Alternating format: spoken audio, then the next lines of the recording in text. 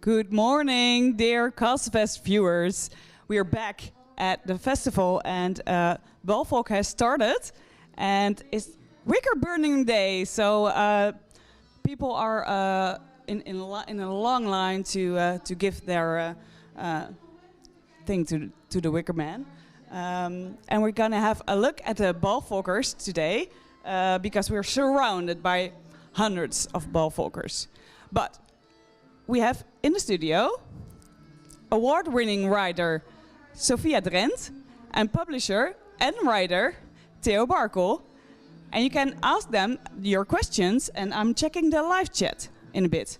But first of all, we're gonna check how yesterday was going. So enjoy.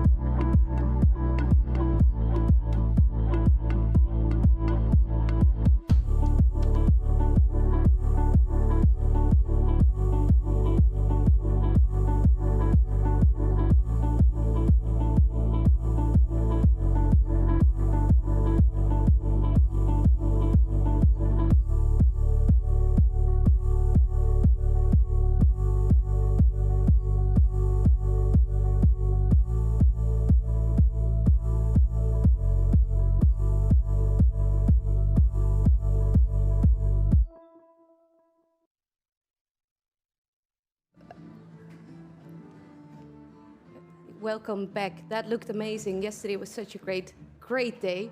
And we're going to start our day off with our lovely new guests for today. Welcome. Thank you. I'm so happy that you're here and that you brought a lot of stuff. First of all, Sophia, would you like a drink? Yes. Do you have tea as well? Oh. Only coffee? I have coffee, water, or beer. Water, please. Water, please. Yeah, it's a bit too early. A bit too early for Just beer. Just a tad, yeah. And Theo? Coffee, please. Coffee. Black, or do you want a cappuccino? Latte? Oh, cappuccino. Yeah? Cappuccino gets a whiter going.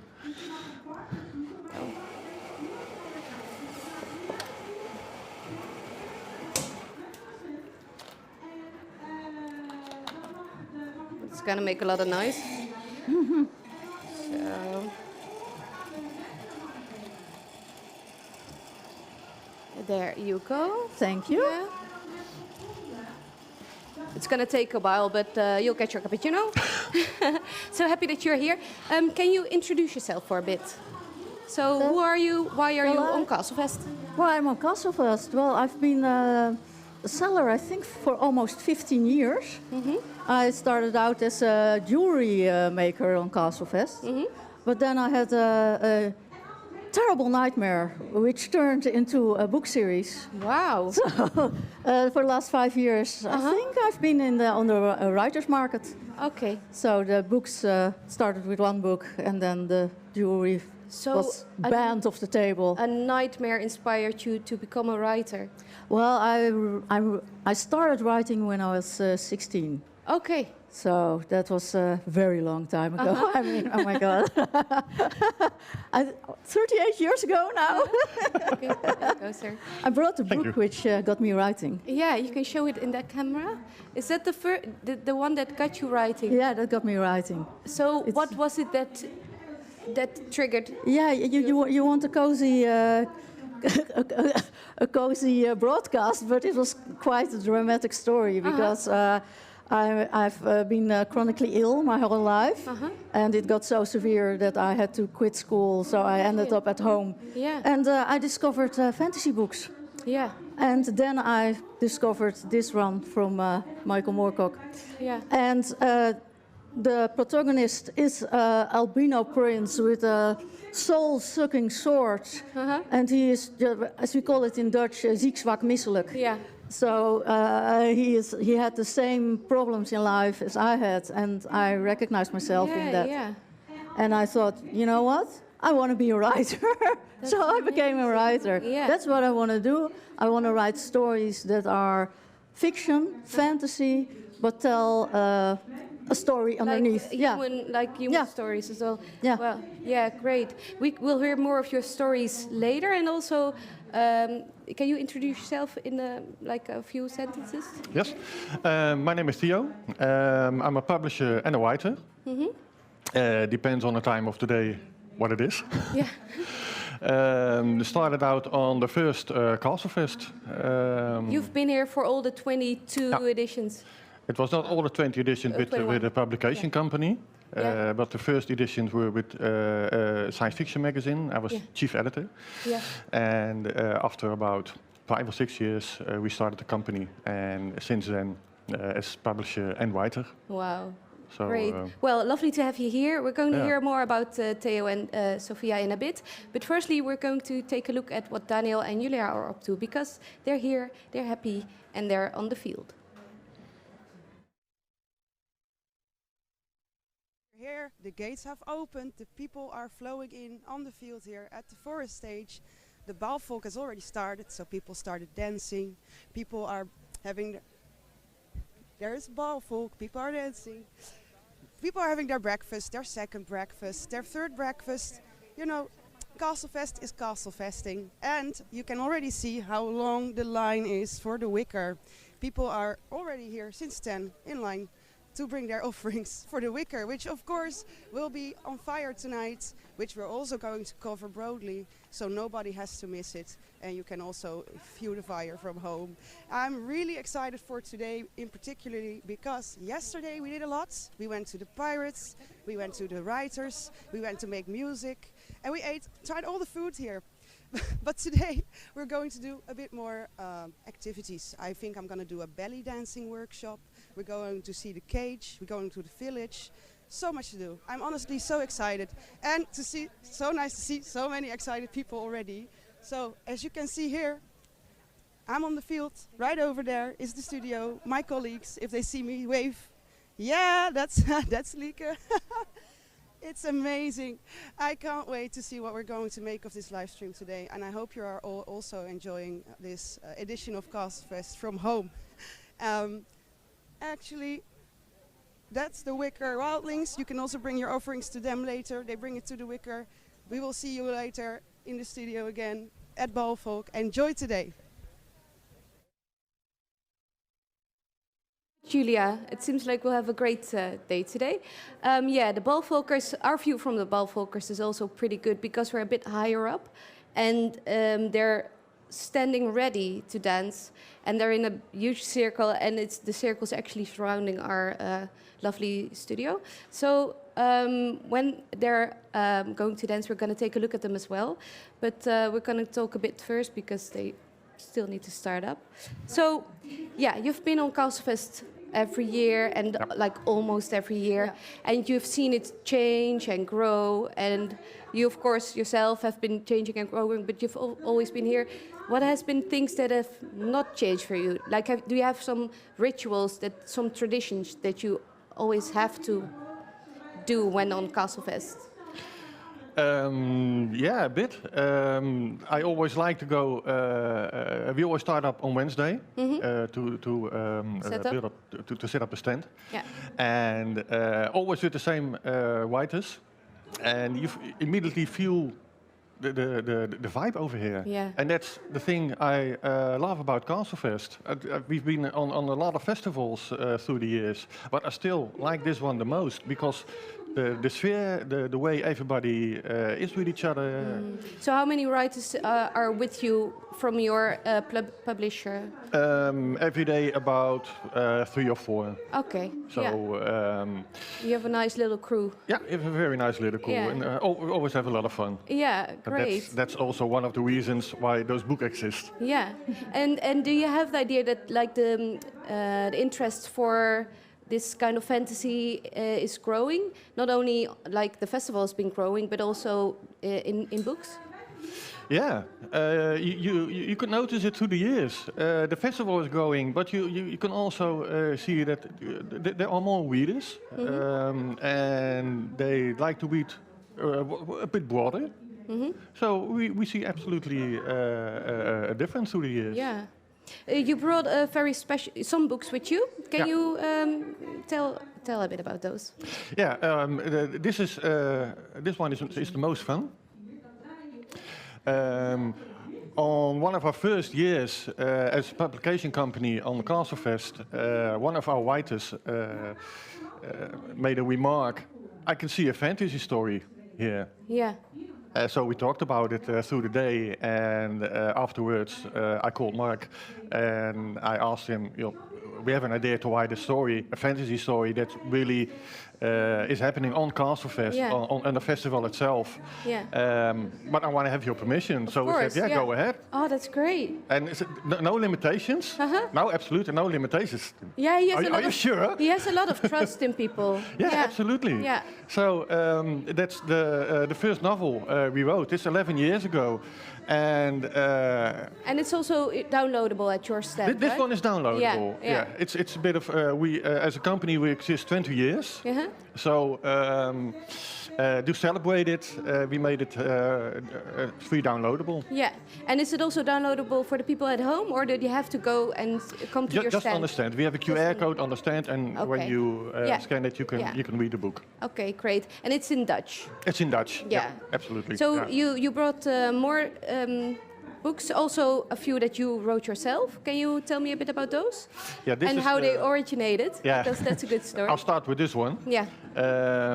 It's written about, I think, 10 years ago. And I was reading a lot of fantasy novels in those days. And I was so fed up with fantasy that was, in fact, Lord of the Rings, but just different names for the characters. Yeah. That I wrote a short story, and how do you say that in English?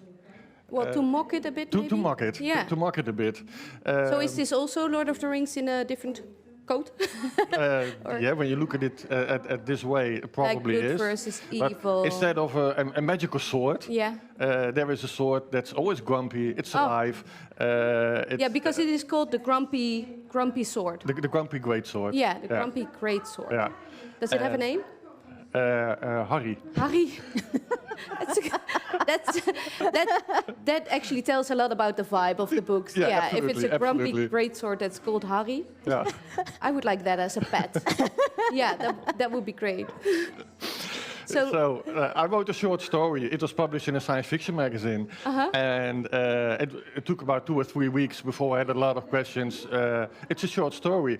What happens next? Yeah. Yeah, absolutely nothing. I wrote it to mock everything. And then you had to write. But I had to write the first novel.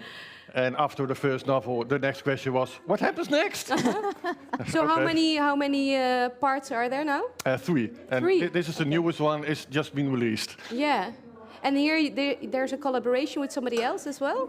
Yeah, Roger Kilmore, one of our authors, a good friend of mine. As I said, I didn't even plan to write the first one. I didn't plan to write the second one. And I didn't absolutely plan to write this one. But he came with a remark. Can you imagine a grumpy greatsword with a dyslexic wizard? Great, so it's quite inclusive. Yeah. So, at that same point, my imagination went wild. And it almost sounds like it's a bit Douglas Adamsy. Like the first novel was compared. Vibes. Yeah. The first novel was compared to Terry Pratchett. Oh yeah, of course. And it was a complete surprise for me. Yeah, That's a great compliment, actually. Yeah. Yeah. I didn't see it coming, absolutely not. Oh, that's great. It was just frustration, and it was out of my system, and that's it. Maybe that's also the way he wrote. Like, maybe Terry Pratchett's also very, very grumpy.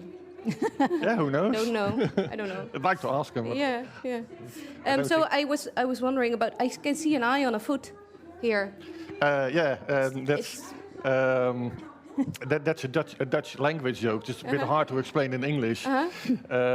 But in Dutch we have a saying called een kraaienoog. Yeah, like an extra oog? An extra oog. Yeah, like a magpie eye. Yeah, a magpie eye. And one of the main characters in the book has a magpie eye. Yeah, which is just like a little warty thingy It's on your a little foot. warty thing. Calluses. Yeah, callus, a callus on your foot. Yeah. But when you take it literally, you get this. Yeah, yeah.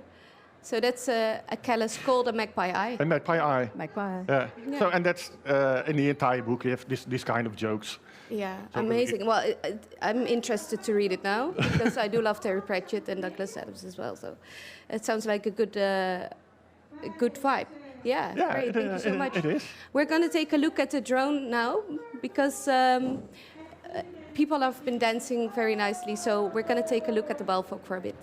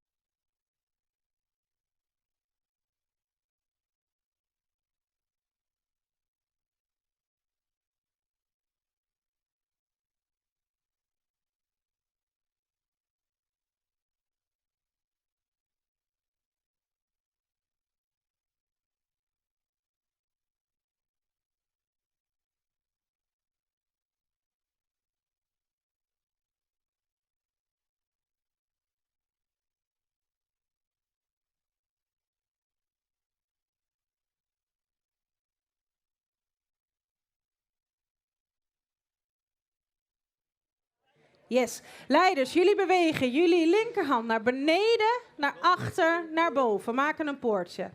Steek je rechterhand uit. Volgers gaan onder het poortje door, steken hun linkerhand uit.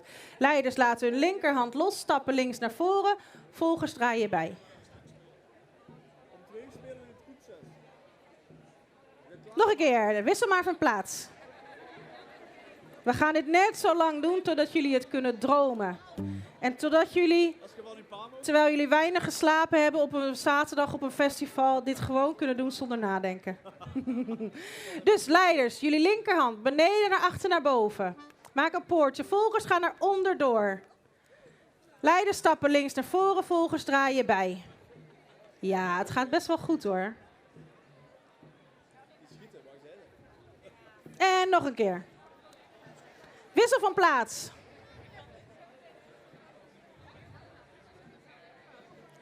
Leiders, jullie maken een poortje. Volgers, we gaan er onderdoor. En iedereen heeft een nieuw vriendje.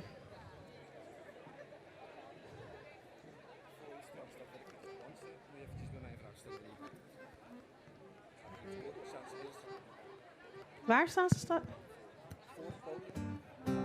Oh, de rijen staan te dicht op elkaar. Ja, jullie mogen een beetje deze kant op komen. Dan zetten jullie elkaar. Alleen voor het podium. Alleen voor het podium. Goed. Alle leiders aan de buitenkant, volgers aan de binnenkant.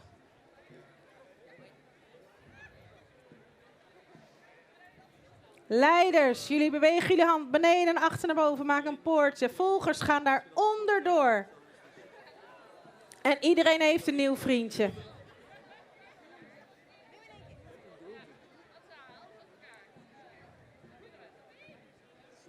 We doen het nog een keer. Net zolang tot het helemaal ingedrild zit. 5, 6, 7, 8. Poortje. Onderdoor. Nieuw vriendje. En nog een keer.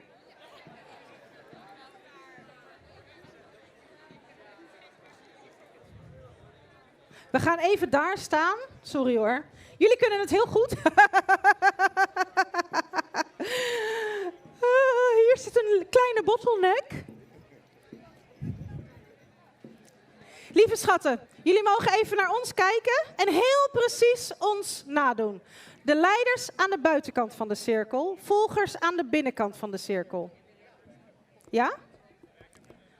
Dan bewegen de leiders hun linkerhand naar beneden, naar achter, naar boven.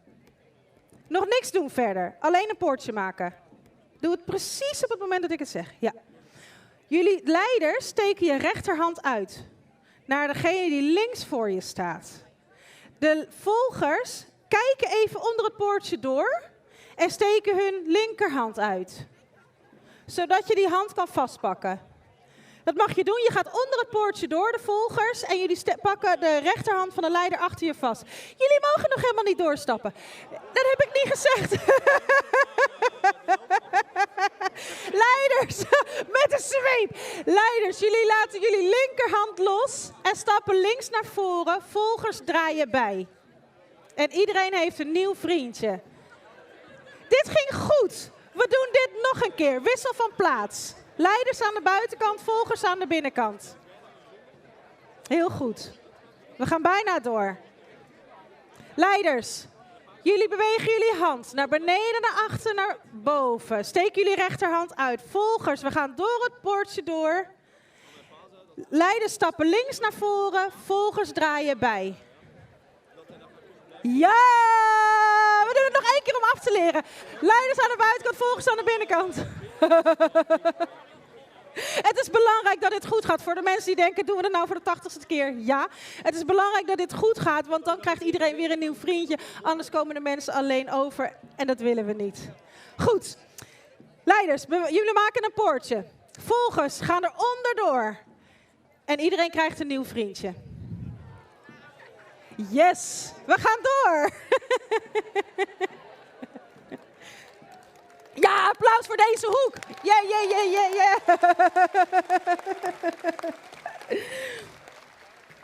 Goed. We gaan nu het hele tweede deel doen.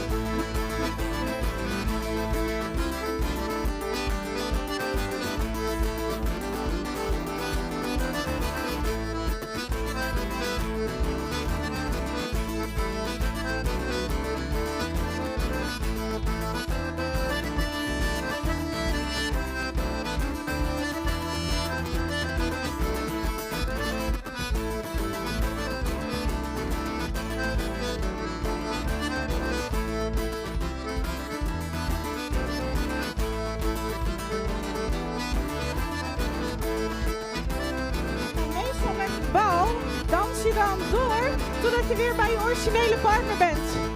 Dus ik hoop dat jullie nog een beetje energie over hebben. Maar we gaan zo nog wel even door.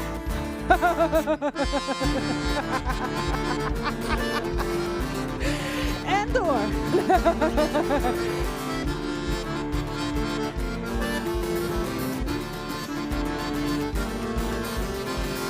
Vandaag hebben jullie verder toch niks te doen.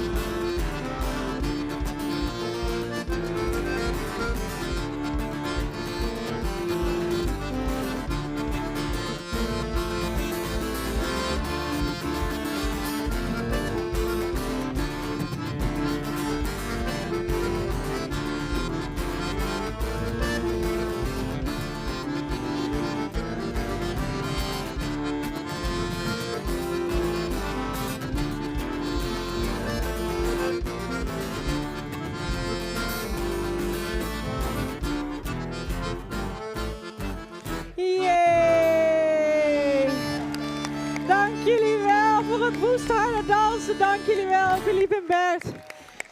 Dit was wow, de those drone images were amazing.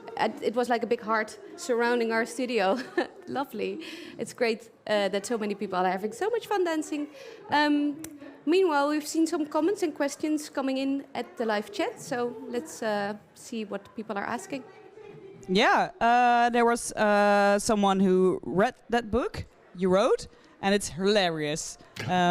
I recommend that to everyone. A bit of a light reading with a magic sword. And someone's asking, what's the title of the book that takes place at Castlefest? Well, there are 10, right? 11. 11 books. 11. And they're called the... Castlefest Chronicles is the original title. The newest one is Castlefest by Night. Okay. So we last year we asked ourselves, what happens when everybody goes home? Oh yeah, and the grounds are empty. Everything's empty, but there are a lot of mystical creatures here.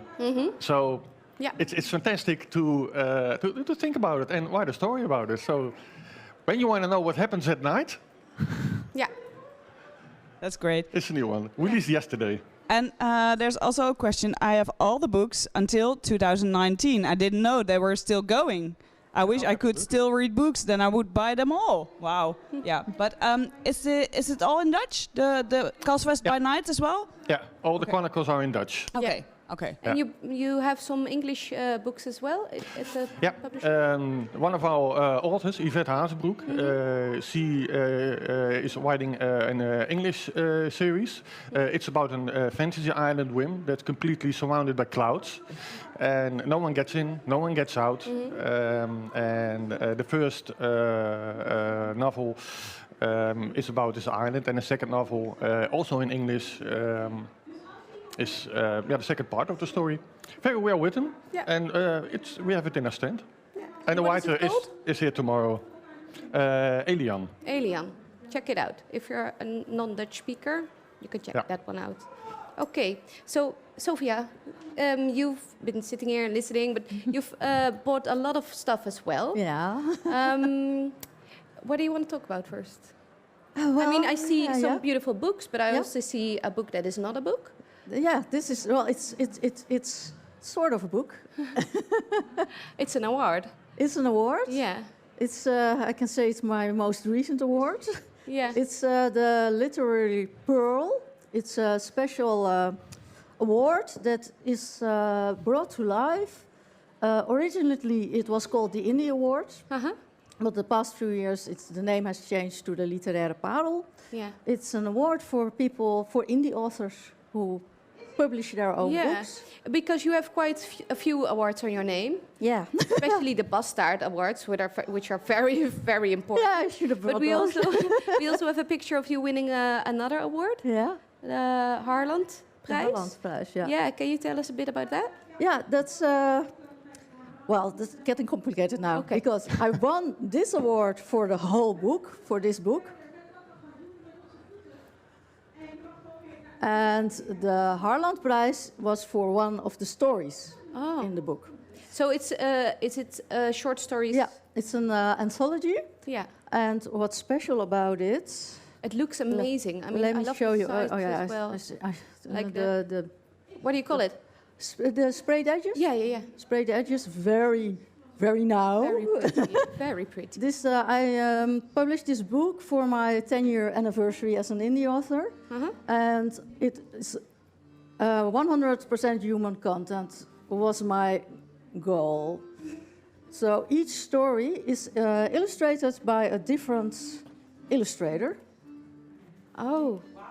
This one is by Iris van Hassel. And of course, the little boy who's sort of the main image for the story is done by Eva Torenent. Wow.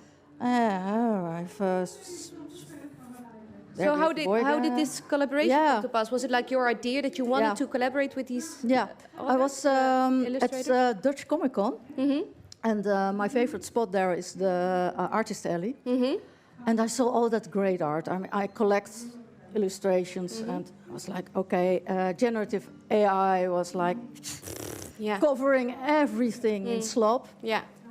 And I had about 2/3 of these stories that are in the book, and I thought, you know what? I want to publish an anthology. Yeah.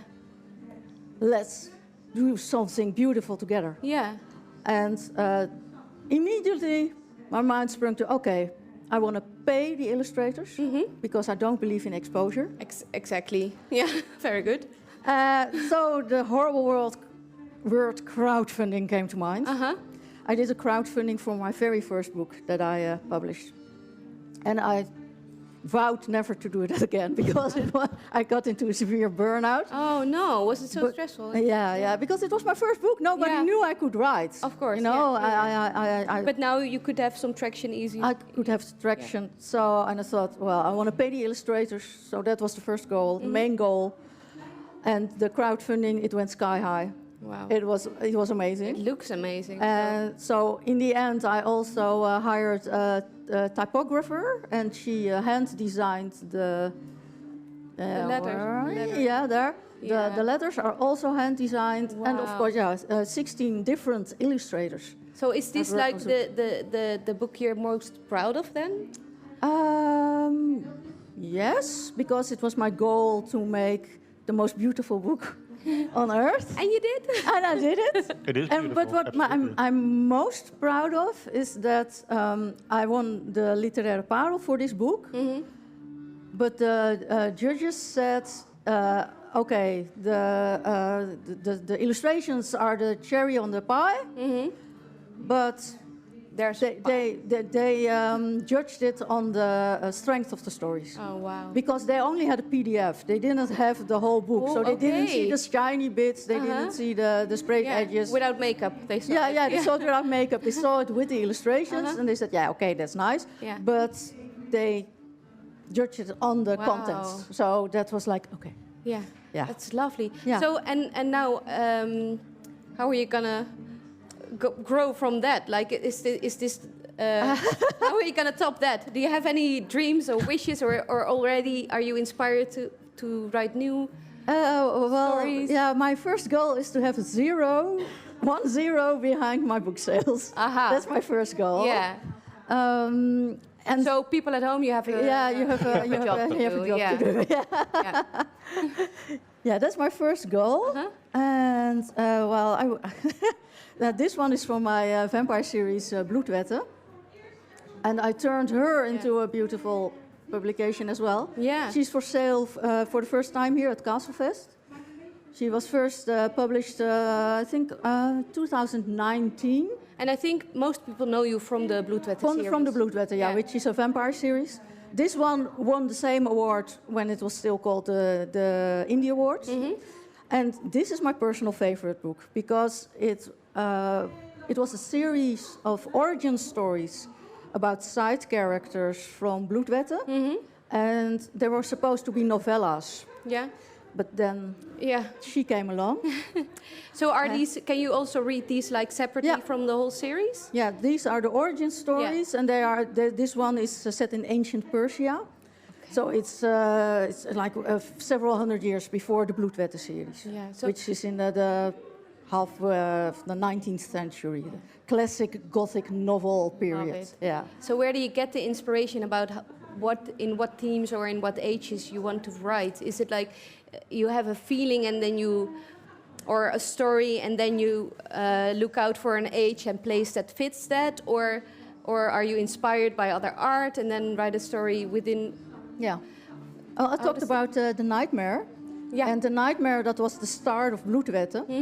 At the moment when I had The Nightmare, I quit writing for many years. Oh, shit. Yeah, because I reached the ceiling in the Dutch markets. And there were lots of publishers who said, yeah, you're a good writer, but no, we don't want the series you've been working on for 10 years. So what you're supposed to do. Yeah. So I threw in the towel and I quit. But then I had The Nightmare, which was so... I was the main character from Bloedwetten, who was turned into a vampire. It was very vivid. So vivid. Yeah. Yeah. There's a message from high up. Oh, yeah. Thanks.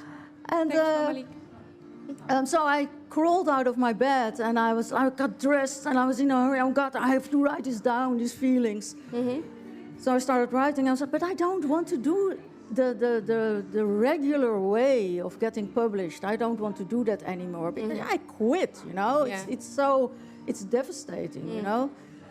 But then I saw an interview with someone who had published, who was an indie author, one of the first Dutch indie writers, I would call him. And he did a crowdfunding. Yeah. So I was like, yeah, let's do that. Yeah, let's do that. I'm going to do that. Yeah. Knew Sophia, nothing about it. You also brought in a trailer for us. It's from one of your books. Yeah. Is it from your last one? I sent two, so I don't know which one is going to... It'll be a surprise, but maybe you can tell us afterwards. Yeah. The trailer will be in Dutch, but then we can get a quick summary for the non-Dutch speakers afterwards. Take a look.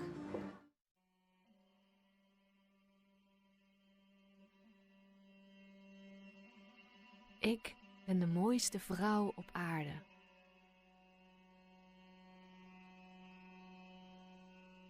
Uitgehuwelijkd aan een onbekende in een mij onbekend land. Rovers overvallen mijn karavaan. Indigo-mannen die uit naam van hun koningin Ra gruwelen begaan. Hun wreedheid boezemt me angst in.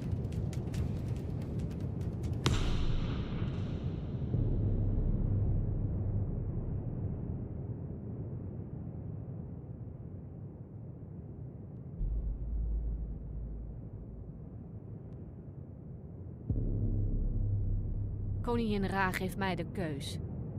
Sterven, na 1000 nachten dienen of het eeuwige leven omarmen. Ik vecht. Niet voor mijn eigen leven, maar voor dat van mijn broer. Voor hem geef ik mezelf op. Alles wat ik kende. Alles wie ik was. Wanneer ik verloren lijk, vind ik de liefde. Maar kan het vuur van de liefde in deze onbarmhartige streken bestaan?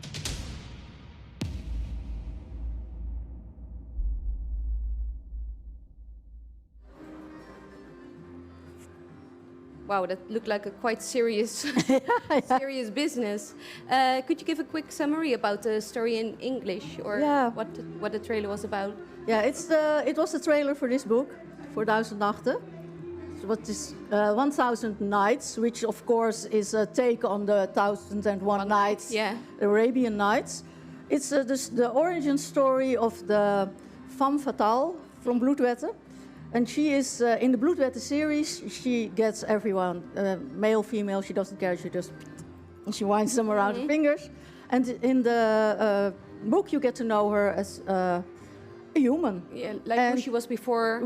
Before she became the stuck-up vampire vamp. And has been... her father sent her to Persia because he's like, I can't deal with you anymore. So he's found a husband for her in Persia. and her caravan gets oh my God, what's it in English? Like raided. Yeah. It gets raided by persons dressed in indigo garb, and she gets abducted by a very cruel vampire queen. Ah, okay. And well, it's a story about love, which you wouldn't say if you hear this. Yeah. But it's a classic enemies to lovers. Oh, it's a dark romance, but it's also mainly a story about love for family. Yeah. And your books are in Dutch, or are there also English translations? They are in Dutch. I'm very much a Dutch writer, and I'm a big lover of the Dutch language. Yeah. And well, as I say, in Dutch, I'm an award winner. Yeah. In English, I would probably be one of many. Yeah, that's true. So, how did the trailer come to pass? Because that's such a different, a form of art. Yeah. How did you find people to make this for you? Was it like your idea? Well, I'm very lucky to have very talented people about me, and I love to do networking. And a person, a writer, Robin Roosendaal, who is also in my writer group, she's also a video maker. So it was like, okay, let's do this. Let's go crazy. Yeah.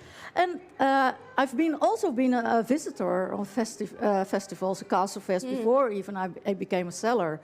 So I know people behind the scenes. I know people, the standard, the visitors. I have many friends in the scenes. So every time I'm amazed. I just put posts up on Facebook. No, I need like a book trailer. I need a dress. I need I need a mask. Who wants to make a mask? And so we went to the video itself is shot in the Soesterduinen. Yeah.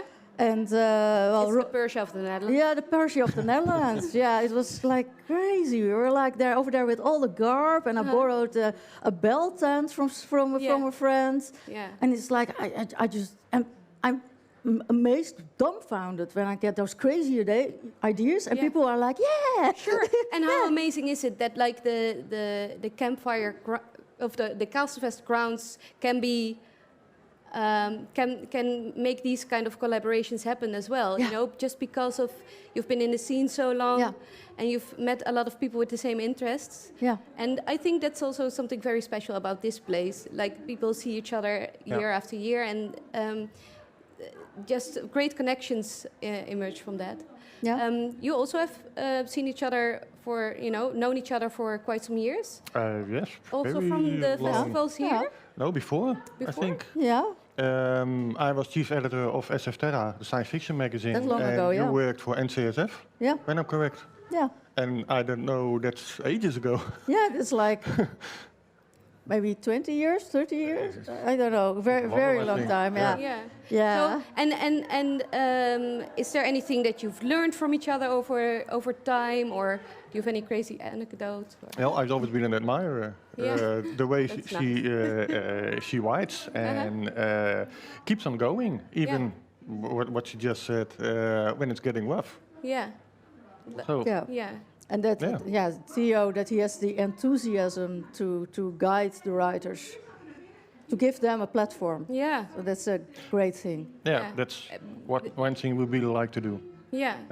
That's amazing. Because that was missing before. Do you think there was not enough platform for Dutch fantasy? Well, I missed it myself. Yeah. When I sent in my first manuscript to a big Dutch publisher, and I knew him in person because I was chief editor of SF Terra, they sent it back with the message, fantastically written, absolutely, but it's horror. Yeah. And we don't do that. And that was all. Yeah. So we thought about it for a few minutes, and my wife said, well, let's do it ourselves. We'll do it ourselves, yeah. And a few always, minutes, that's short. and always with the idea, not just a short message, but help them, give them, what she said, a platform. Yeah. That was our goal from the beginning. Yeah, and I mean, it has been a platform that's been received by the people as well, There's enough public that loves the fantasy stories that you publish. That's great. Are there any more messages from the live stream, Charlotte? Oh, first of all, compliments for your beautiful trailer. Yeah, someone really likes it and is asking what's Mistflarden about? Mistflarden. Yeah. It's an anthology, so there's 16 stories in it. So it goes all over the place. I'm mainly a gothic horror and dark fantasy writer, but there's stories that I've written for several publishers. And one publisher said, I only publish young adult, and I think you can write a young adult. So I'm like, okay, I'll write a young adult. And also a lot of stories that I wrote for contests, because I love writing contests because you have a deadline. You need that? You have a deadline, and in very first when I had very first contact with big publishers, there was an editor who said, try to write short stories as well. Then you have more publication options and so. So I'm still very happy that he gave me that advice, because now I can do both. I can write long stories, I can write short stories. But almost always a very dark vibe in my books. So I can't help it. And do you use one of your short stories for a foundation for a longer one, or? Yeah, that's a problem. That's a problem. That's a big problem. Because the last story, which is in this book, I will show this because this is fun. This is an illustration done by Ken Broeders, and he's a graphic novelist, which you can very much see by the style. Yeah, that's great. Well, it says voorproefje, so it's a teaser, because it was supposed, first of all, to be a story for a contest, which has a maximum of, I think, 10,000 words. And I was writing and like, okay, you hit those 10,000? Yeah, Windows 10,000, this isn't going to work. Okay, I'll write it, I'll finish it for in the book. Maybe get a novella. Can't do any harm to have a novella in the book. So I was writing it. Is it going to be a novella here? But I promised everyone in the crowdfunding, I promised them 15 stories. So I can't do just 2 chapters, and I'm crazy like that, you know. I'm like, when you go. Yeah, but when I promise something, you know. So I was like, oh my God. So I've been like writing like an idiot. Wrote another story, which is the 15th story, and this became the 16th. And of course, the first person who sent me his illustration was Ken. And he was like, here's your illustration. I'm like, oh my God, I'm not sure if the story is going to make it. And there was one illustrator who was like, when it became serious and the contracts were sent, so like, I'm not going to do this. Okay, so one of the illustrators ran away. So I was wise enough to have one illustrator on we call it op the bank zitten at soccer, you know. They're not. Being on the bench. Yeah. So, and I didn't need her after all. But then the extra story was needed, and I was like, you make an illustration. And she had told me that she was very quick. She's also on Castlefest here, I think, on the first field, which was called the more the reenactment field. Oh, right. Yeah, Hollow Moon art, Nelleke Schoenmaker. So she drew like an idiot, I wrote like an idiot. So let's publish books, that's a lot of fun, Sometimes a bit stressful. Yeah. Just one question before we go to the Polaroid, I think. Okay, I can imagine, for the viewers at home, when Castlefest is done, what to do with my life? Where do I escape reality? What's the book of this summer to read? The book of this summer? Yeah. It's your own. Yeah, okay, this one, but I want next to your own. Yeah, but I brought my favorite book ever. Oh, yeah. So I want to pitch this one as well.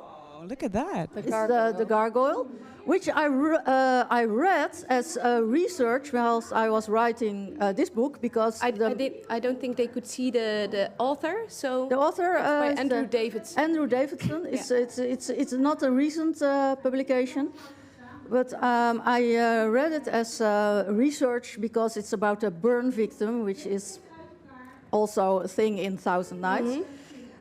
My brother recommended me this book, and he got it recommended from his best friend.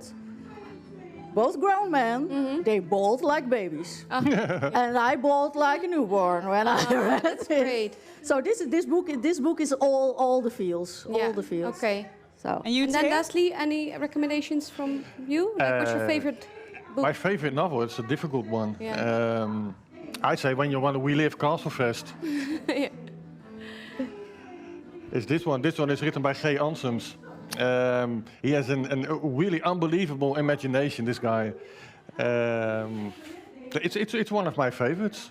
Yeah. So this one. Great. I think. Well, thank you so much for coming into the studio and having a chat with us. Thanks for having me. We're going to make a little picture of you guys. So, Scooch. Scooch. Should the spider be in there? Oh, yeah. What was his name again? Oh, yeah, the spider. We forgot the spider. Willem. We forgot Willem. Willem the Waakspin. Yeah. Willem the Guardian Spider. We forgot Willem the Waakspin. Yeah, they can go together. Castlefest! Yay! Thank you so much. Thank you so much for being here. Oh, yeah. Then there should be another one. We'll do that after we switch. Yep. Okay. So thank you so much for being here. Our little kijkbuiskindertjes, people at home, they were going to go to Iterina, which is playing on the village. And next to that, it's Paddy Gurney. Yeah. So 2 bands. Enjoy.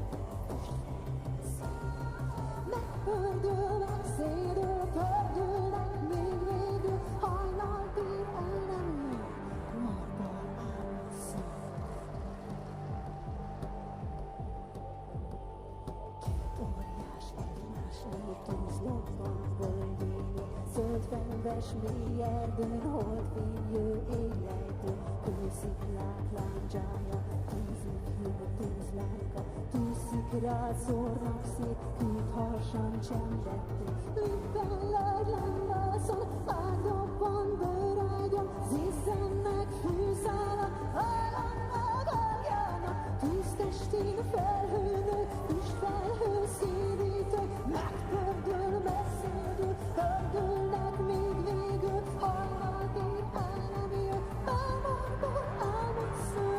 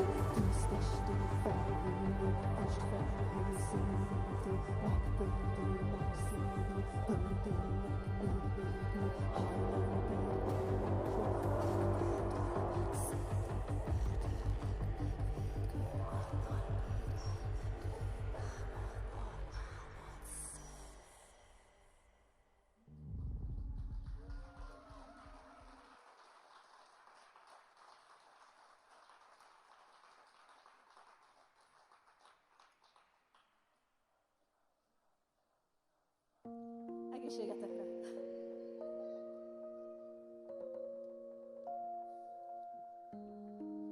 So here comes my probably the favorite folk song from Hungary. Hungarian people like to sing about roses and about soldiers who go to the war and they don't know if they'll ever come. And you can find both of these topics in the next one called Százlevelű.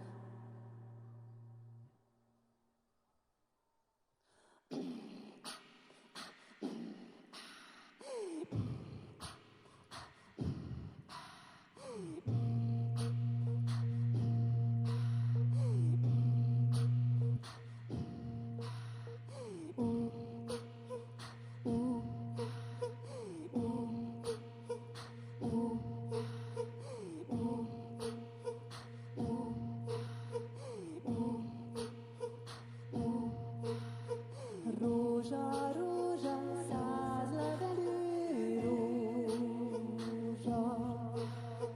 Bokrétába kötni de jó volna, hogyha szoros törni se ne volna. Leszakítani százszor fűnye volna.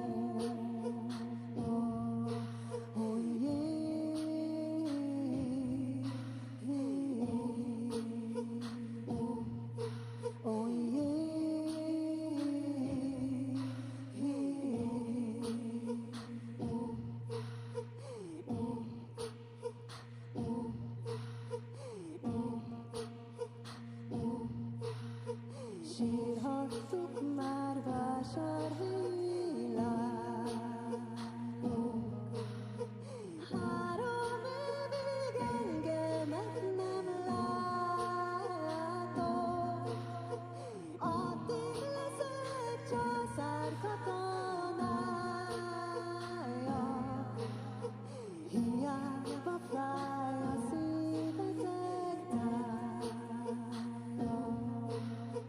Hiába fáj a szívetek tája.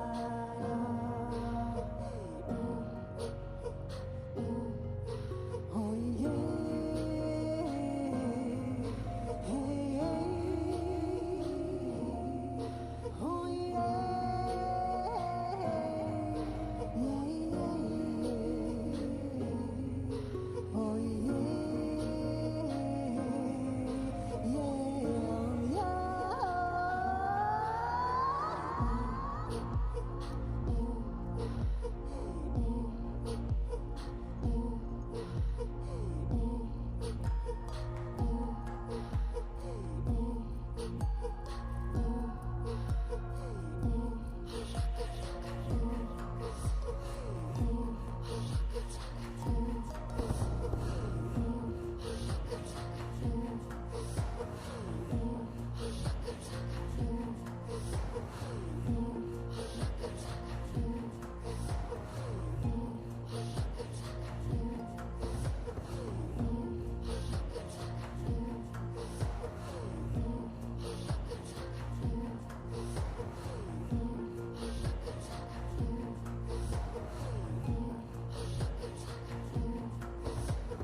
Rózsa, rózsa, rózsa, százlevelű rózsa. Rózsa, rózsa, rózsa, százlevelű rózsa. Rózsa, rózsa, rózsa, százlevelű rózsa.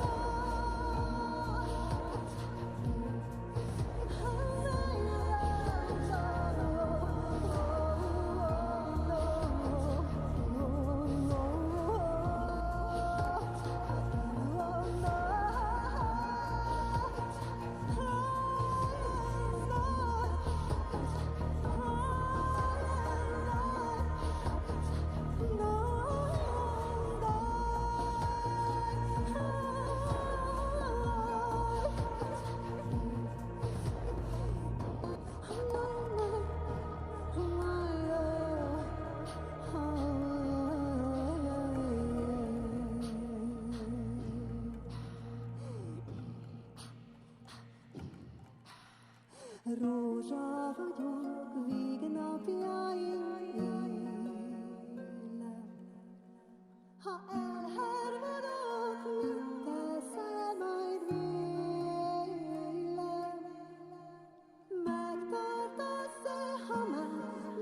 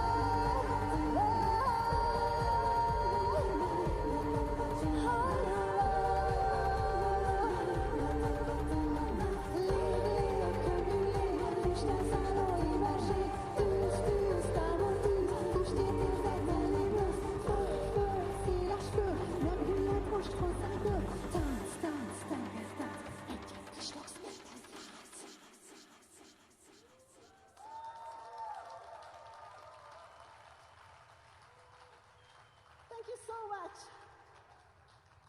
You are so loud. That's good. Because the next one's gonna be intense a bit.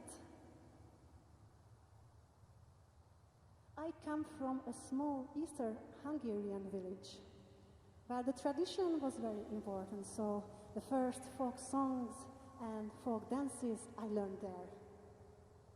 And people there singing and dancing a lot also. And what else I wanted to... Yeah, I was walking barefoot there, and I was running after crows, so it was a very special childhood. So let's sing and dance together for the people of Nagy Iván.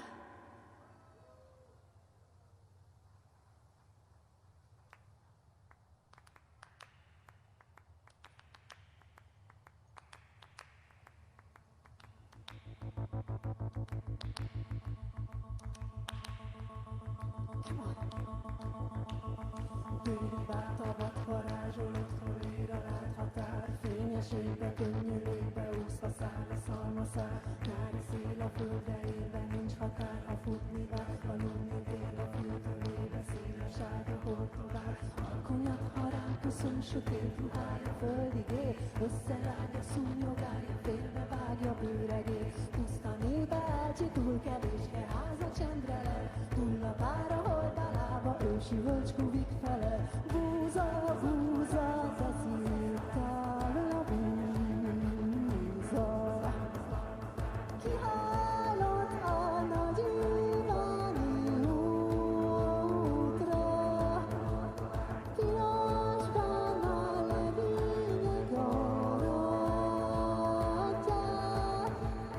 babályokkal keresztbe rakadják.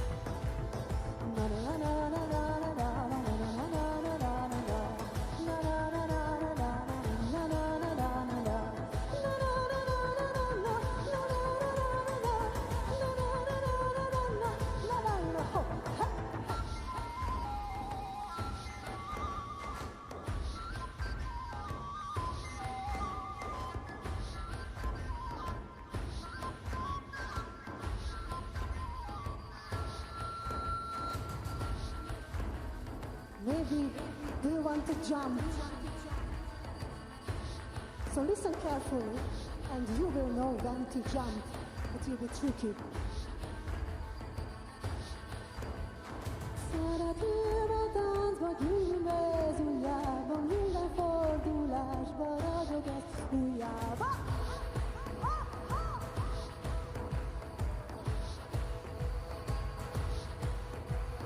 Szeretőmes futár, szeretőmes futár, verjen meg az Isten, ha igaz, nem voltál!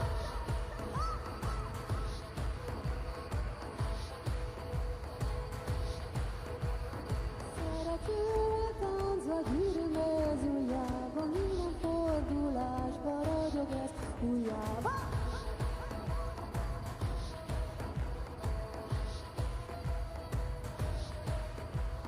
Szeretőmes futár, szeretőmes futár, verjen meg az Isten, ha igaz, nem voltál, verjen meg az Isten.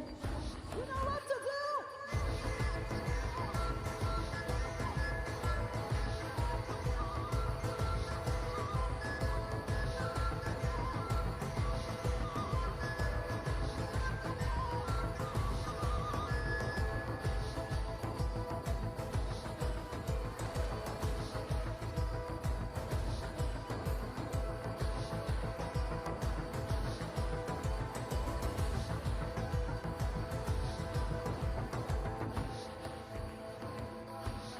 Thank you very much.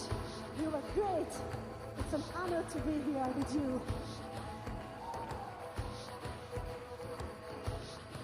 We go on. Hop, hop.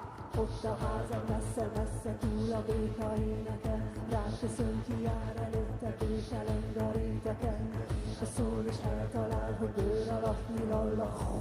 A karmammal kapar, ha ma siess és messze fuss. A napnak éle van, a puszta égen észti tűz. Bellobog, rohanj, ne várj, így szeret, hogy messze űz. A tűzelős mögötte újra friss ügyet találsz. Mégis újra visszavált. Búza, búza, de szép kábla búza. Kiállott a nagy Iván útra, pirásban a legényes maradja, babályokkal keresztbe ragadja.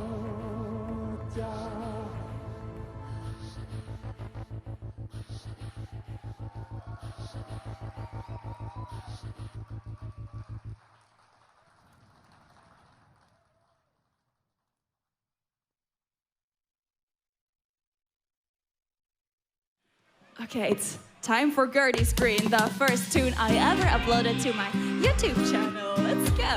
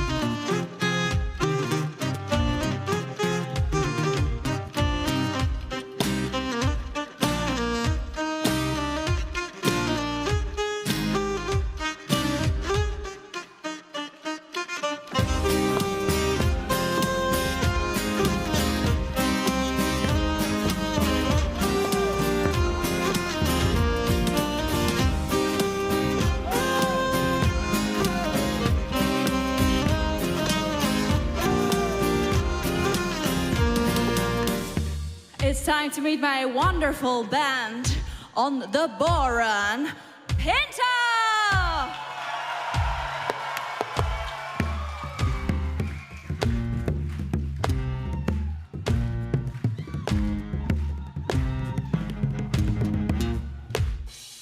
Woo!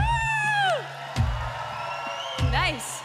And on the guitar is Lorenzo!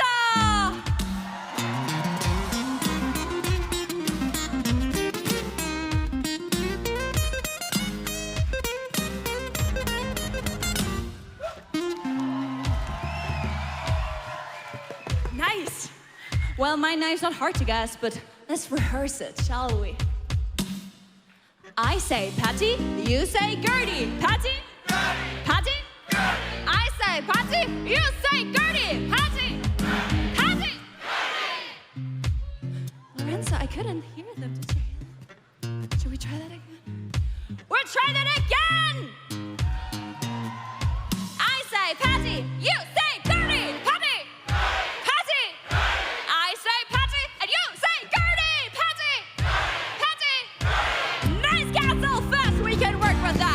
One more round of Gertie's Screen for you. Dance along.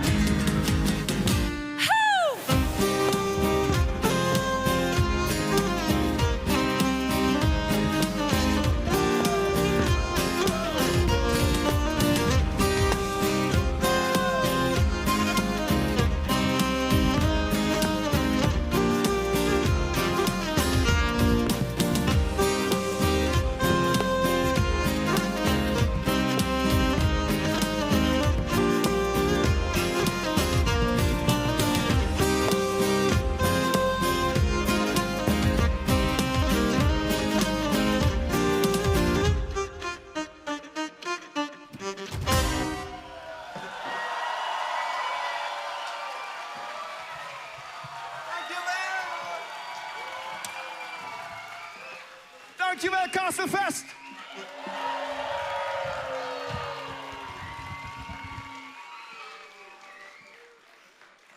We have one very important song that's missing, that is very close to my heart. It's called The Longing.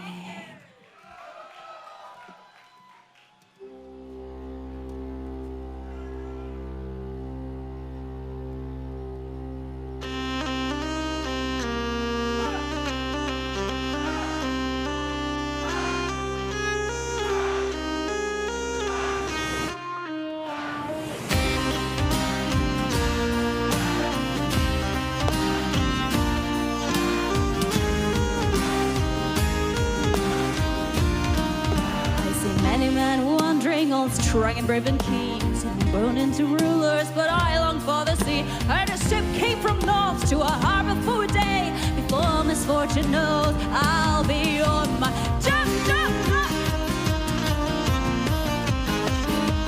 I'll be on my way.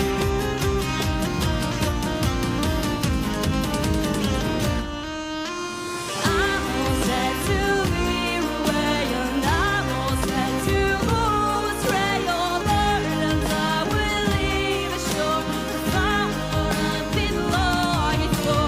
I'm all set to be away, and I'm all set to betray your burdens. I will leave ashore to find what I've been longing for.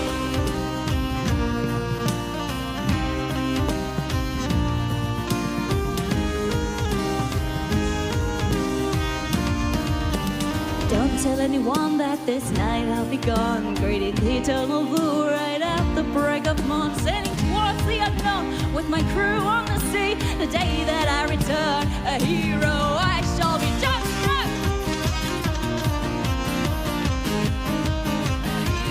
I shall be.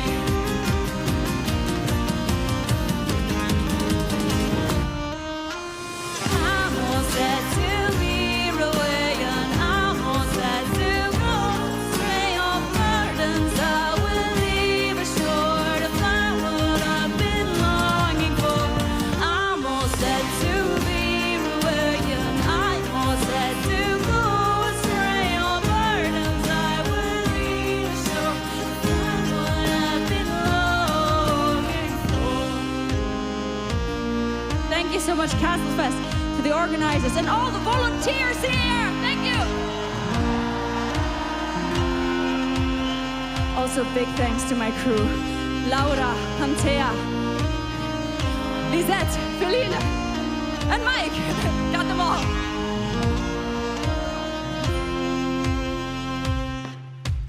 I'm all set to be away, and I'm all set to go astray. Your burdens I will leave ashore to find what I've been longing for.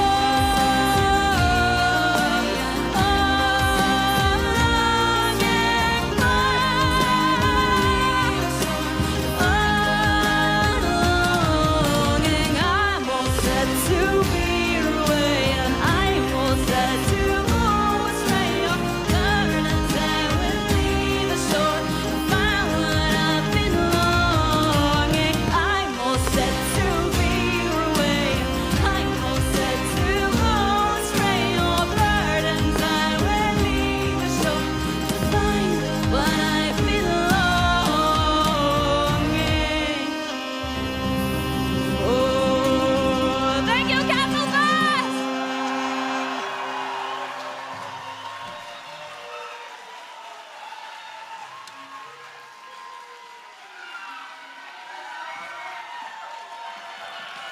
So I think we have time for one last song. Is that right? One last? Okay.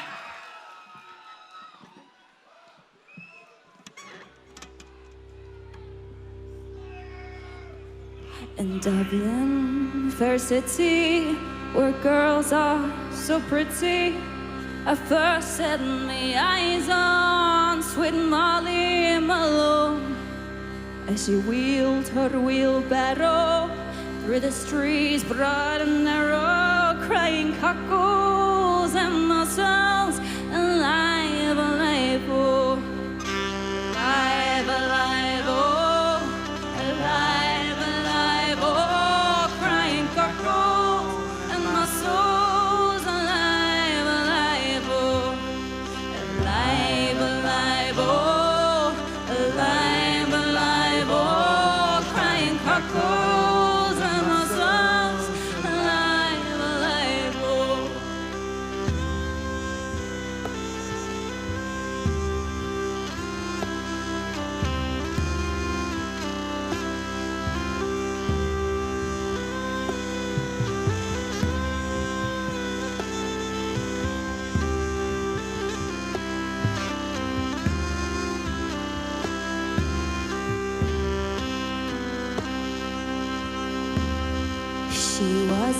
fishmonger, which short was no wonder, 'cause our father and mother before, and they each wheeled their barrows through the streets broad and narrow, crying cockles and mussels, alive, alive, oh, alive, alive, oh, alive, alive, oh, crying cockles and mussels, alive, alive, oh, alive, alive, oh, alive, alive, oh, crying cockles and mussels, alive, alive, oh.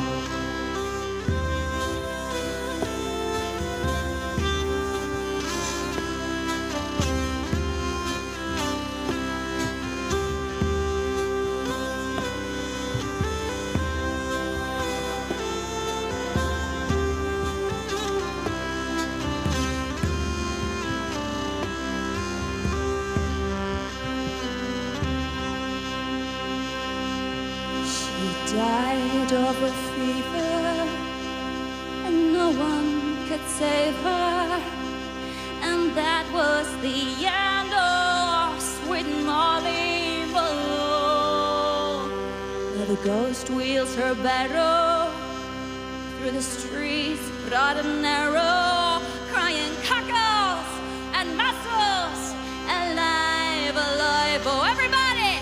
Alive, alive, oh, alive, alive, oh, crying cockles and mussels, alive, alive, oh, alive, alive, oh, alive, alive, oh, crying cockles and mussels, alive, alive. One more time. Alive, alive, oh, alive, alive, oh, crying cockles and mussels, alive, alive, oh, alive, alive, oh, alive, alive, oh, crying cockles and mussels, alive, alive. Thank you, Castlefest.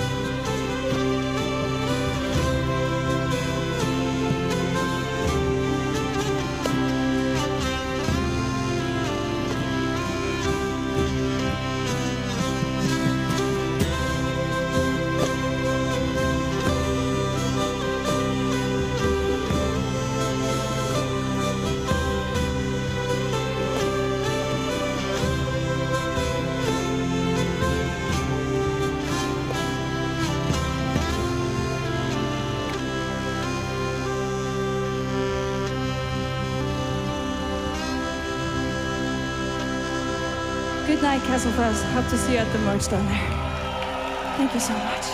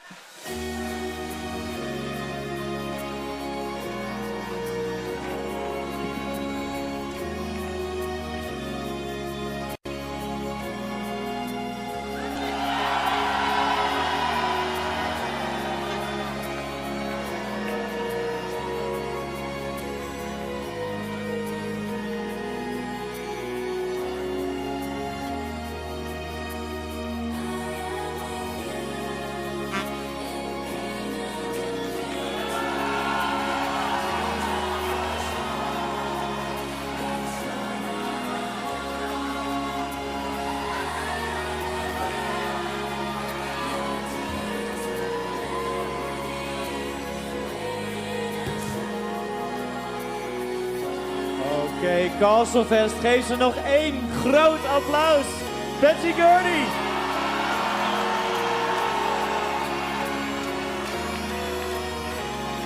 Ik weet niet, wie wil er nog een setlist? Want volgens mij is er nu nog aan het... Hallo? 1, 2, go! Back to the studio, you guys. Now we have a great couple of guests here from Boot or Boot, which how do I Boot? Yes. Yeah, can you shortly introduce yourself? Yes. My name is Holbers Tottematsson, and and I play the lute or mandora. It's a lute, a type of lute from the Baroque area. Yeah. You've played in multiple bands before, Boot? I played a lot of bands. Yeah. Yeah. I've been a veteran. Or what Yeah, like I've the real been, veterans. Yeah. Started in Grupa in the 80s, and then I played with Hedningarna in the 90s, and carry on. And now we play. Haven't with stopped them. playing. No, not yet. That's good. Yeah, I'm the percussionist in the boot. Samuel Looptuk Andersson. I'm also playing a lot of different stuff. I've been here in Harlin playing with Circus Circus, where I compose and live looping and playing violin. But in this band, Boot, I play percussion and some special instrument, homemade instrument. Yeah. And you've been together with your other band member. You've been playing in different bands. How did you find each other? Oh, it's what's the origin story? Yeah, you start that story. Yeah, tell them. First, Ola, which is the famous violin guy from Sweden, was my favorite. When I was a kid, I was listening. Oh, so you were like him. starstruck. Yes, absolutely, was the best. And then I heard this band, Boot. Wow, so good! It's the best. Like, so I was listening to that, and I also loved Hedningarna, which Totte was a member of, Yeah. So that was my two favorite band. But then I went to Falun for a school, and then I started to play the tambourine, percussion. Which teachers did you have? Yeah, I moved there because I had the percussionist teacher from Björn, which is the B in Boot. B-O-O-T. Yeah. It's like Björn, Ola, and Totte. Yeah. So that's why also our second, when I came into the band, we released the album Sot, which is Samuel, Ola, and Totte. So, but you are living like your dream, playing with these. Yeah, it was like a dream coming through in a way. When I was, or did that dream crash when you met them, like the humans that they are? Yeah, I mean, the dream was a long time ago. I was young and there was going in a school, and then I started to play with Boot, which I really liked. And then I also started to play with Hedningarna. We also did a CD there. Together. Now. No. So I was living the dream, kind of. But then after that, the dream developed. Oh, that's a nice way to say it. That's good. Yeah. So where was I going? Yeah, you've been to Castlefest before. Is this the first time? It's the first time, really. Guys, yeah. And did you arrive today or yesterday? We planned to arrive yesterday in the afternoon, but the flight was so delayed, so we we arrived at 10 o'clock or something. Yeah, but we had some time just to have a look around and do some silent disco. And You have to experience Castlefest as well, of course. So, but anyway, we haven't seen so much. But we heard a lot. I didn't know about the festival, but when I started to Google it, and then I have some friends that play in metal bands and folk metal and so on. And you're going to Castlefest? Yeah, they know That's a fantastic place. Yeah, this is the best festival in the Netherlands. Yeah, feels like a good spirit. Yeah, really. So you are going to play just after the Wicker ritual, which is going to be like very important for a lot of people. Yeah. How does that make you feel? It's like you have to, do your best extra, or is it like, are you honored to be standing at that spot? That is for sure. We are honored to be here. Yeah. So, okay. And do you have for yourself any weird rituals or habits when you're making music or when you're going on a gig? Like, is there something that always has to be done? Do you have traditions in that? Before the gig? Yeah, or after? No. No. No, it's like to be here and now in the moment.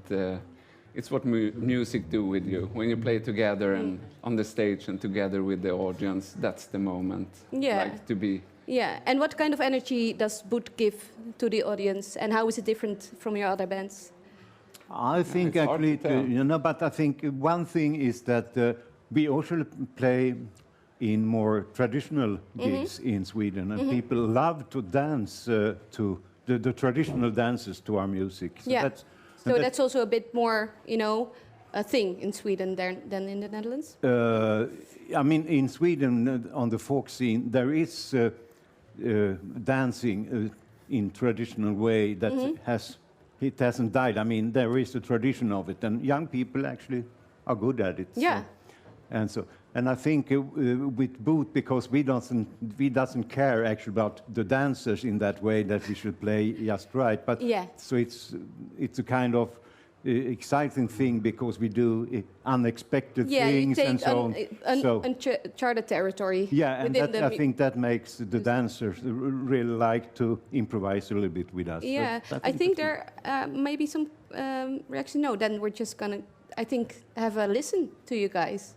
I'm so happy that you're here and that you want to play something for us and the viewers at home already.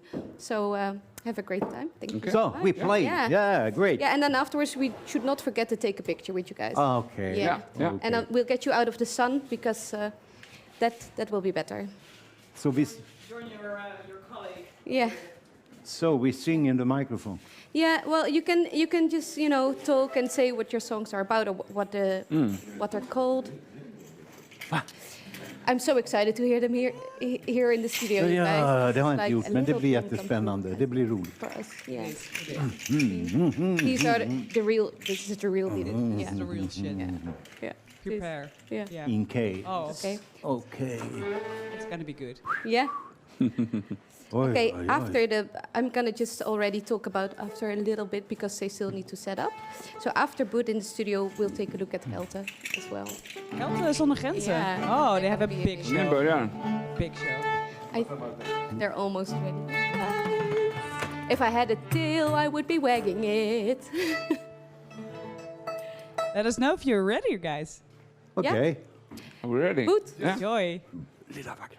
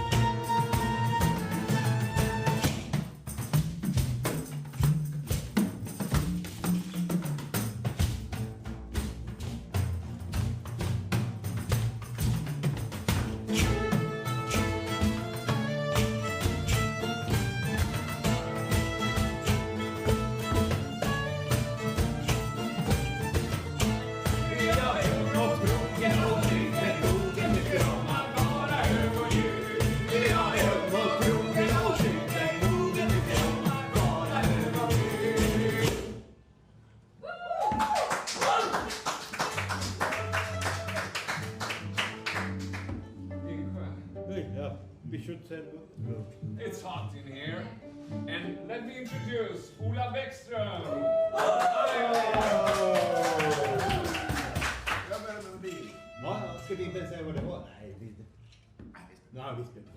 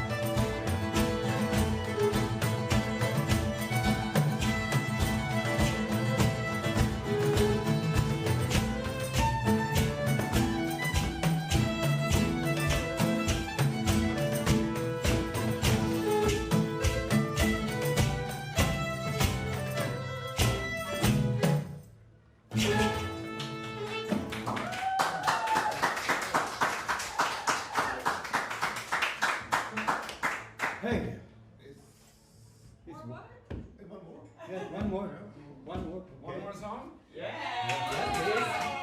So, this was two traditional tunes. Yes. It was, yes. And now we play a tune that also Ola has written. So, they are all polskas. They are in three beats. 1, 3, 1. That's the common way. Really nice. And 2, 3, 2.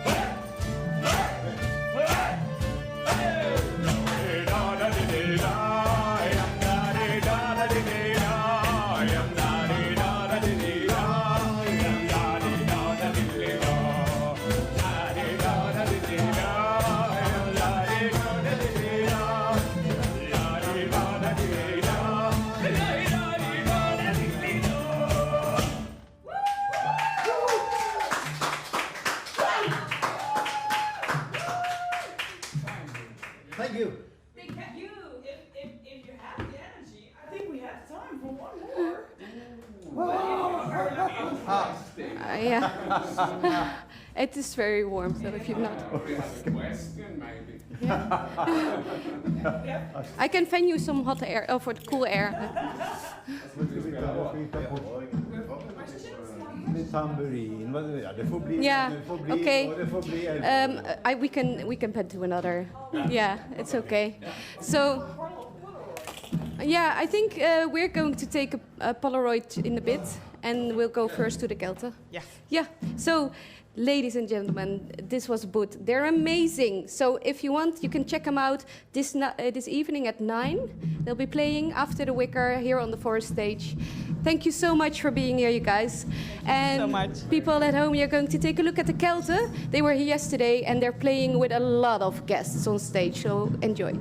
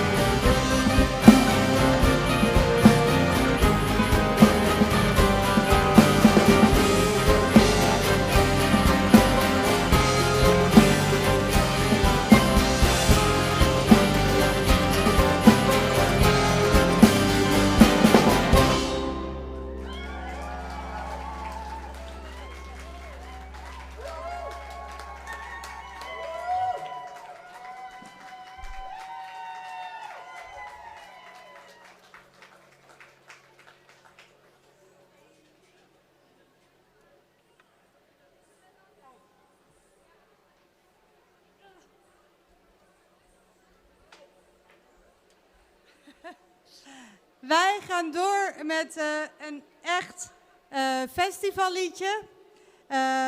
Het heet The Day After en het gaat erover dat je, als je thuis komt, misschien vanavond, misschien morgen, misschien volgende week, dan doe je je tas open en er komen stukjes gras uit en je schudt nog wat zand uit je rokken.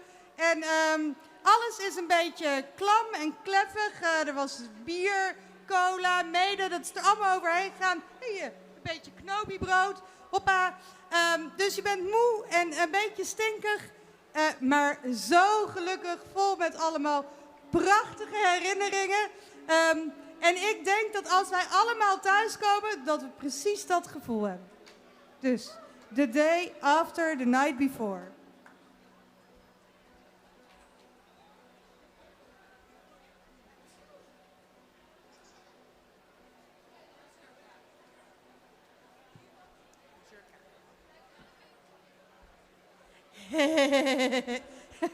Ik mag nog wat zeggen, dat zijn altijd de beste momenten.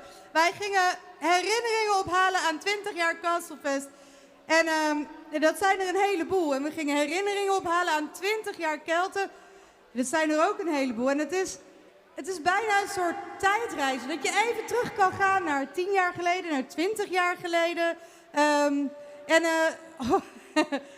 Sommige van de beste herinneringen zijn niet voor de openbaarheid. Dus dan moet je ons maar eens aanspreken en vragen, wat is dat nou? Maar een van onze allerleukste herinneringen is, weten jullie nog dat jaar dat bij de mainstage er een wc-unit was, die helemaal zwart glitterend van binnen was en waar jaren 80 muziek klonk? Lies en ik hebben daar een prachtige versie van Total Eclipse of the Heart gezongen. Maar wel zo hard dat de Woods het konden horen. En ook meteen herkenden dat wij het waren. Ik weet niet voor wie dat leuk was, maar wij hadden een topdag. En nee, wij gaan niet nog eens Total Eclipse of the Heart zingen. Maar mocht je een keer die zwarte glitterdixie treffen, wie weet hè, als je dan wegloopt, dan hoor je opeens turn around. Misschien later vanavond ik ook. Dat is een uitnodiging. Ik ben intussen in de stemming en dit is een mazurka, dus kies er vast iemand uit. Ja, dan ga ik Lies, ik doe ook. Neem ik even een slokje. Jongens, wij zweten, maar die harpen, dat is, nou ja. Mijn favoriete herinnering is ook een leuke, terwijl jullie alvast klaarstaan en ik ook gestemd. Een van mijn favoriete herinneringen trouwens, is dat we speelden op de mainstage. En ze hadden een verrassing voor ons voorbereid, maar dat niet verteld, of althans niet aan mij. Ze moesten namelijk... Wel aan jou, hè? Ja, maar de minuut dat ik opging, trokken ze aan mijn mouwtjes en zeiden...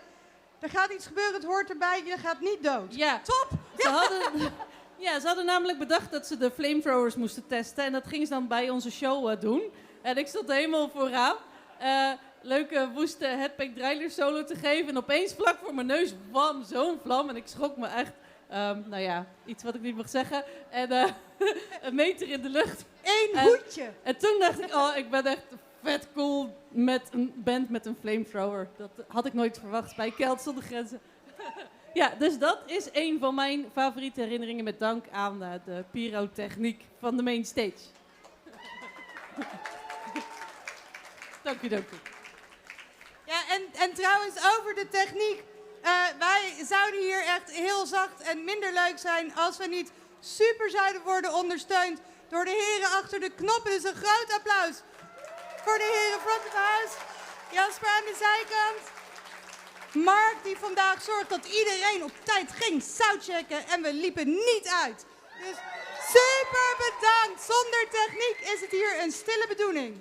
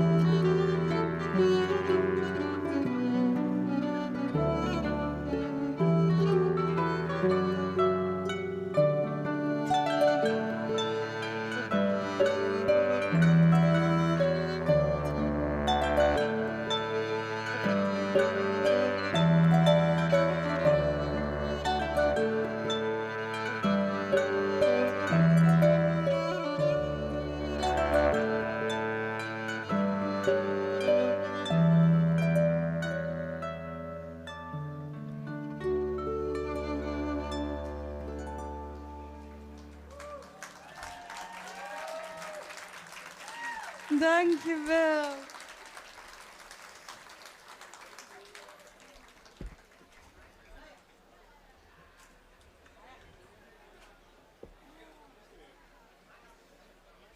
Iets meer dan 20 minuten. Als je moet snel wisselen. Ja, dat is snel. Oké. Hopsakee, doe je mee? Het is dit keer geen boeré. En daar zit ik helemaal niet mee. Het wordt een tovercirkel.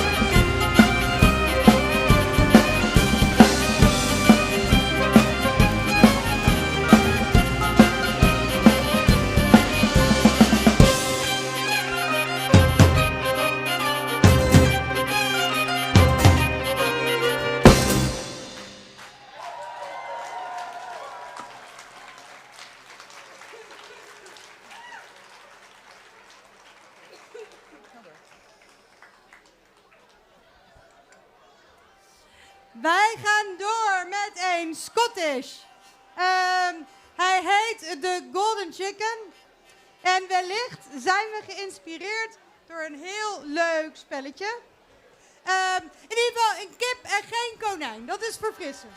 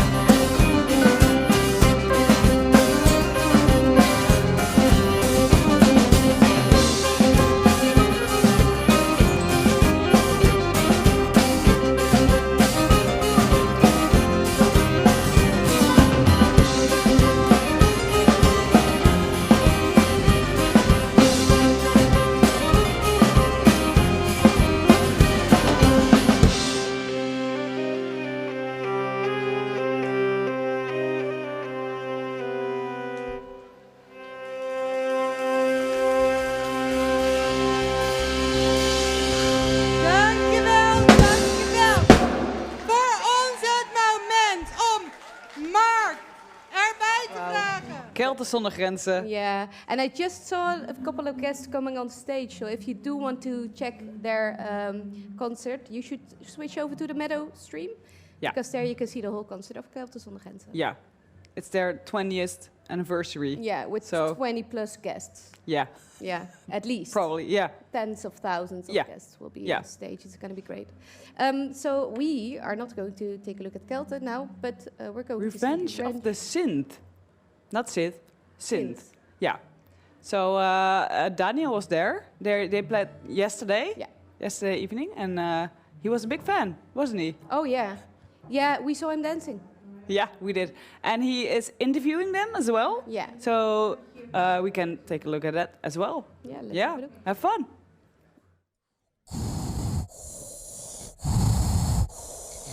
The force is strong with the revenge of the synth.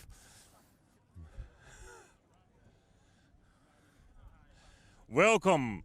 I'm here with this fantastic group, this band, maybe already my first time favorite for the new Castlefest, Revenge of the Synth. Can you introduce yourselves? Hi, my name is Bart. We are the Revenge of the Synth, and we've been playing for, I think, about 2 years.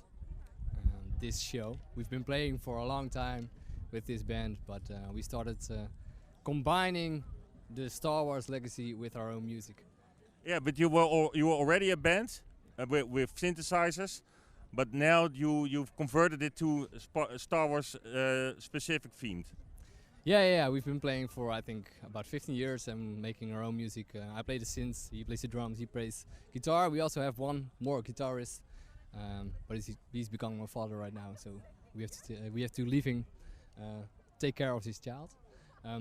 But we've started jamming in the rehearsal space. Somebody was playing the Mandalorian theme because I think the Mandalorian was just brilliant. Yeah, and we were like, yes, this is really cool to start introducing those sounds or those melodies of John Williams and Ludwig Göransson and all of those, and make it our own and convert it to a more danceable way of enjoying Star Wars. Yeah, but you have fantastic costumes, and could you please tell me something of your of what the costume means? Well, we represent synth troopers, so it's like our own creation within the universe and the expanded universe of Star Wars, and we took some inspiration from characters that are already in the universe, but made it our own and have our own unique things about it. And also I had a lot of conversation with my bandmates in creating the costume, so they would also have some say of how the costume would start to look, and they also have their own unique character they can create with it. Yeah, and so you're all three just slightly different, of course, also with the sort of same theme. So can you describe the differences? Well, differences are a little bit in the fiction we've created around the synth troopers, or the fiction, the story behind it. Bart is more on the bounty hunter side. Yes. With Lucas is more on the Sith side with a lightsaber, and I'm more like a death trooper, or more like a trooper on the trooper side. But we all started from the Imperial side and went rogue to become... Wow, so cool, so cool. I do feel a bit intimidated by a Sith Lord sitting next to me. Yeah. Well, yeah, it is me. But yeah, well, yeah, awesome, right? So what does a Sith Lord... Sorry? He turned to the good side. So we started... Yeah, so I don't have to be afraid now. Did you also have a different lightsaber crystal? No. So what is the color? Blue. Oh, red. Now it's red. Yeah, sorry. Oh yeah, sorry. It's still red. Yeah. A little bit of a changing setup with the lightsabers we have, but we normally have blue, green, and red lightsabers. Oh, that's awesome. And do you make the costumes yourself? Yeah, I've made the costumes when we first started with the concept of a Star Wars show. We wanted to create a lasting experience for everyone who was invited. And we thought, well, what if we also come on stage with a costume? And that idea led from one to another, and it became so big that we were like, yeah, it would be a shame if we only played this once. So we invited a booker and one agency, and he was blown away. And from one thing led to another, and then we had a small tour. And then in last year we played on the Siget Festival. Wow, that's massive. Yeah, that's insane. And so you had a massive crowd as well there. Yeah, absolutely. I think it was the biggest thing we did. It was like 3,000 people. And one fun fact around that one, we based the show a little bit on the Sounds of Justice, like the French synth duo. And Justice was playing after us on another stage that evening. So we were just playing this show, one of the biggest nights, and then we went to see Justice for real after that one. That was a great one. Yeah, but I think a full circle moment. It was a full circle moment. moment. Because it's very special for you guys. Absolutely, yeah. But I think this Castlefest might come close, because the crowd that's here, I think, would be the best match we've seen. If you didn't know you were Revenge of the Synth and you were wearing your costumes, you wouldn't, you wouldn't stand out. Exactly. You wouldn't stand out here, no.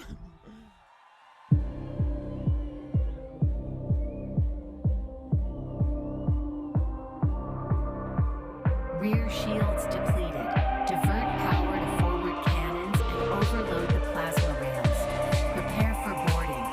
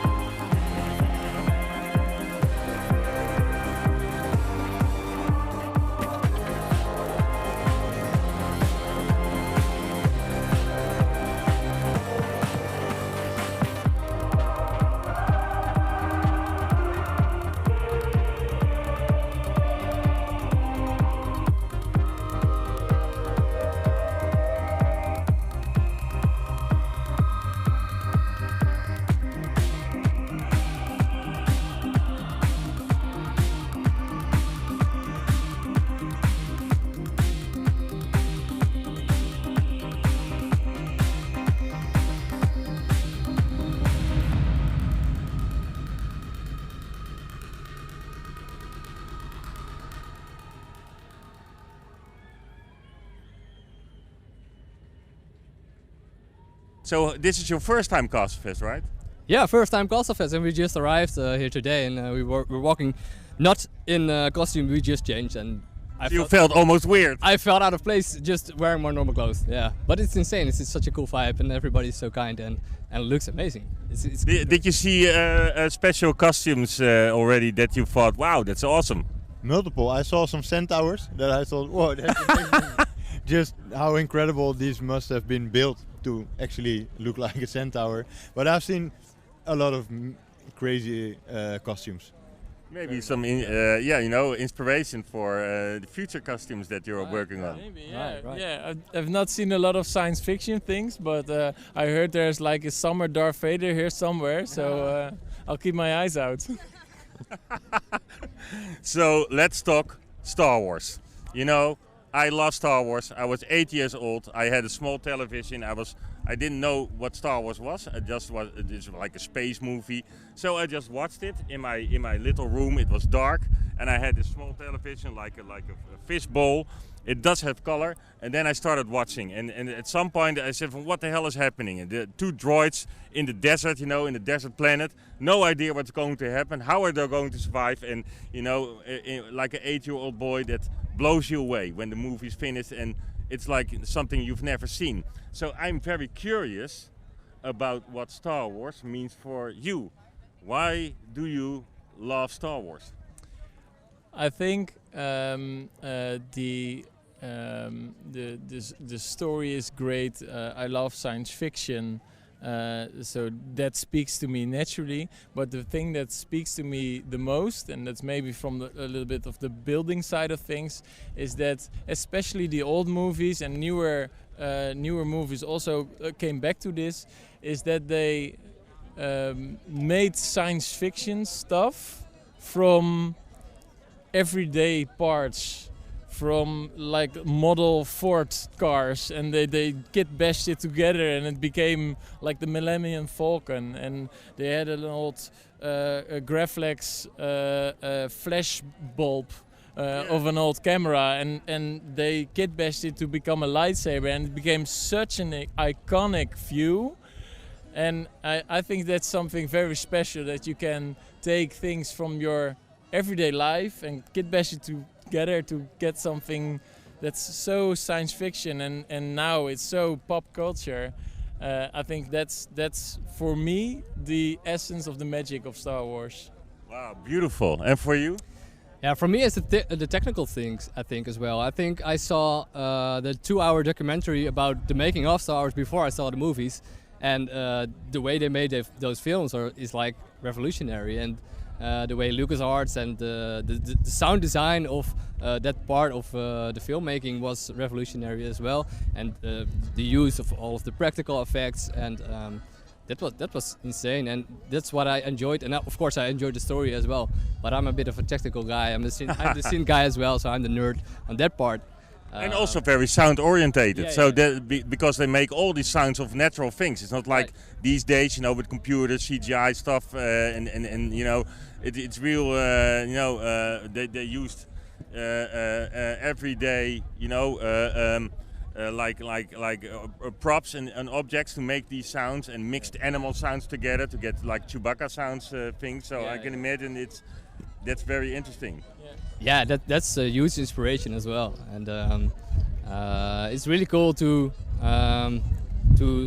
listen to the soundtracks as well, and the sounds they made, and incorporate it into a live show, and make something different about it of it as well. And also, starting with this project, you also start to view the compositions of the composers in a totally different way, and you watch the movie again and you're like, oh, this theme comes back in this scene, and it's totally it has worth, and it has meaning that this theme and this motive comes back from an earlier part in the movie, and that's something the composers already knew and put there purposely, but because we spend a lot of time on those compositions, we now see and hear them too in the movies. And you get to the deeper layers of the music, and you see the brilliancy of how it's used as a thread through the story. Yeah, it's so well written, and John Williams is truly a genius.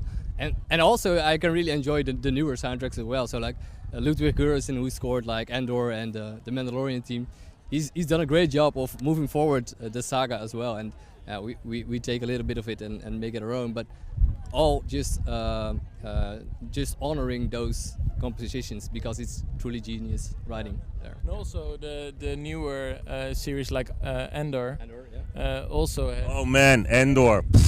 Yeah, they have very, very awesome soundtracks, and also sound compositions that are the same but differentiate between different planets, as if it's like a top 40 song, intergalactic, and there's all these different remixes beyond different planets, and that's something that's so storytelling and so awesome to hear. Well, beautiful. I'm getting back to my friendly Sith Lord next to me. What is the thing you love about Star Wars the most? Well, I'm a bit on the other side. I only know Star Wars for like 2 or 3 years. Really? And completely new about. And I haven't seen everything. But the old movies? All the music, because we started this project, and I got into it, and we are writing all the music and listening to all the music made by John Williams and the other composers. So I already know everything about the music, but I haven't seen all the movies that. But you did see the old ones, the first ones.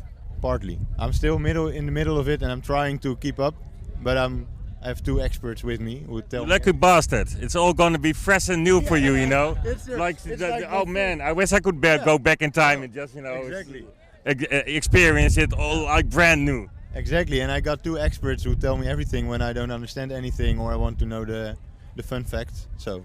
But with the movies that you did see, what was the thing that you know you love most? Good question. I'm also, I think, a bit on the technical side, but more in the kind of besides the whole story and everything. That how did they make it? And it's such for that time, a long time ago already. How is it possible that they can suck you into this story and without all the CGI from what we have now?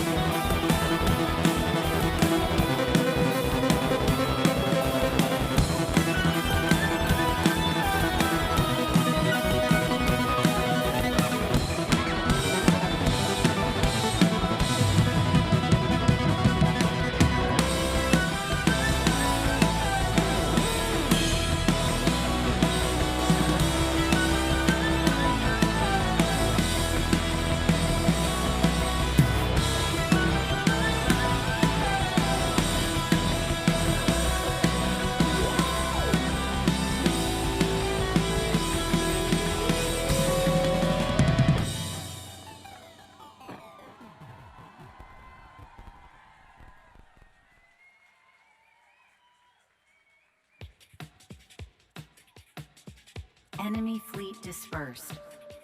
Running full systems diagnostic. Tactical grid indicates possible reinforcements inbound.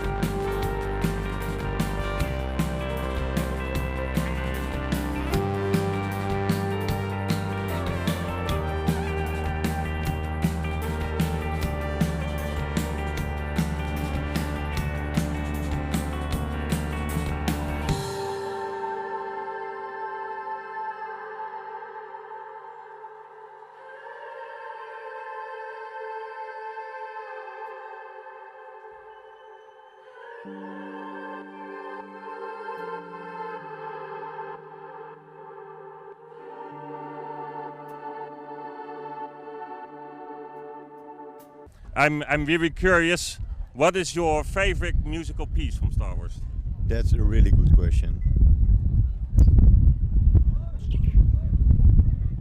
I would say Separatist Droid Army. Wow, yeah, that's one of the. Yeah, I really like that.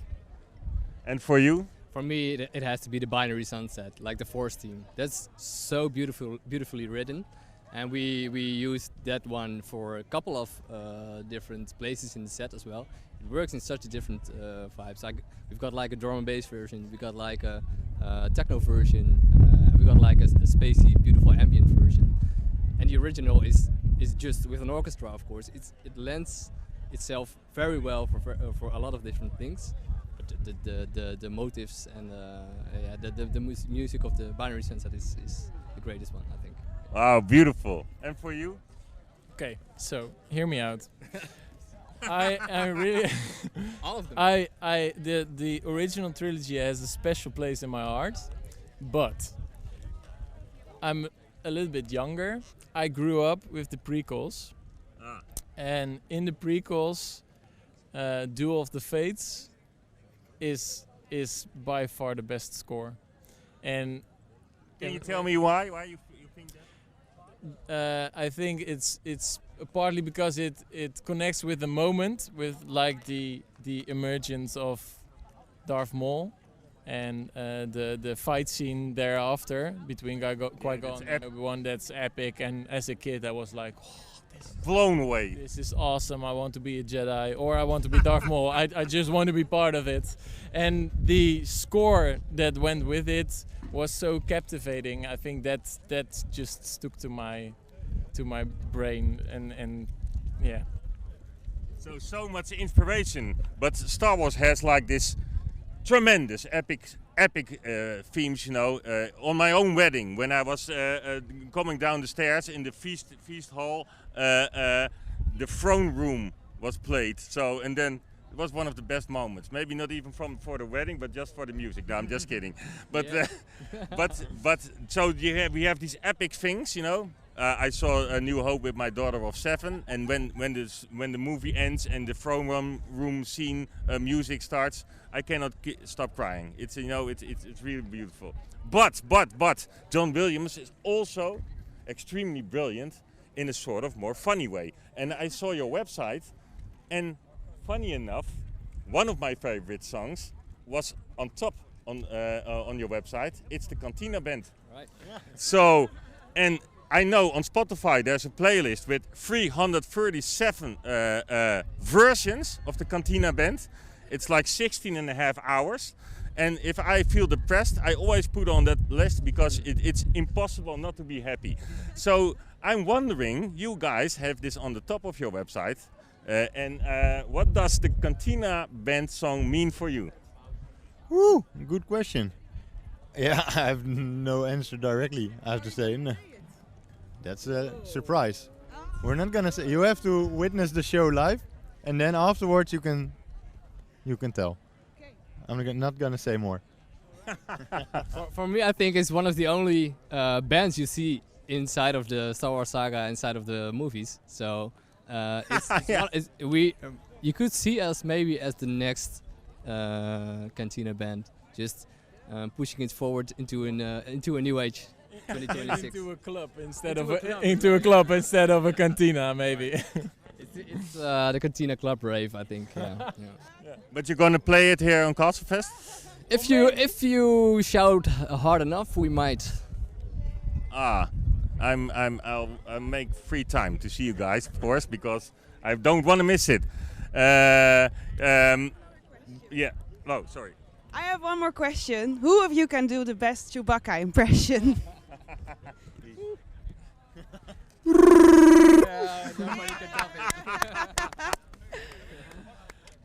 Yes, and who can do the best lightsaber sound? It can't be twice me. I can try. That's nice. well, yeah, that's what I would say. You as want well. to try? Just edit those, no, you. Yeah. I've never heard that one. It's like the silent hum. It's like the silent hum. Ah, yes, okay. The idling version. It's Yeah, the like, idle yeah, version, right, yeah. Well, And is it Luke, I am your father, or no, I am your father? I know this one. No, I am your father. well, thank you guys so much for this wonderful interview and your time. I'm really looking forward to your show. Yeah. I think it's incredibly awesome what you're doing. It's so nice to have you here on Castlefest, and with these fantastic suits. And man, you're gonna blow everyone away. So good luck. Have a lot of fun. Thank you for having us. May the force be with you. Right?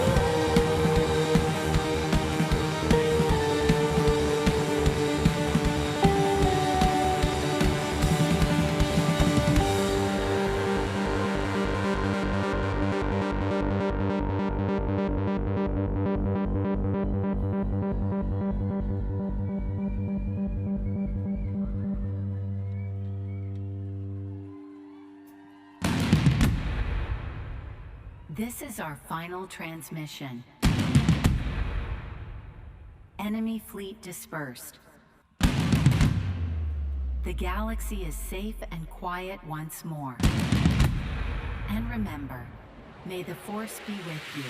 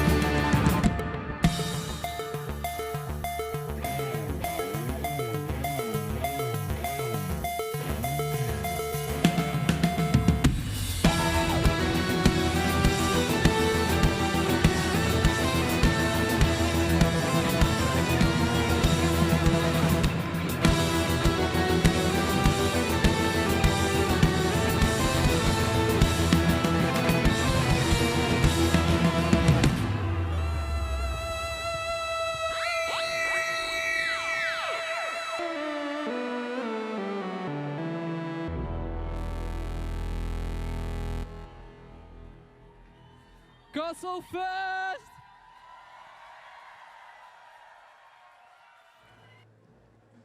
Wow, that was a lightsaber party, wasn't it? Yeah, it looked amazing. Wow. Oh my God. I wonder if they, handed them out or everybody just bought their own lightsaber to the show. Wow, that would be something. Yeah. Well, let's go to see some Groove Factory. Yeah. Enjoy. 1, 2, et 1, 2, 3, et...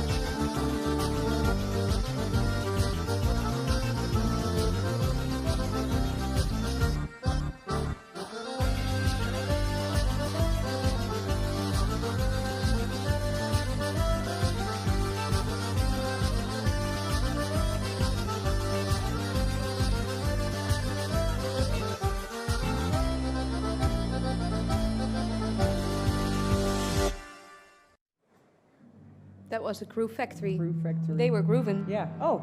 Yeah. I don't know if you can hear this, but at the forest stage right now, Uttern is starting to play.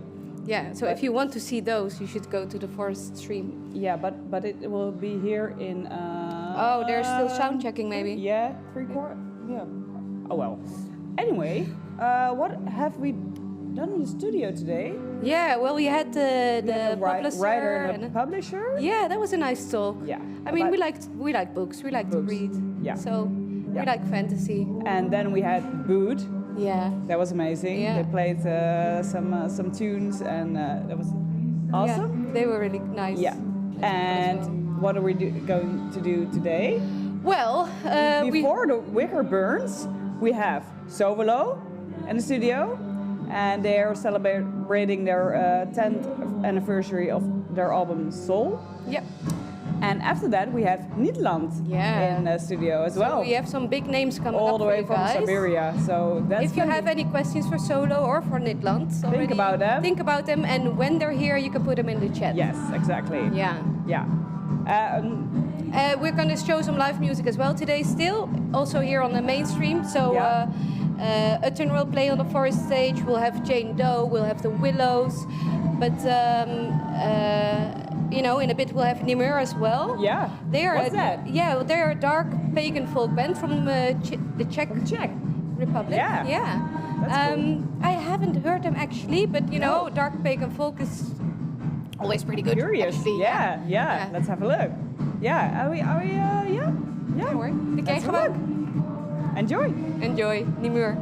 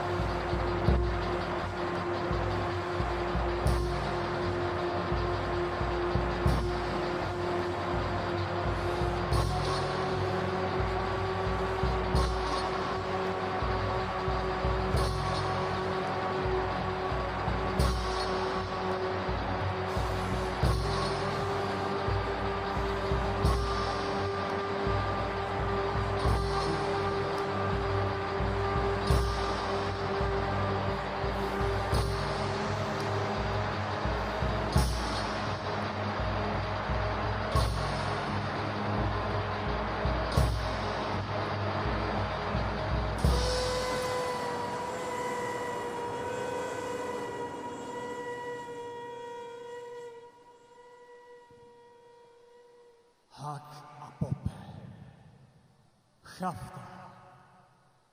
Nara.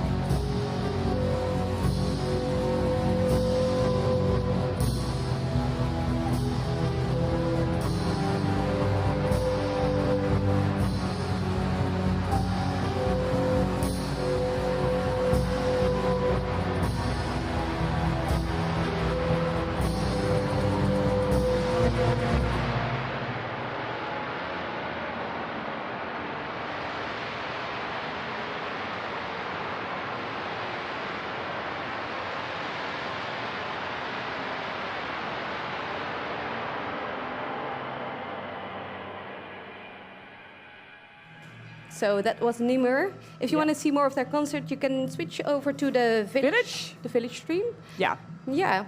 And we are going to take a look at the beautiful costumes that have been walking around here. I mean, the beautiful people. Yeah, Julia was looking over the fields, and so many cosplayers, and yeah, everybody's just been looking so beautiful. Yeah, like there are a lot of people that put a lot of work into these outfits. You know, a whole year. Some people, they like get their ideas here on the Castlefest, and then they take all year to make their own outfits. So I'm curious what Julia has found. Same. Let's take a look. Enjoy. One of the things of Castlefest is, of course, the amazing costumes that people are wearing. And most of them have made them themselves during maybe a whole year, and just for Castlefest. And so we're going to talk to a lot of people, visitors with their great costumes. And I see a lady over here, and she has, if I'm correct, a dandelion, right? Yes. Hi. How are you? Fantastic, fantastic. Castlefest is happening. Are you happy? I'm extremely happy. Super excited to be here. About the 5th year in a row, I think. And did you make this yourself? Yes, 100% homemade. And why did you make it? What does it mean for you? Well, something whimsical, something fun, something creative, something to enjoy and to that other people see and enjoy. You love dandelions, that's why you made it? I do. I like flowers a lot. Flowers in general. In general. So this is also a beautiful flower garden here, and you have dahlias, the flowers. Those are my favorites, absolutely. But that was a little difficult to make, so. This looks difficult as well, but it's really beautiful. Yo, it's a sparkly, plumes, I think, call it. Yeah. Well, it took a little. Like One might pop out, but yeah. And I noticed there's a hole in here, so it means somebody blew it already. My kids did. Really? Yeah, they did. They loved it so much. They were able to make a couple of wishes, and now it's up to the other kids. And did they come true? Let's see. Let's hope. So, do you have the rest with your costume? Anything to say about it? Nothing in particular, just something nice and easy, breezy. Yeah, so you dress up? Oh. Wow, so pretty. Wonderful, yes. Thank you, Julia. It's also handy because it kind of works as an umbrella against the sun. A little bit it does. That's very smart. It makes it extra really. Sparkly. Yeah. Okay. Thank you so much. Thank you so much, and have lots of fun. You all together with the group. I see a great costume over there as well. Would you like to answer some question or tell something about it? This is amazing. It reminds me sort of kimono-like. Is that correct? Yes, correct. It's an actual Japanese kimono. Wow. And you mixed it up with other ingredients. Yeah, I mixed it up with oni, which is Japanese yokai, and that's kind of a sort of like a demon. So I wanted to do something pretty, but something dangerous as well. Ah, and it's well, most of the time demons are like unfriendly, but maybe you're a friendly demon? If you feed me, yes. So, and yeah, you for example, the horns and your hair, did you all, and you have dreads? Did you do them with the hats and dreads, or somewhere else? No, a friend of mine helped me with this because I couldn't reach the back. So she helped with the dreads, and I literally glued on the horns. And how did you come up with the idea? I based it on a yokai, which is Yorogomi, which is like a temptress, but she looks normal until she shows her. Oh, yeah, transforms. Yeah, something like that. Oh, wonderful. Yeah. And you have pointy teeth as well. Yeah. Are you a bloodsucker? No, but it's just yeah. It's good for eating. The demon side. Yeah. Okay. Thank you very much. Have fun. Beautiful.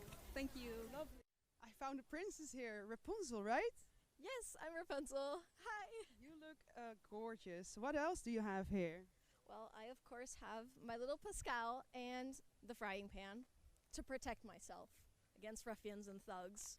Wow, so is that your favorite princess or movie? I think I'd say Rapunzel is one of my favorites, yeah, but also Tiana. Tiana is also Prince and the Frog. It's very nostalgic for me. You really look exactly like the character, so you spend a lot of time in making your costume work. Yeah, it definitely takes a lot of time, mostly the hair. The hair takes a lot of time to style. I think styling this wig, it's like 20 hours, at least the first time. Wow, and also buying or making all the costume and attributes, did it take you a lot of time to accumulate everything? Yeah, especially the dress. I'm very picky about the dresses. I don't make them, so I'm very lucky that I have the means to buy very nice dresses. But I did make the frying pan. Wow. Honestly, yeah, it's very light, you can feel. Wow. Yeah, it's entirely made of foam, and I think I con crunched this in like an hour. Wow. Oh, that's impressive. Did you already hit somebody with it? Honestly, yeah, you could hit some. I hit myself with it on accident. One time I was filming a video and then I accidentally bumped my head on it. Yeah. But it doesn't hurt, so it's perfect for cons. So you're apparently into cons. I guess you go more often to these things, and also to Castlefest. Not your first time? Yeah, this is actually my first time at Castlefest. Really? So how do you like it so far? I'm absolutely in love. Honestly, this is my first year getting into more Ren fairs. I've always been more of a Comic-Con person. But honestly, I think from this year on, I'm making the switch. I don't think I'm going to any You fit better here, yeah. I think this is way more my world, and I've just been loving everything. I love the location, and I love the vibes of everyone. Everyone's so kind and nice, and yeah, the dancing and the music. So heartwarming, right? It's just tears of joy everywhere. Honestly, yeah. Like, this is my first time, but even then, it really does feel like coming home. Wow. And is there anything in particular, because of course you heard about it before coming here, so is there anything you're looking forward to that you really want to do this weekend? Well, I'm just sadly only going one day. I'm sad too. But ball folking some more. I love ball folking, so after this, I'm definitely gonna do that. And also, I'm going to see ABBA. So yeah, ABBA. You're on the way to him right now. I was doing a photo shoot, but then after we were gonna go to ABBA and then ball folking the rest of the night. Sounds like a plan. We might see you at ABBA, because we also wanted to interview the storyteller. I know him very well. Enjoy his stories and enjoy today and get the max out of it. Thank you so much. Have a nice day. You too. I hope to see you next year too. Absolutely. Yes. All right. I found a beautiful woman costume here. What is your costume? What are you? Can you tell me something about it? Yes, for sure. I am Rogue from X-Men. It's a Marvel character. Yes. I'm not that known in the superhero movies, but is this your favorite character from Marvel? At the moment, yes. I have a few. I like the Scarlet Witch and Rocket from Guardians of the Galaxy as well. Have costumes for both, but right now Rogue is the favorite. Yeah. Wow. So, and how long did it take you to accumulate or make this costume yourself? Styling the wig took 4 days, off and on, but a lot of time, many hours. The rest is collected. The belt I did make myself. I think it took about a day or two. And yeah, the jacket's ordered, the suit is ordered, got lost in the mail, so it took a long time. It was luckily on time for Castlefest. Yes. Yes. Can you make a little twirl to show the whole costume? It's really, really nice. It's not your first time here? No, it's my second time to Castlefest, but I do go to LVI, I go to Comic-Con. I've been cosplaying for 10 years this October. Really? Okay, cosplay is your thing. So what are you looking forward most to on Castlefest then? All the costumes of people, all the food, the music? I do like people watching. Yes. I also like shopping, and I know the food here is supreme. It's just great. So yeah. Yeah, so the food is definitely a big factor. And I also like how it's big and spacious, so you don't have lots of crowds to run into. There's also always nice places to hide out and take a bit of chill moment. That's nice. Yes, and mostly in the shade, because it's 3 layers I'm wearing, so it's kind of hot. That's a lot of dedication, so respect for that. Yes, thank you. Well, enjoy the rest of the festival, and thank you so much for your time. Yes, thank you very much, you too. Thank you. All right, on Castlefest you have, of course, like the more fantasy theme, but you also have, you can be whatever you want here. So I just stumbled upon Homelander. God bless America. Thank you. God bless you. So why Homelander? Because he's awful. Yeah, that's kind of all I like. I love the character and he sucks and he's so fun. So, yeah. And how's your God complex? Let's not talk about that. This is not a therapy session. I'm a believer, by the way. Thank you. I appreciate that very much. Yeah, but you already sense my heart beating, so you know I'm lying just not to be killed. I'm just gonna pretend for now, and you're gonna be fine. Okay, just for Castlefest, you will not kill me. No, exactly. For now, we're gonna be fine. Thank you so much. And where did you get the costume? I made it myself. Oh, completely. Yes. Well, the fabric was printed in the only store that I could find that printed this fabric worldwide. So it was fine, and otherwise I kind of made it myself. So. Wow, fantastic. Unbelievable. So good. Well, thank you very much. Have fun with Castlefest.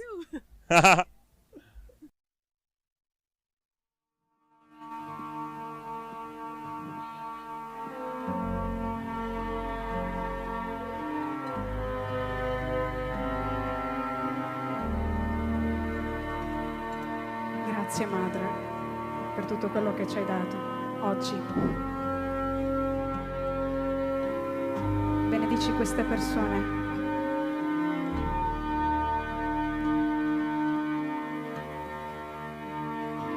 Guarisci le loro ferite. Fagli sentire l'amore.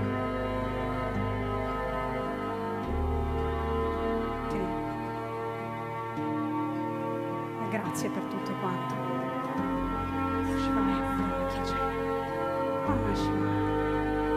Please, Mother, heal everyone.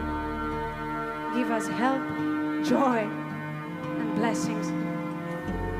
And thank you for everything you give us every day. You are life. You are everything.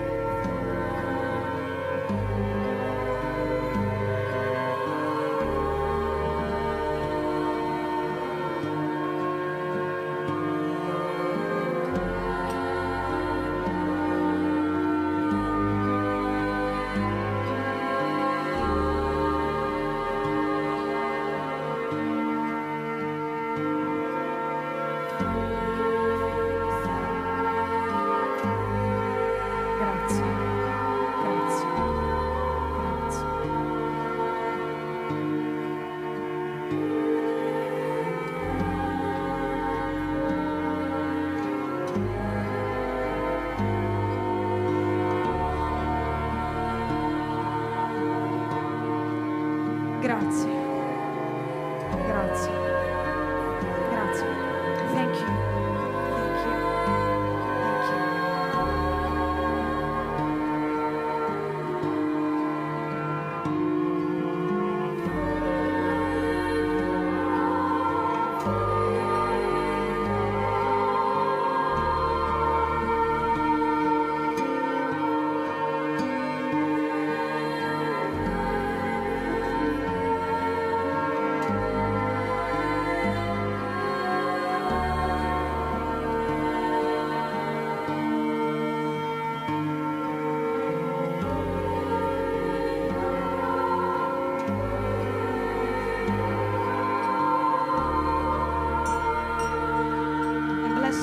Place, this land, and everybody who live here in Netherlands, all your families, and all the people around the world.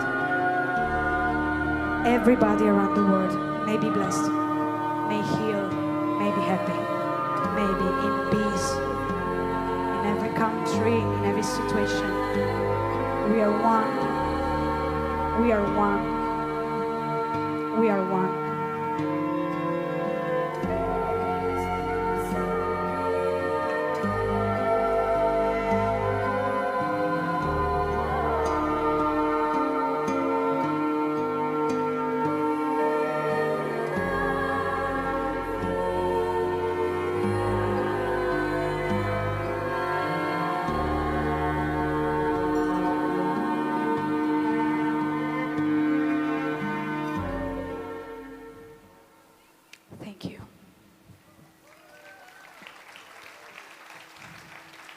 Thank you.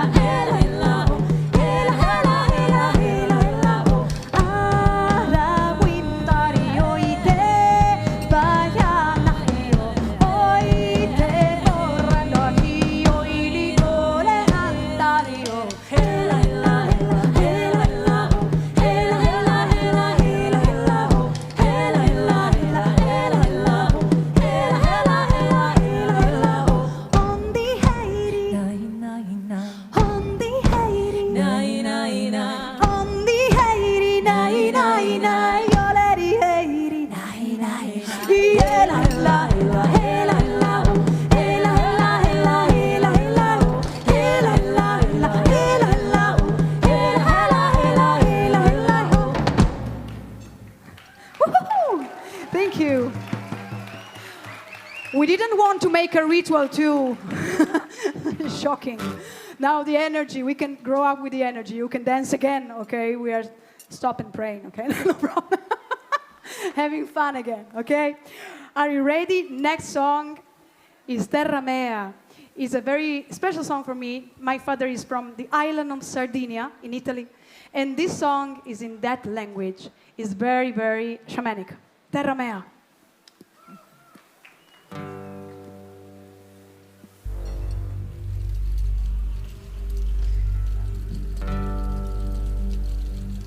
Hey,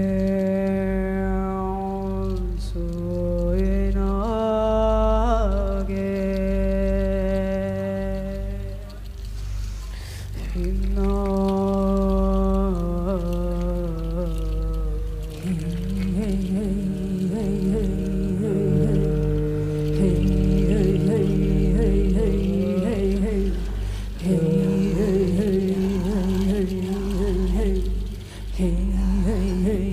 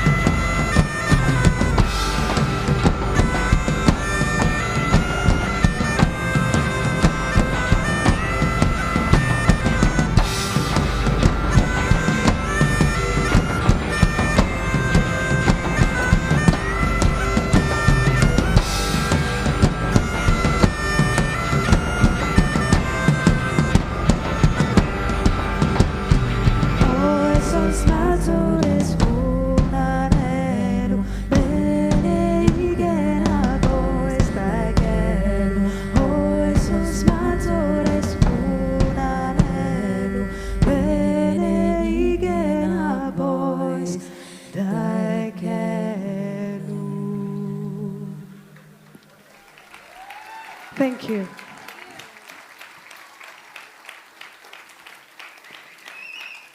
Thank you.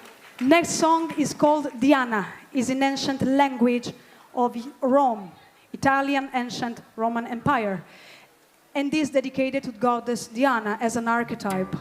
So Diana's archetype is very strong, is independent, is a goddess that doesn't give birth, is connected to a very strong feminine power manifesting itself. It's not a personification of a goddess. It's the energy of nature manifesting and giving life without being mother, just manifesting.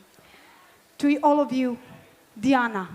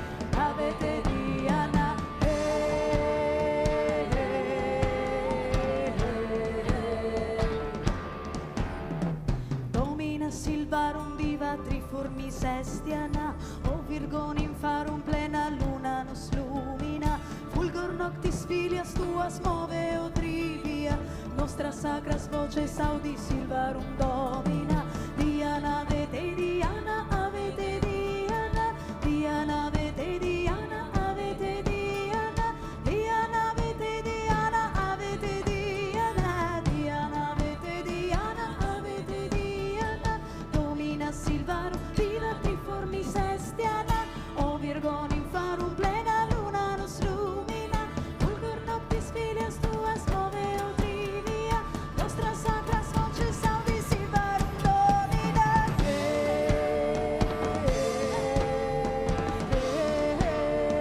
Avete Diana, avete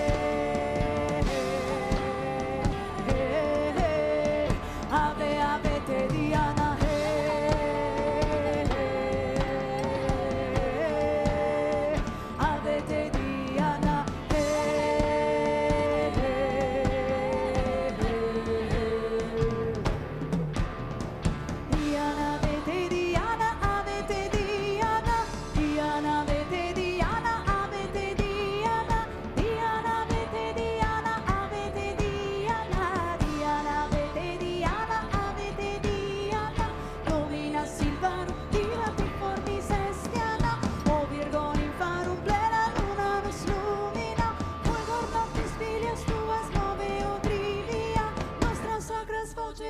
Silvarum domina. Thank you.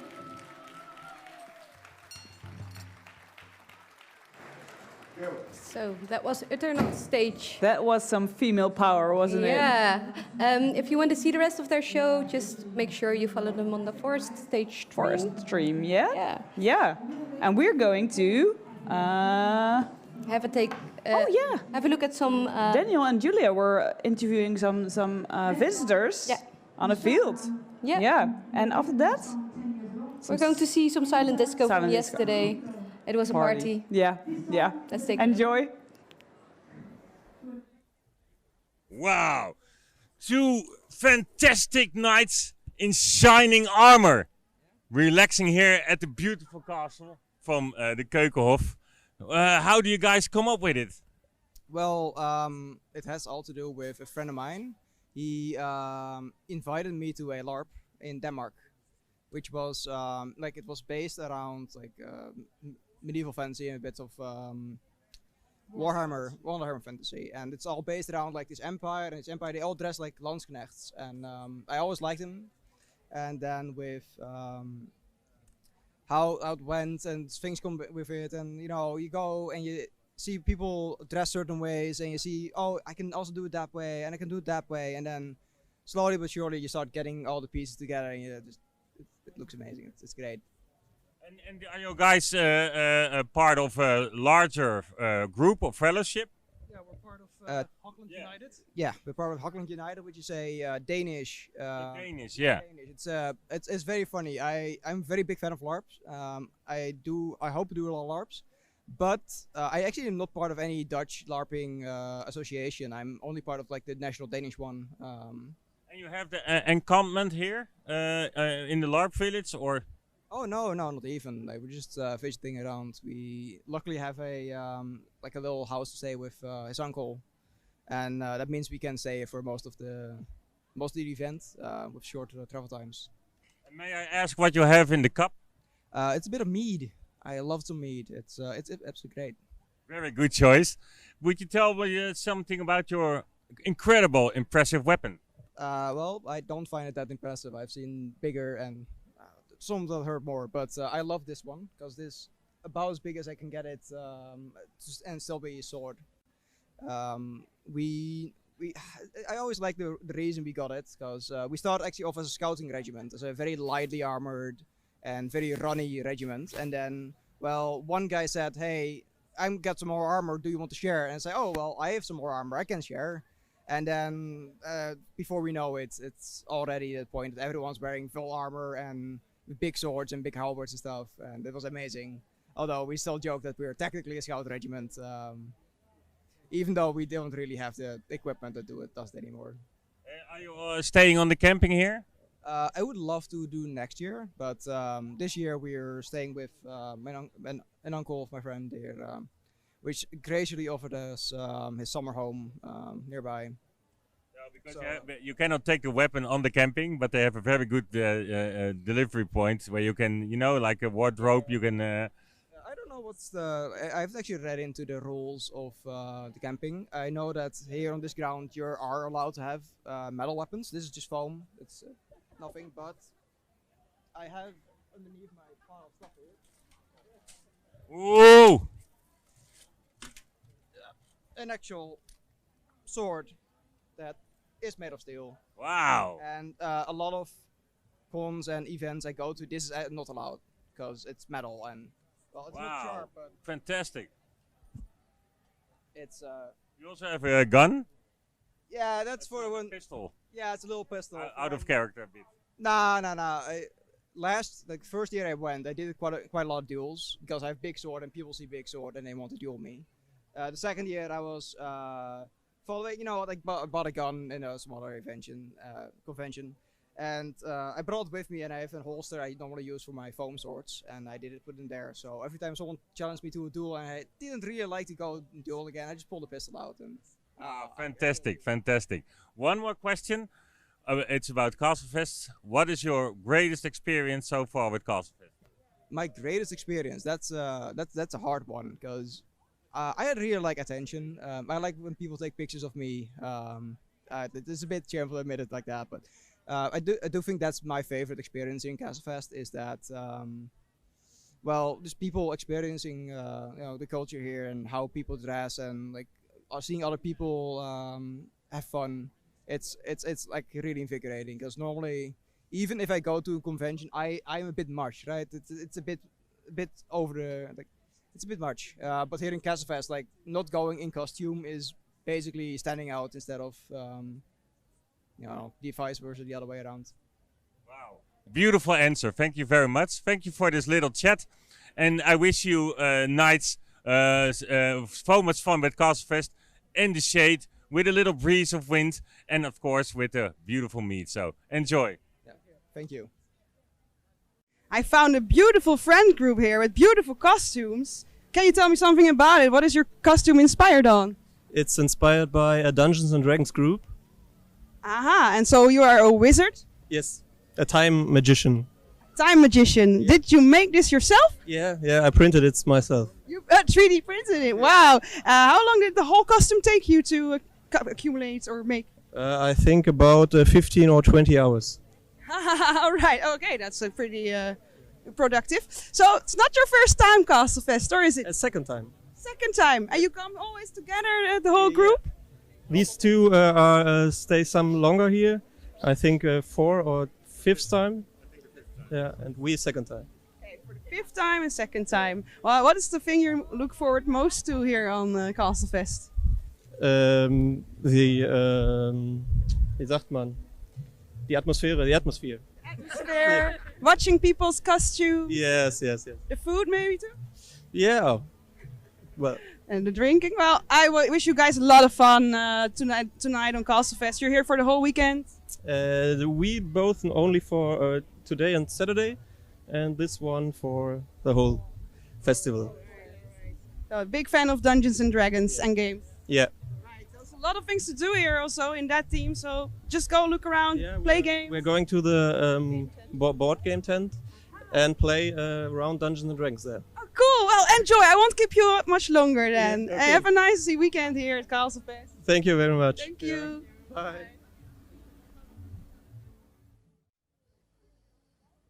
I stumbled upon some beautiful fairies. Is that correct? Yes, it is correct. and you were all friends, and you decided to go in the same theme. Yes, for sure. Yeah, we bought the dresses together. We made the wings together. Yeah. Wow, fantastic! And how did you come up with it? The internet mostly, and it fits the Castlefest vibe. We thought so. Yeah. But with the fairies, because maybe you can also dress up like goblins or something else. But you chose these fairy costumes. For the pretty dresses mostly and the wings, they add a whole other vibe, we think. Also, it's very fun to interact with the kids. They love the fairies. So you do interactions with children? Yes, for sure. We have like flowers and stickers that we give them, and we have like entire baskets. You have small gifts. Yeah, small gifts for the children. Yes. Wow, how lovely! How nice. Thank you. I also see a dead animal in here. That's not for the kids. No, he's alive. Kids. Sorry. Yeah. He loves kids, and kids love him. Oh, but it's not to give away. No. He stays with me for sure. I'm sorry, I thought you were dead, but you're very much alive. He's very much alive. Just sleeping, Sleeping, just a little bit. So, and why do you give the children the gifts? Is that a part of the the fairy show, or do you really like children? It's mostly part of the fairy show, and also.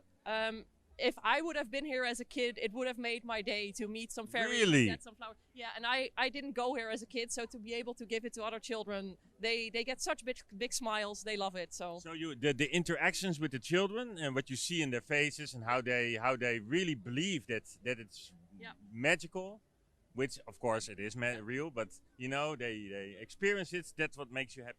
Yeah, and we make sure to always stay in character. So kids used to ask us like, are the ears real and stuff? And we always, when they pull on it, we scream like it hurts, or we try to make it real for them, and they love it. Not only the kids, also we get a lot of compliments from ladies, from men. Everybody seems to love it. But for the kids, it's real. You can see in their eyes when I tell them, yes, I really am from a far away fairyland, and you can visit in your dreams. They tend to believe it. So if only for a day, they get to experience that magic. So. Yeah. Wow, beautiful. And the context of Castlefest is of course perfect for this kind of.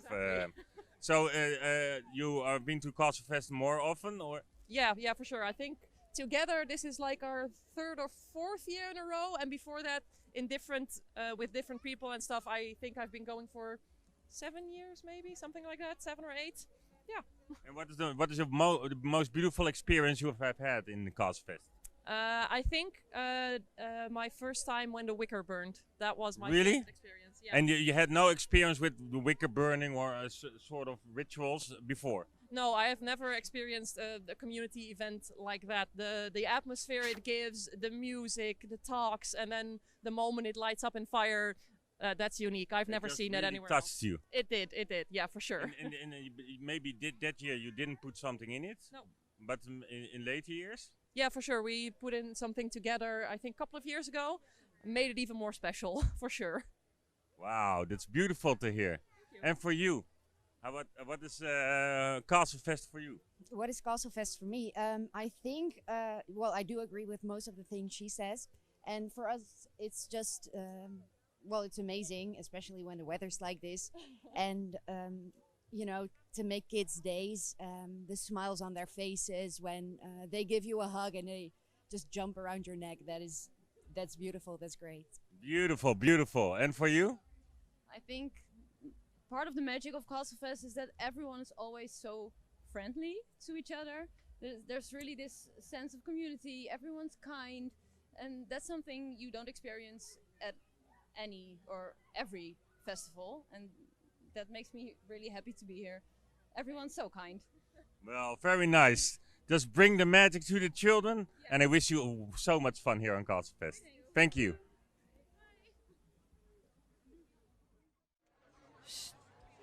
It's silent disco tonight. Let's go. So we had 700 headphones. 700. I think there's maybe like 20 to 40 left, so... We're here in the silent disco, and you would think that silent disco would be a little quiet, but they're the loudest that I've ever heard on the festival. So maybe let's check it out. I've heard the Macarena.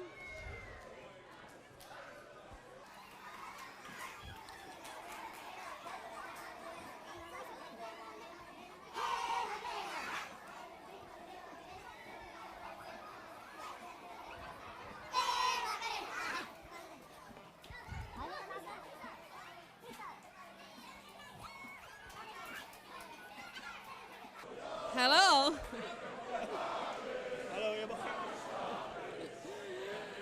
Okay. Yeah, already. We're here. I figured there's something new. This silent disco, what's happening? I don't know. Do we see something? What is new? What is new? Show me. I see this one, but how does it work? You take it, you spin it. And for who? For who has to do it? If you want to do it. Okay, let's figure it out.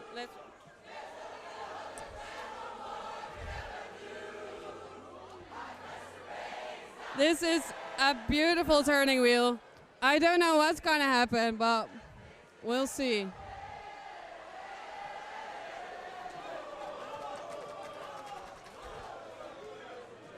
I hope it says Hakken.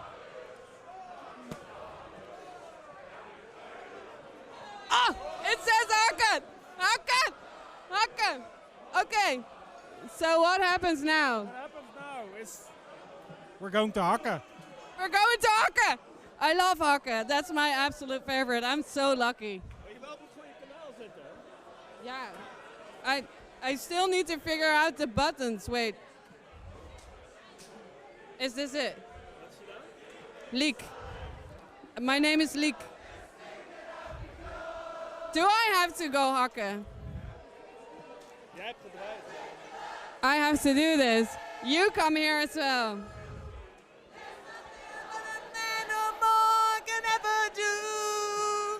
Outside the way down in Africa, there's such a dance to the things you never change. Okay, I go Hakken now.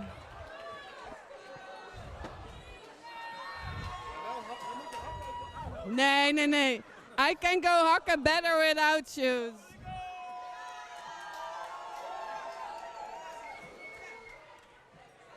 We need to put the volume up. And it's weird because you can't hear it, but I can.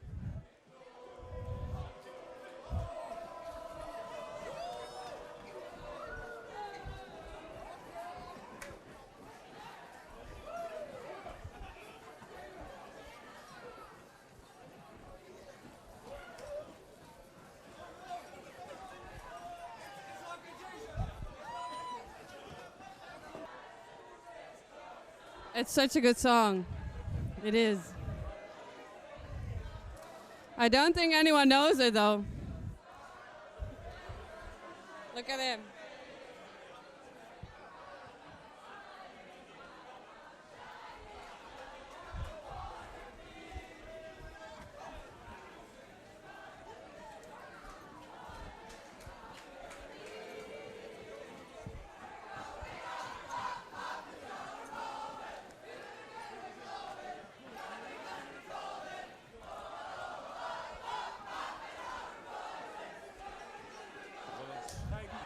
I'm a Barbie girl in a Barbie world. Barbie plastic.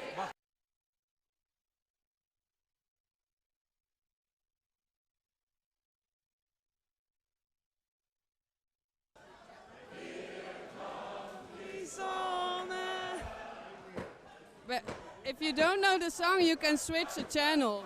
Oh yeah.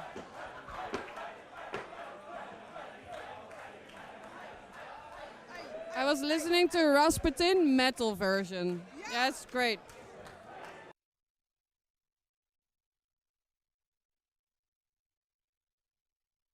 We're here for Castlefest livestream. Oh, hoi. Ik ben Leandro, ik kom uit Parijs, maar ik spreek toevallig Nederlands. He's from Paris and he speaks Dutch. Oh, I also can speak English if you want. Portuguese, a little bit of Korean. Ni hao, that's Chinese for the people there. And I hope you guys are enjoying the live stream. Yes, that's perfect. You're hired. Lines, Primo Victoria. They're to film. They're to Nazi Germany. They're to lines. Prima is coming. So, you get the gist. There's like 3 DJs. And they're all playing on different channels. You can switch and you change the music. So it's not really a battle. They're not battling each other, but you can choose which music you prefer, which works, and you can hear it. It's lovely. No. Ja, stroomt, klaar. They sold my boots, so I'm done. Oh, that was a hot steaming party, wasn't it? Yeah, absolutely. And also all the cosplay costumes look so nice before that. Yes, well, yeah. My God, everybody's been so hard working on their costumes. Amazing. Amazing. Yeah. So what are we going to... Speaking about costumes, we're going to see some pirates. Yeah, we're going to see some pirates. Yeah. Oh, and after that, I will be drugging my snor. I will be away for a bit because I have some other duties. But I'll see you guys back tomorrow morning. If you see Klaartje tonight within the Wicker ritual, yeah, say you spot can it, say hi. and then you get a digital high five. Yeah. Yeah. Pirates. Pirates. There's a giant camp here on Castlefest. It's almost like a sub-festival. And you must really like it because it's in pirate style, Julia. Yes, today we're gonna go visit the pirates, so I'm in the pirate team. It's also a very special day, and I hope they also know why, so let's ask them.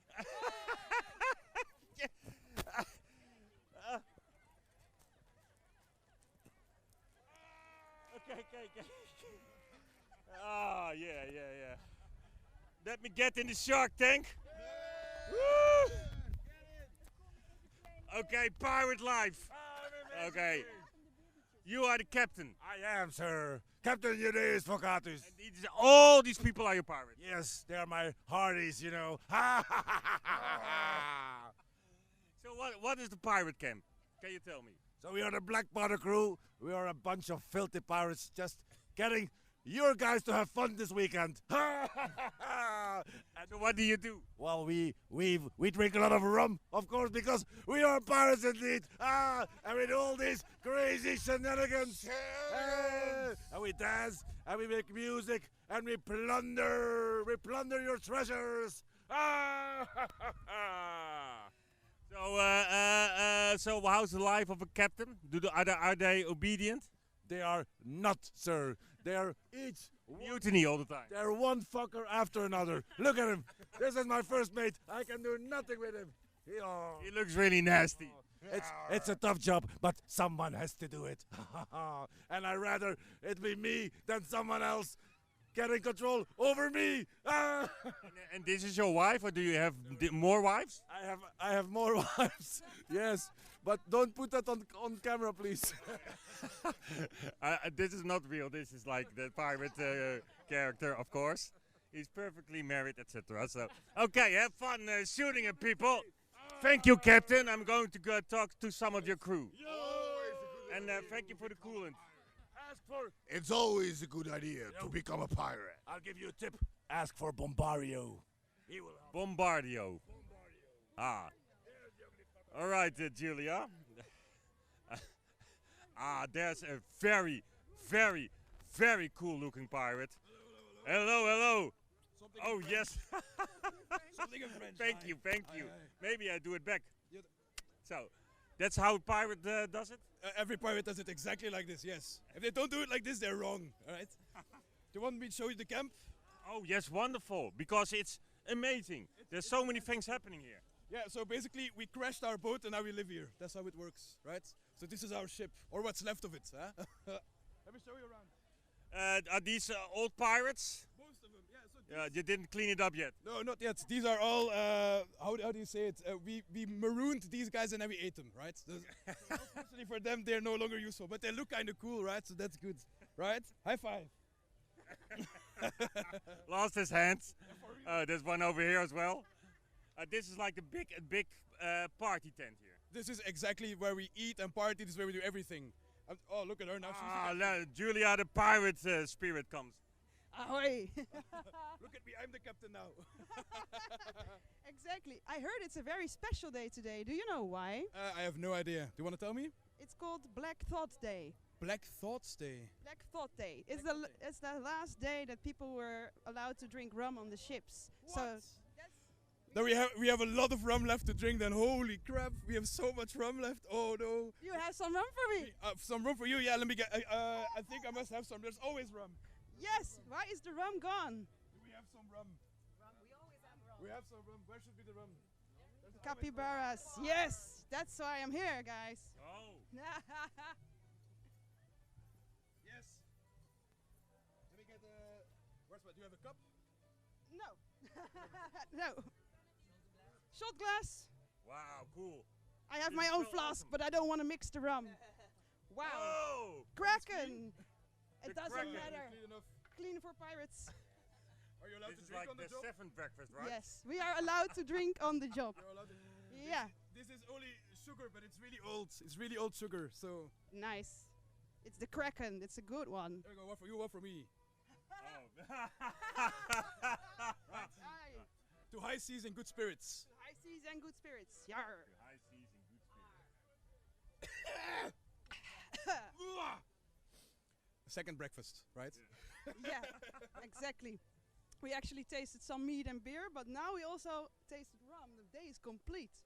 Oh, what else can people do here actually? So we like to have people come to our place, to our tent, and we like people to play music with us. We like to have good stories, good tales. That's very important to us as well. But the most important thing is just to have fun, right? That's why we are here, is to make fun. That's what pirates do. God damn it, we make fun. So you eat, you drink, you make music. We make music.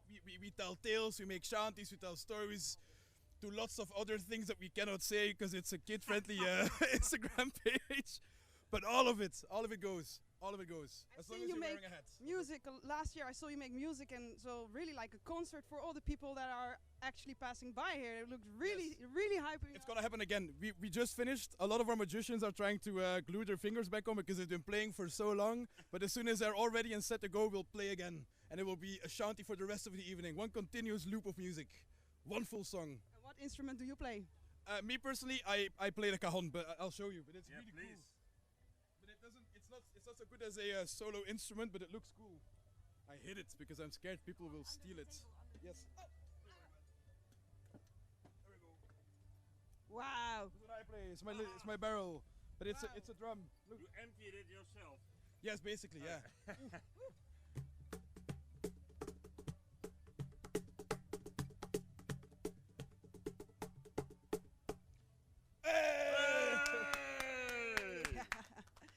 also play some games here, and you have some nice pirate-themed instruments here too. Can I take a look at the banjo for a moment? Yeah, I don't know if our banjo player is here at the moment. I just want to see it. It doesn't have to be played, but it looks so Yeah, beautiful. like some music. Where is the banjo? Look at this. Yeah, it's a beautiful one. We're not allowed to touch it. It's Captain Floris's banjo. That's fine, but I just wanted people to see like It's how a really everything pretty here banjo. is. Everything is decorated. The playing cards, the mugs, the cups, the forks we use, the plates we eat off, the tents we sleep in, everything is pirate. All the way down to the underwear. Every single bit of it. And since you moved here permanently, because every year I see you here on Castlefest, since the ship crashed, what's your favorite thing that you want to stay and live here? Honestly, it's the view, it's the people, and it's the good amount of food and alcohol at this festival, dude. Holy damn. It's the best ever, the best ever. You also like meat. I love meat. Oh, I haven't been sober since last week, since I got here. So I remember a time when I was sober. Very long time ago. Well, thanks a lot. It's so nice. I just want to chill here for the rest of the day. Well, there's hammocks. If you want, you can sleep in the hammocks. Totally fine. Oh. No, over here, over here. Even that. We have everything. You think it will hold me? It will hold you for sure, man. It will hold you for sure. It's meant to creak. It's like a ship. It lives.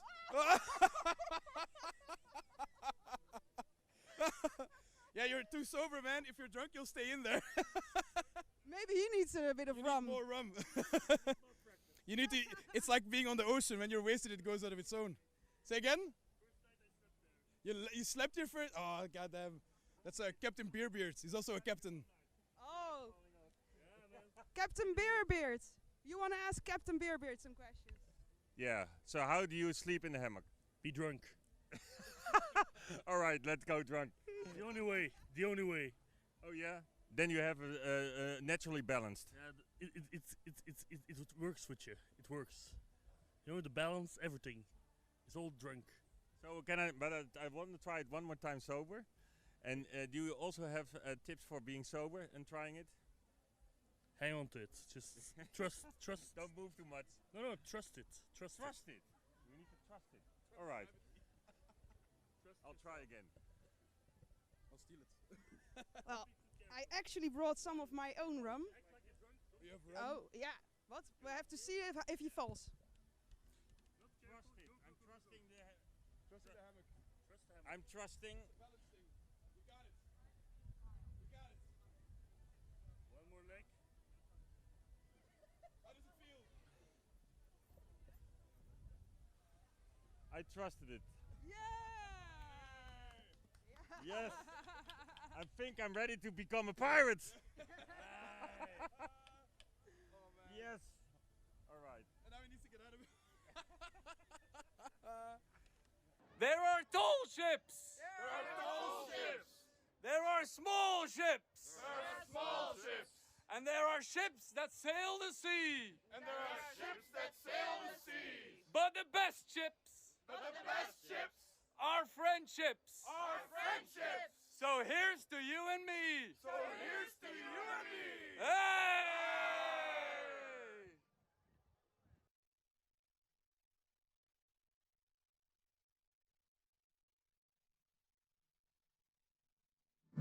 Well, that was an awesome toast from one of our most handsome cameramen.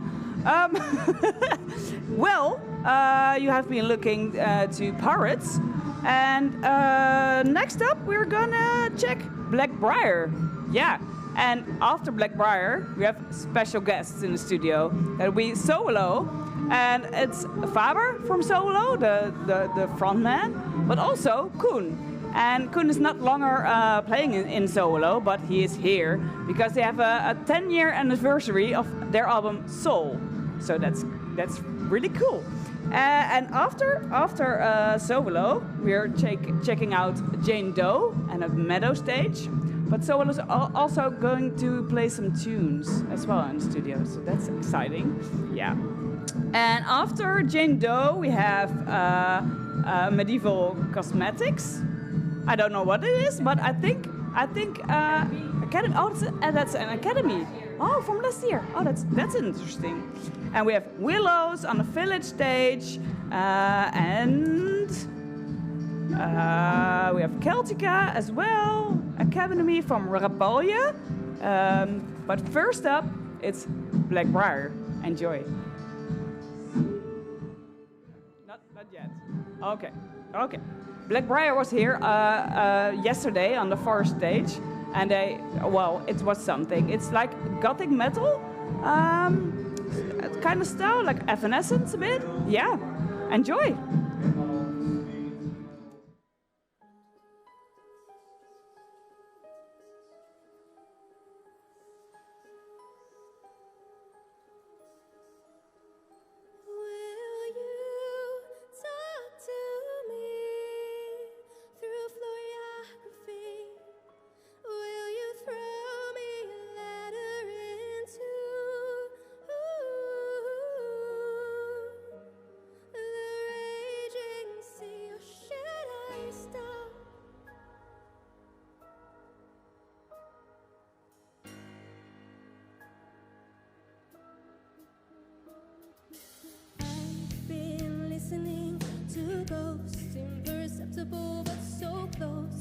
Searching for whispers to expose. I hope you're messaging me in code. Been reading all the things you wrote. Every insignificant footnote.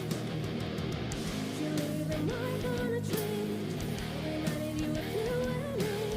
I've been trying to visit me in my dreams lately. Will you write me a song in cryptography?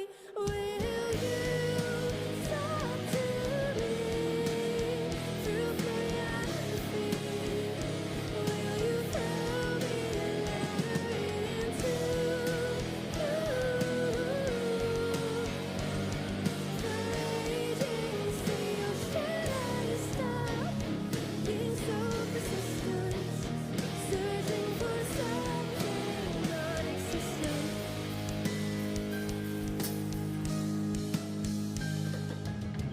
I've been reading behind the lines, been deciphering the signs a couple of million times. But you pull the page in my favorite book, marking words on the quiet loop. But you make an acronym out of a lyrical hook. You leave a mark on a tree, or speak through choreography. Speakers and scrolls are following me. Just I need up a piece of paper to reveal invisible things. 'Cause I've been trying to tell you so many things, and I've been waiting for an answer ever since.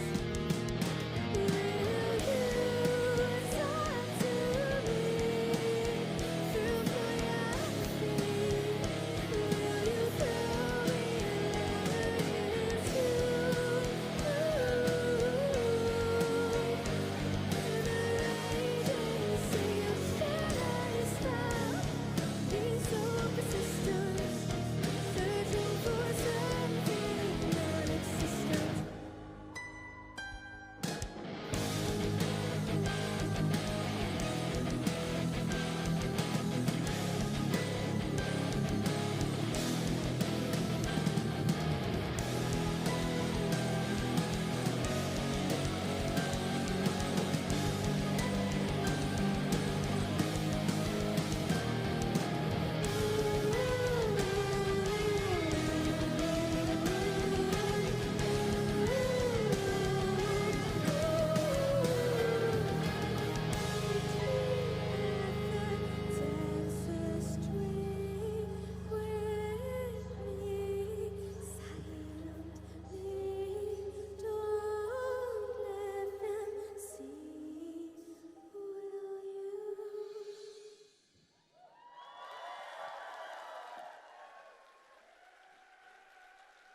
Dank jullie wel. Wij zijn Blackbriar. We zijn zo blij hier op Castlefest te mogen staan vanavond. We willen hier al zo lang staan. Dus dank jullie wel voor jullie warme welkom.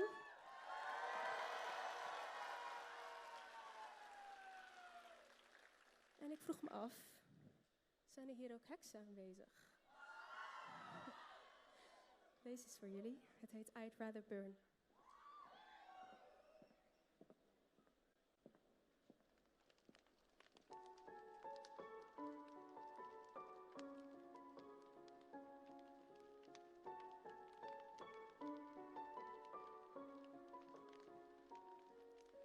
I'd rather go to the state. Oh, I'd rather go to the state. Oh, I'd rather burn. Oh, I'd rather burn. I'd rather burn at the stake. But no, I'll return and I'll be dead.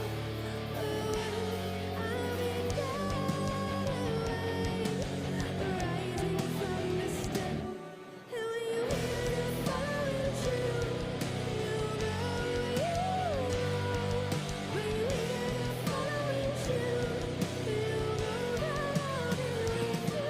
And when you hear the falling true, you'll know. When you hear the falling true, you'll know that I'll be with you soon.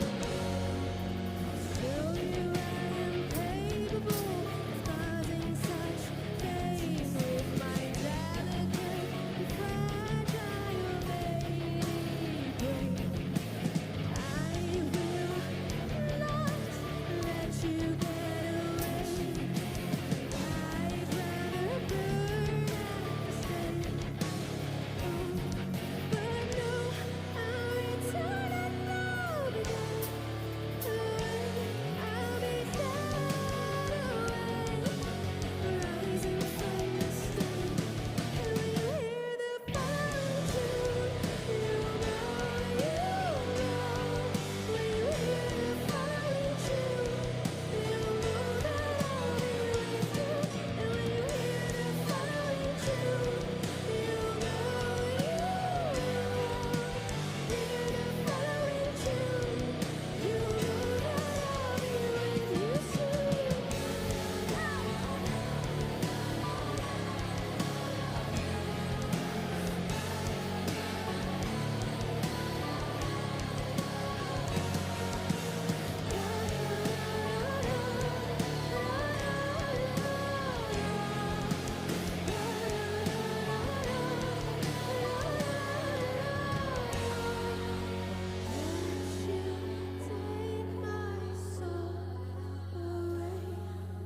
I'd rather go to the state. I'd rather burn.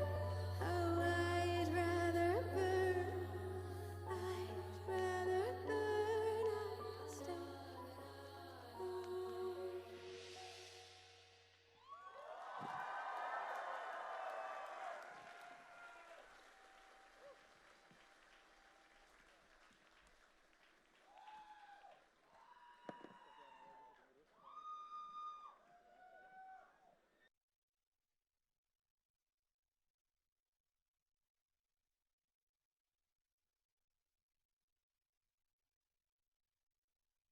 All right. Well, we are back in the studio. We did a little switcheroo because I wasn't meant to be presenting or interviewing anything this weekend except for the silent disco, which you just saw.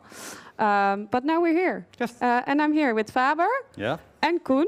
Faber solo, ex-solo. Yeah, you could say. But you're still like participating tomorrow. You're playing tomorrow, Sunday, a quarter before 5. Yeah, right? that's really special because the last time was more than 8 years ago. Yeah. So we Really? feel really old. Yeah, it's fun. Old. Yeah. Old, yes. It's fun because it was last year that I played one song. But Indeed. now the full album that we did, and yeah, so I never fully leave. It Yeah, seems. exactly. Yeah, that's Yeah. true because you join the stage Yeah. every so often. Yeah. Like, Yeah. yeah. And well, so we are talking about the album Soul, Yeah. which is like an anniversary of 10 years already. Yeah, indeed. It's crazy. Yeah.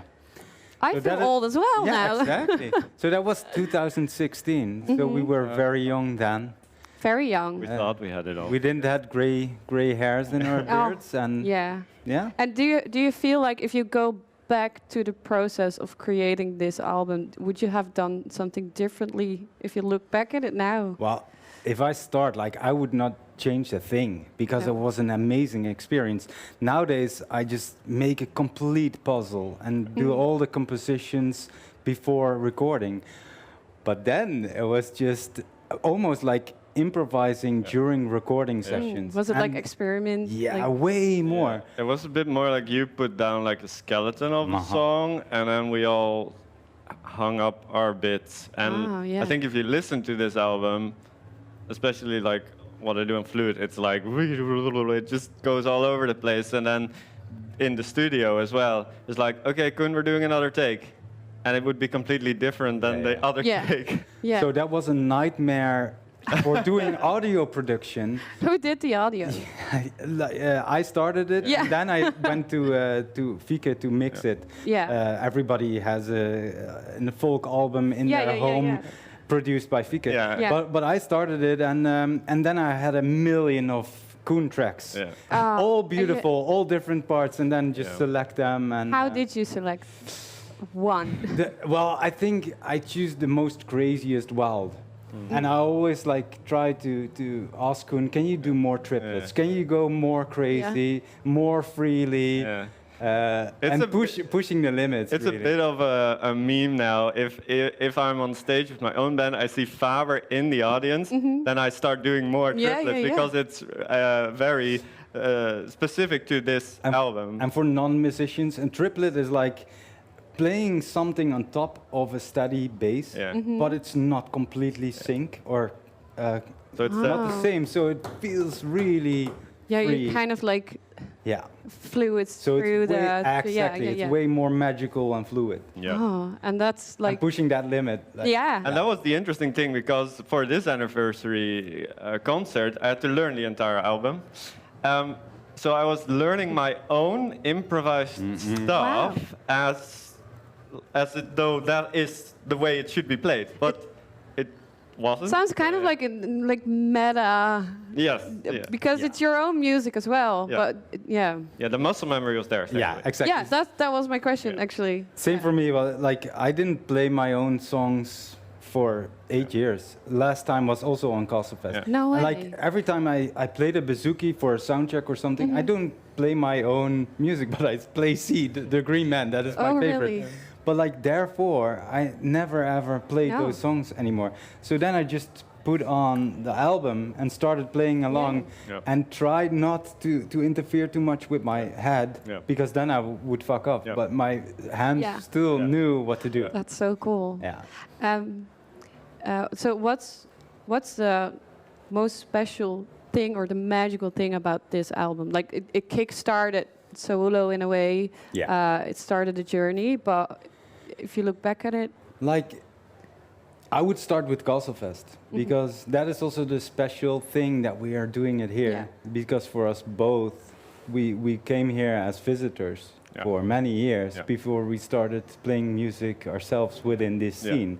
And also like the Soul album is so inspired by the atmosphere here on Castlefest, but all other pagan folk bands back in that day, like for 10 years ago, the sound was completely different, or it was way different than nowadays. So if whenever I listened to the album last couple of weeks, it was like, oh yeah, that is the sound of 2016 in the folk scene. Such a long time ago that you actually listened to the album. Oh yeah. Yes. Front to end. I don't know about you. I don't really listen to my own music. No? No, same for me. That's like an artist's curse. I feel like everyone. I have the same with the interviews. I never watch back. Like. No, exactly. That is one thing, and the second thing is like if you do a rehearsal, you're already are connected with your music for the thing that is needed, and then the rest is not necessary. So. Then you listen to other music, right? Yeah.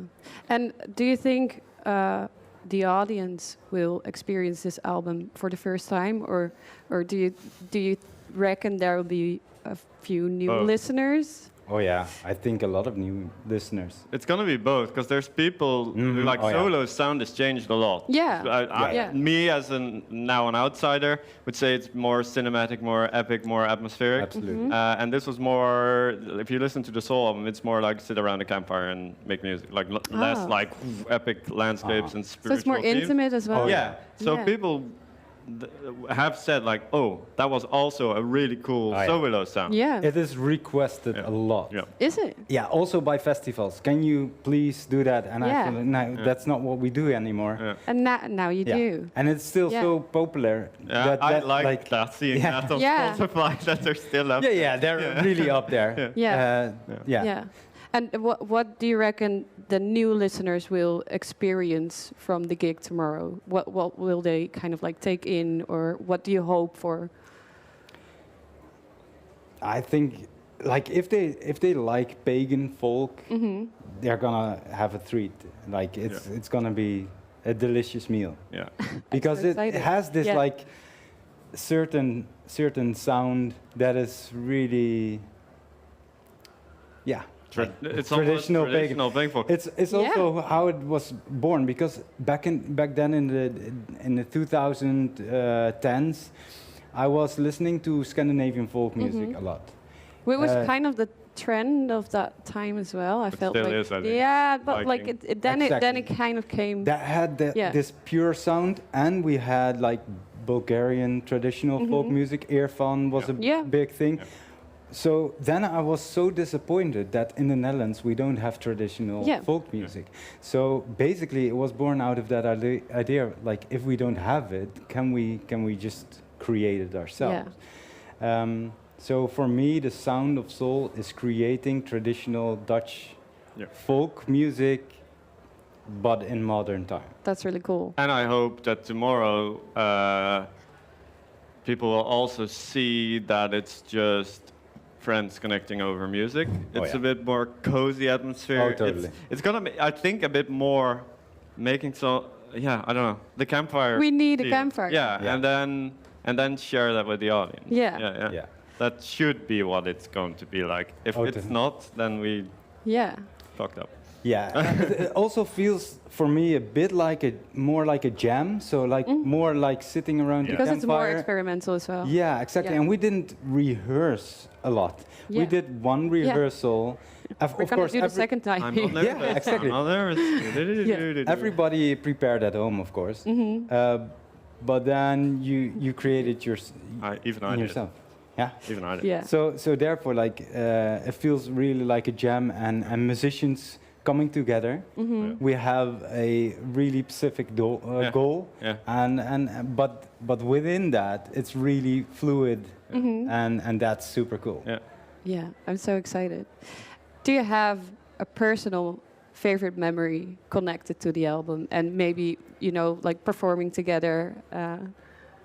Something, a fun story, emotional story, sad story. I do have a story going back way to the beginning of the beginning. The first time I set foot into their house, I had like dreads, and my standard streetwear would be harem pants and boots. And I entered their house, and Faber said, "Oh, we should have gotten dressed up too." And I was like, "Sorry." Oh, that was but basically, you felt like I meant it as a compliment, because I thought it was amazing to have basically being able to wear whatever the fuck you feel. Back then, I was working as a physiotherapist, and I could not be the person that I was at home. So therefore, my closet was filled with stupid clothing that was just normal. And besides that, I had my reenactment clothing and some more. It was more like a costume instead of everyday. Yeah, exactly. Nowadays, it's the other way around. And the fun thing is we started celebrating the pagan year feast very quickly, which was very fun. Because when we made the first debut album, Alvarad, back in 2013, so 3 years before, I know, 3 years before the Soul album, we didn't know each other. I created this music, and I was searching flute player, and especially Fika was like, you need. Back in the day, you just called people. No, like, but Fika was like, yeah, you should ask Koen. He's the perfect fit. I for was this. very honored. I remember. And it was a perfect fit. But we didn't know each other, and we created the music, but it was separately. Yeah. So nobody knew each other. Yeah. And then when the album was done, I invited everybody at my home for a dinner to present them the CD, where it was not even out. Well, how did you do? Did you do the recording separately as well? So you just went to Fika's studio and so nobody knew each other. Yeah. So that was the first time we saw each other, and we listened to the whole album together, and we had indeed a great meal, probably on a Pagan Year Feast, because that was the album was completely about that. And then Koen was like, look around. We're like almost the same age. We're gonna do this live, right? And I was like, no way! What the fuck? That is really? Yeah. It was just meant to be a album studio project. Yeah. But so, Koen pushed it. Yeah. Like, So it makes it now to me it makes even more sense to celebrate Soul as an anniversary album instead of Alvarad. Yeah. Exactly. Yeah. We skipped totally. that. Yeah. Fair. It's like Alvarad was created separately, and then what happened when we came together? It was that's magic. the more mature product. Yeah. Which is Soul. That's so cool. Yeah. Because you could say it's the same compositions, but it transformed so drastically and so fast. Yeah. Just by playing it and improvising all the time. Yeah. That was what we were all about. And we changed music instruments, or I at least. You got a bouzouki instead of piano. And a nyckelharpa. Oh, yeah. So I changed my piano parts into a bouzouki and nyckelharpa part. And I changed from transverse flute, which I needed to play all of the notes, to the whistles, which I'm way more comfortable with. Yeah. So then that's the free flow that could be put in Soul. And that influence maybe everything. Yes. Just everything. Yeah. That's so special. So it sounded so completely different that we had to record it again. And of course, we had already some new music, so we combined that on the Soul album. Yeah. And then also the live act was growing much faster because nobody, in my opinion, nobody was understanding the piano and the cinematic sound. But when it became pagan folk, then it was like, now we get it. I was walking over the terrain yesterday. I was going through the Heathen Gang, and some lovely lady started shouting at me. She said, "So happy you're joining them. I was there on Teilinge, which was way back, a Viking festival where we played acoustically this music." And so, yes, people have registered this sound. Yeah. Does it feel like you're closing a loop in a way? Well, like could be, the crazy thing for me, my last album was about the concept of death. And it was like because death occurred in my family, and so death was around. But I also felt like personally and musically, I was heading to a full circle. Yeah. Painful, but necessary. Like maybe. necessary. Exactly. And so this feels like going back to the roots. Yeah. So it's really beautiful, symbolic. Yeah. That's so special. Yeah. I love that. Yeah. And because I feel like, or I think every album has evolves around a different tradition. Concept, Soul, Sun. Do you? Yeah. Is there still kind of? Is it still an important theme now, or how do you look back at that? Well, back in that day, I was really into the Pagan Year Feast. Yeah. And so Soul is the sun goddess, and of course the sun gives our 4 seasons and gives us the cyclical nature of existence, day and night, and the 4 seasons. And then, of course, you can connect that with the Pagan Year Feast. And we were celebrating them for years from the first album. We really, every 6 weeks, we came together, mostly at our house, and we celebrated the Pagan Year Feast. We were playing the music. Also, like the whole idea of creating an album, or 2 albums technically, about the Pagan Year Feast, because I felt there was not like music that fitted perfectly with the Pagan Year Feast. So I thought, just like create it yourself. And playing that every 6 weeks, that was the rehearsal. Yeah, basically. And yeah, that so makes sense. we celebrated it together, and well, after a couple of years, that went away. But life happens. Yeah, exactly. Yeah, and just to get back to like closing the loop, what's happening after? Yeah, that's the big question. Yeah. Rebirth. That's also like the phoenix, right? Definitely. The theme of Castlefest, the Wicker this year, is from the ashes. After death occurs, something will born again. Yeah. So, yeah, it's gonna be an exciting time. I'm really excited. Are you ready to play some music, maybe? Yeah. Yeah, let's try. It's so warm. If the people at home watching the live stream, please give the people that you see here effortlessly talking, give them some respect. Because now the doors are closed and it's a beautiful sauna you have here. Yeah. It fits with the theme of the album and the anniversary. So you have to burn the sun here. Yeah, definitely. All right, let's head over there. Yes. You brought all your flutes, I saw. Yeah, that's just, it's one suitcase. One suitcase. Yeah. All right. Are we gonna do like full songs or? Well, we thought about doing halves. Halves. Because most of the songs are pretty long. I would say like almost 4 minutes. So we thought rather play a couple of them half than a whole song. All right. And the first one is. Yeah, what shall we play, man? We like, of course, Yule would be amazing. Yeah. We have to do that. Bring Maybe some something cold with the nickel harpa.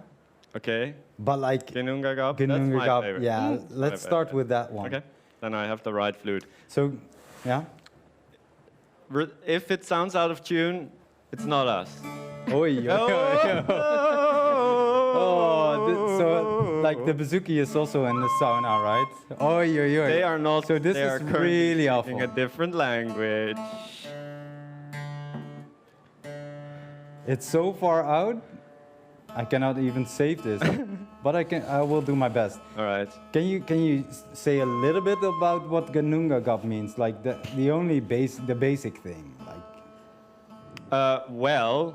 It's just a tiny subject. At the risk of making a complete idiot of myself. No, I can't. It is about the great nothing. Exactly. And the cool thing is, if people have seen this music in the way backs, we had Eugen, who did the Wicker Ritual last year, I think. Yeah.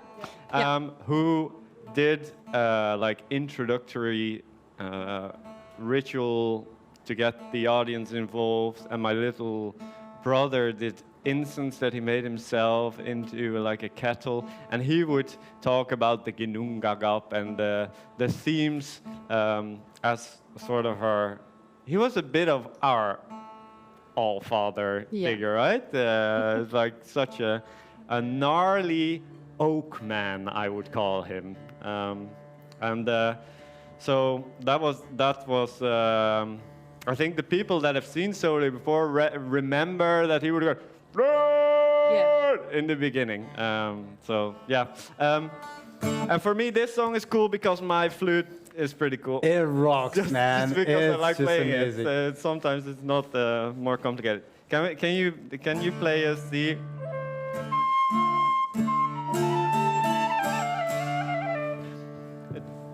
Let's go.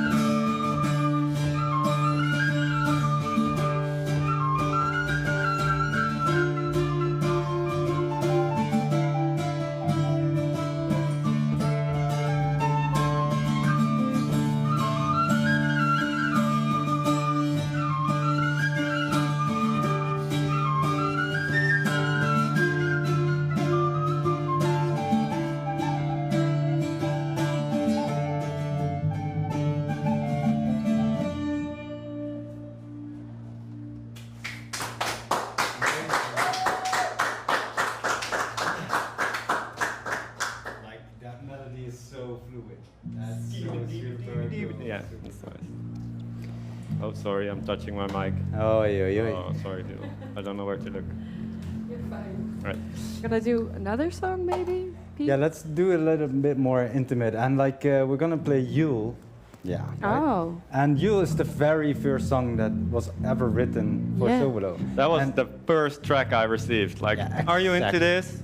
And for me also, that was the starting point. After that, everything followed. So Yule is about midwinter. So it's also almost connected with the phoenix. It's the moment that the ashes are there. Yeah. And the moment before a new thing arises. Yeah. So they're starting their sound check on their forest. So we're gonna try and see if we can manage the Do we have to sit closer to the mics? I don't know. No, it's fine. Okay. We'll see how it goes. Exactly.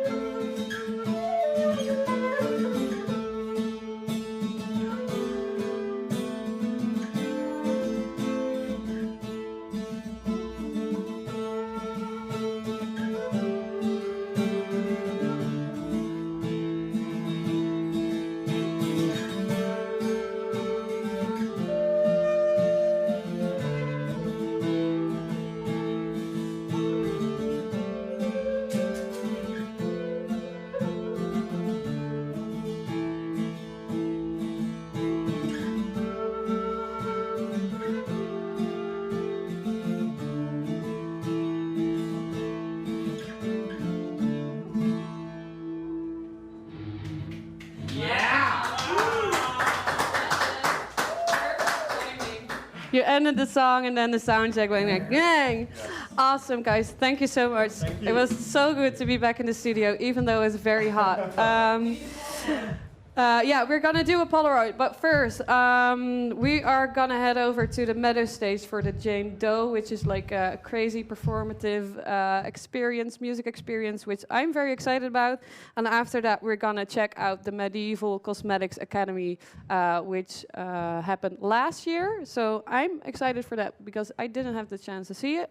And after that, we're gonna see Willows at Village. So we are gonna take the Polaroid, open the doors, and we'll see you in a bit. Thank you. Inside, bloody doors, it's got me shouting out. Make the sky fall.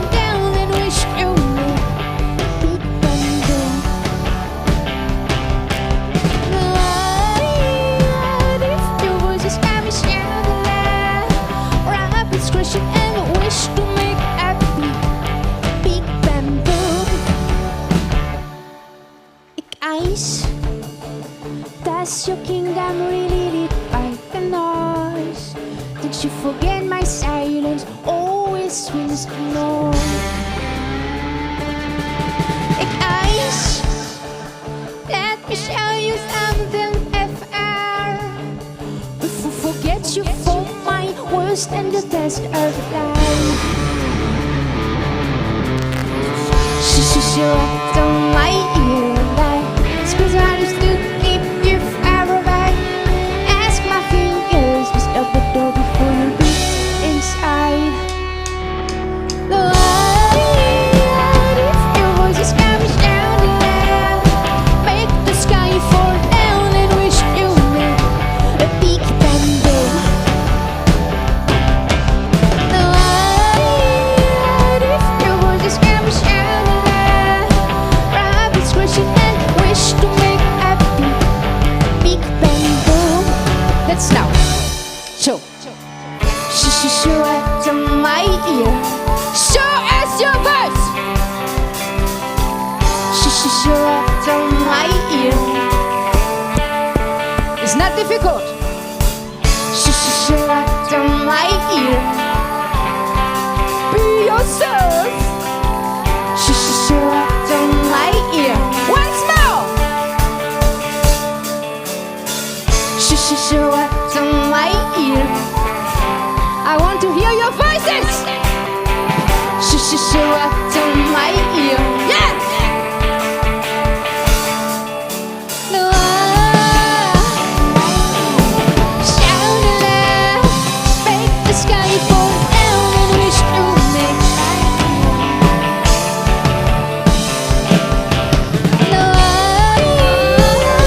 Your voice is coming, shout aloud. Rabbits squishing and wish to make a big bamboo. No, your voice is coming, shout aloud. Rabbits squishing and wish to make a big bamboo.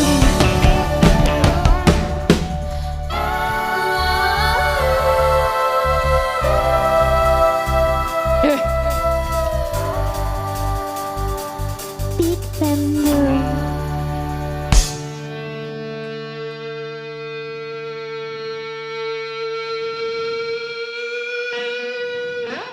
Thank you!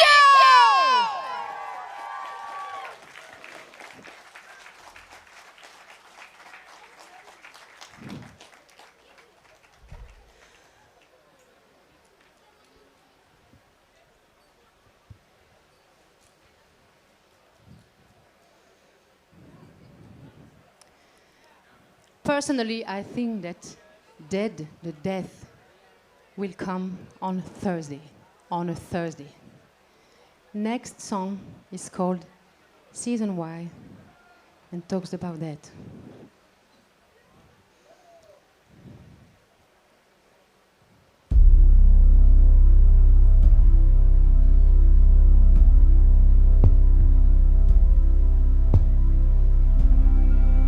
Thursday came with a morning.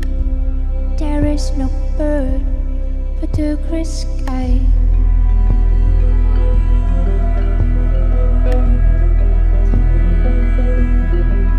And the snails are climbing to the gutter, waiting patiently to say goodbye.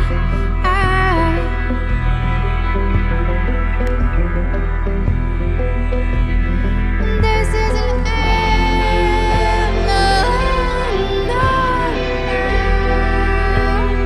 We'll spring never end, no.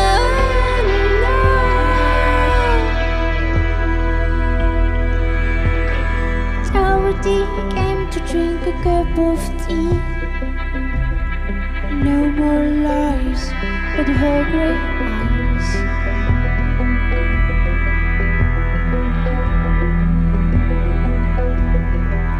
And soon the clock will stop instead to prepare itself and make its way cry. This is an end.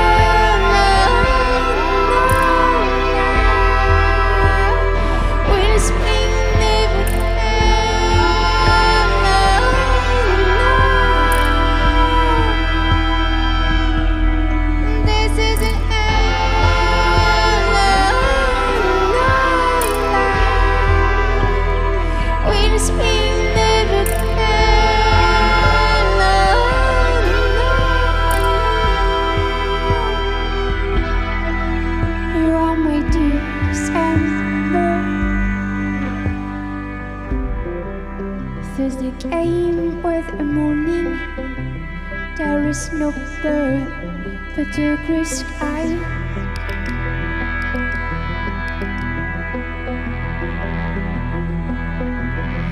There's an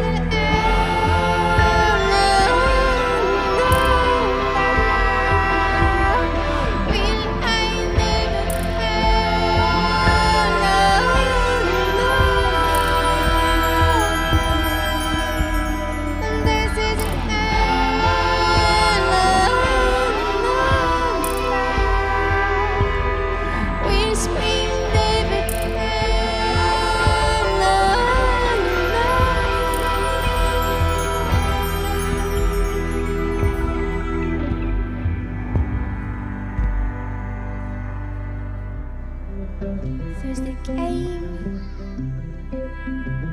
with the morning.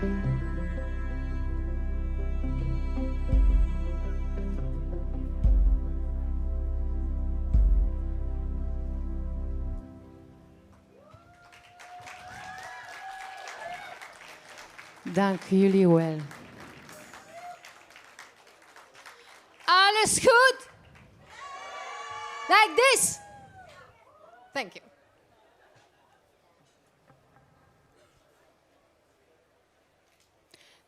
Next song is in French. Danse d'un pas.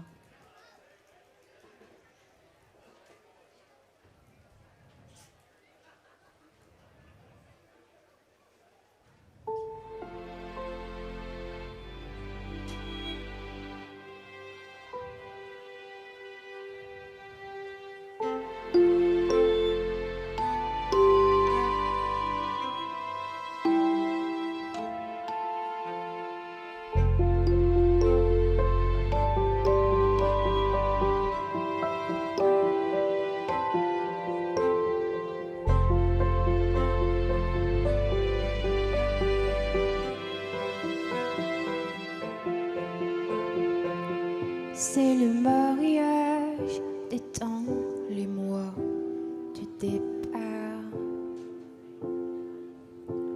L'alliance décroche qui impose son miroir.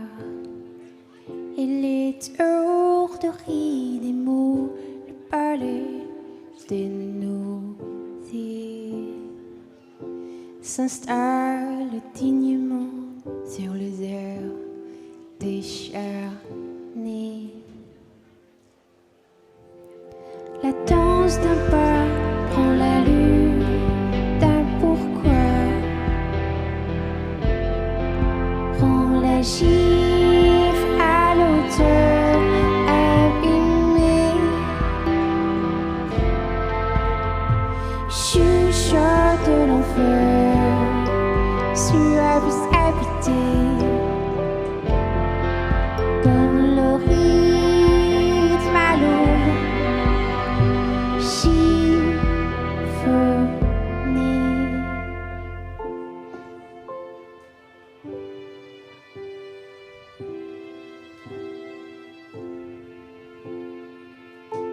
Exalte le mar du filtre jeté. Trop tôt pourtant l'océan.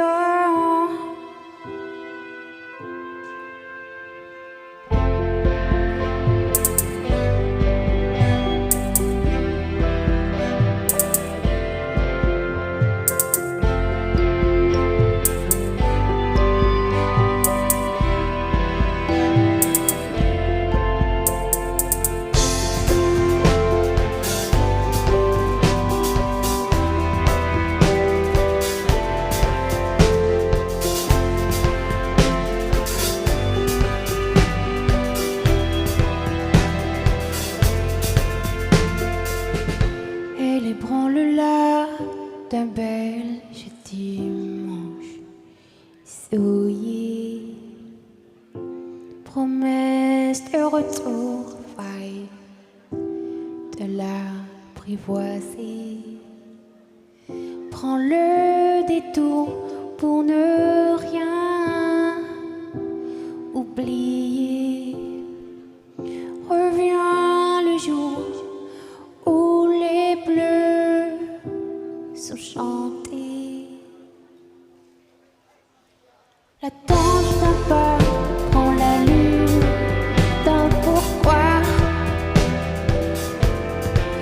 On la gifle à l'odeur abîmée.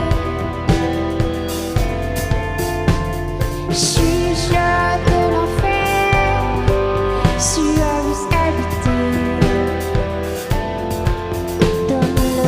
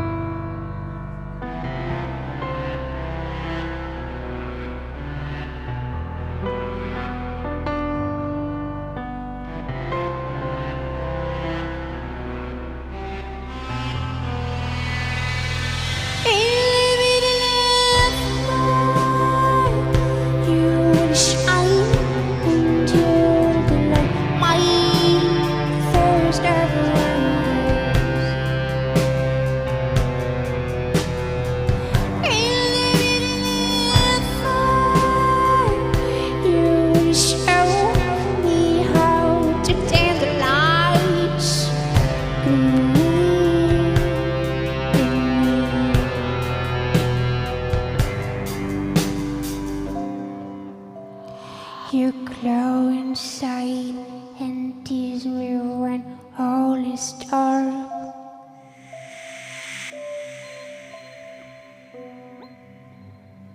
You'll come at night with the light on mine and touch me where it's fleeting.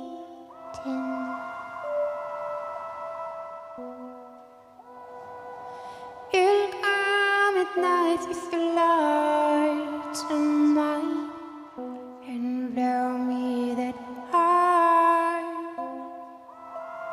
free.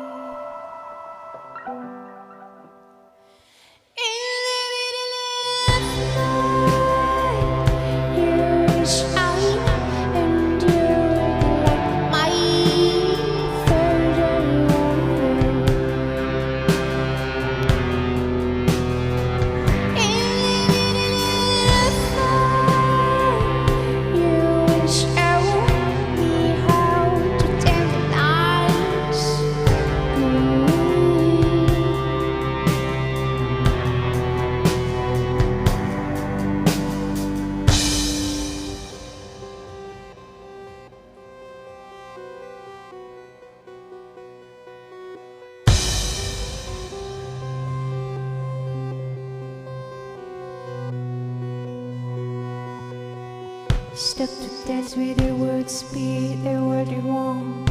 Two seasons are enjoyed. Tomorrow is still asleep and let your day rise and let yourself shine.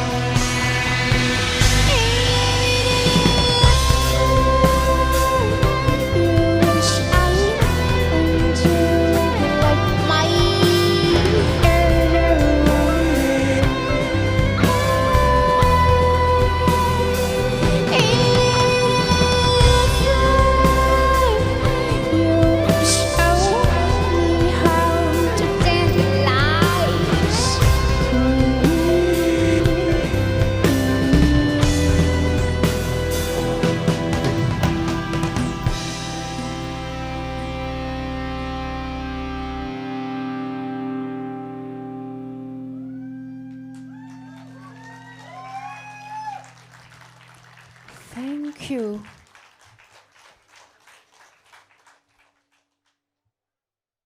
Because no one is perfect, and many people have faults and imperfections that bother them or feel wrong, more to some, less to others. And because it hurts them that they have imperfections, I hereby give ways to remove or cover up these blemishes as it is found in Latin. This is a paraphrase and a translation of how one of my texts starts in Middle Dutch. Welcome to this presentation on golden hair dye and white leaden after sun, an introduction to medieval cosmetics on behalf of the Stichting AG van Hamel and Utrecht University. Welcome.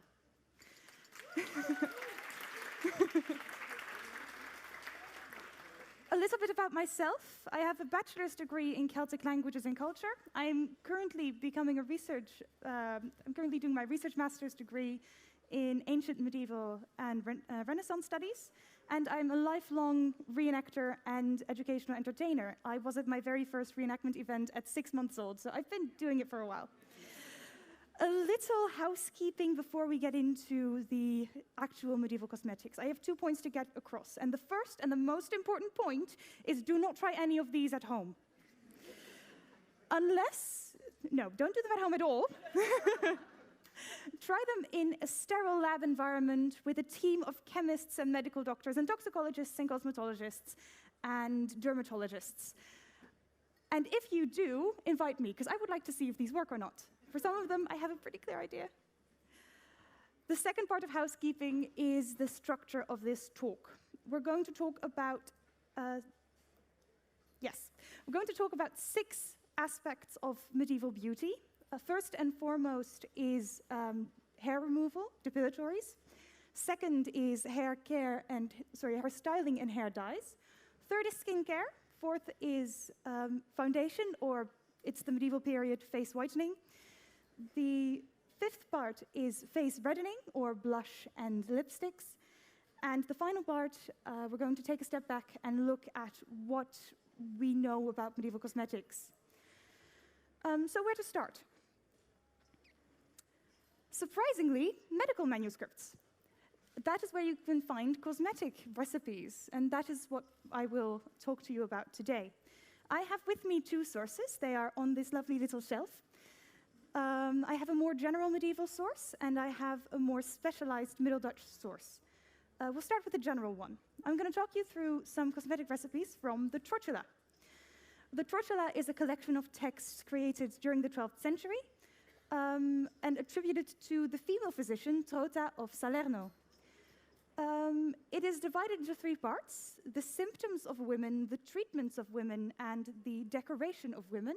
And as such, it is a text on gynecology, including but not limited to medieval tampons.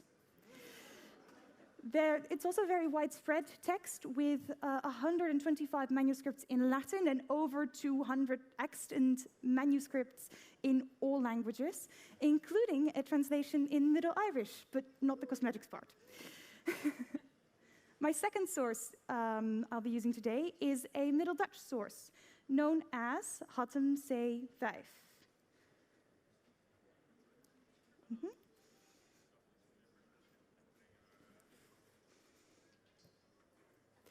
Hattem C5 is a manuscript dated to around 1450, and it is a trilingual book. It has Middle Dutch texts in Old French, and text in medieval Latin. It comes from Hattem, which is a lovely Hanseatic town. It is owned by the Voerman Museum in Hattem, a lovely Hanseatic town in Gelderland.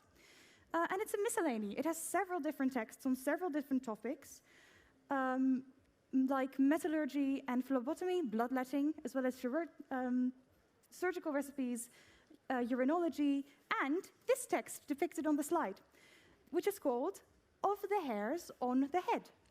And there is the original version of the text that I cited at the beginning of this presentation. Om het dat niemand volmaakt en is.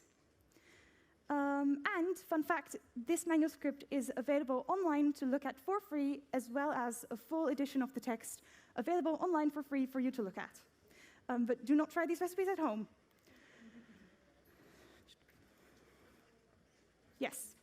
So without further ado, let's talk about hair removal. The most common way of removing hair in the medieval period is through a depilatory cream. With a simple 3-ingredient recipe in its most distilled form. We use quicklime and orpiment and water. And you turn the quicklime into some kind of a porridge, and you add orpiment to it, and you boil it again, and then you add water to it, and you knead it, and you use a feather to test whether or not it works. You dip the feather in, and if you can remove the quills easily, that means it works. Fun fact, these exact ingredients are also used in the tanning and parchment creation businesses to remove the hairs off the skin. So this will absolutely take your hair off of your skin, and that is a threat. It can also be used and ground into a powder and put on top of a layer of honey or oil to remove the hairs. And there's a rather posh recipe that uses cucumber and almond milk and galbanum and quicksilver, or mercury as it's known in these parts, and frankincense and nutmegs and cloves. And as I said, this will remove all of your hair. But because it is quite harsh on your skin, you also need the proper aftercare. The Hutton manuscript recommends a simple 4-ingredient concoction made of henbane and nightshade and house leek and blood of bat. And I am not making this up. Those are the exact 4 ingredients that the manuscript cites. It is, frankly, unhinged, but not as unhinged as the list of ingredients that the Trotula recommends, which is, if the slide wants to cooperate, oh, there we go. One back. There we go. Yes.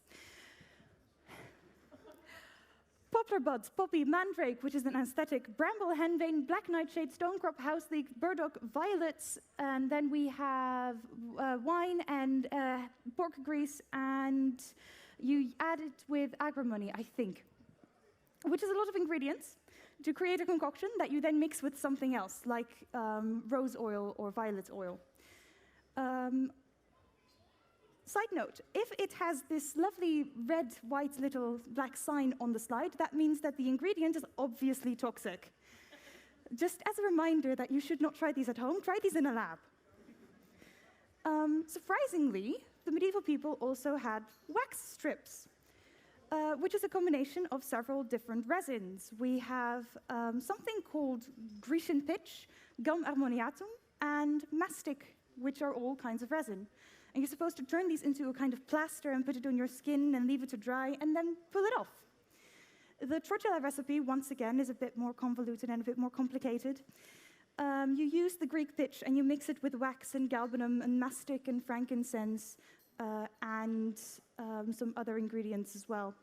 And they recommend you use it as a face wax to remove the hairs of the face. The recipe tells you explicitly to avoid using your eyebrows. If this all sounds a bit, well, you have to reapply it, don't you? Hair tends to grow back. So if that all sounds a bit complicated and you just want a permanent solution to removing your hair, there's a permanent depilatory, which is a combination of ants' eggs, red orpiment, gum of ivy, and vinegar, which I think will burn lovely into your skin. And that concludes the very first part of this talk. On to the next.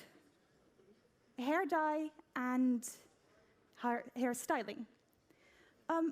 Before dyeing your hair, you must prepare it, yes? So let's talk about that. Hair in the medieval period, according to these recipes, was washed with potash, which is a combination of water as well as the fat used in cooking, or any fat, and then ash. And you mix this together to, for example, clean the pot. So it was kind of a surprise to me that it was also used for washing hair.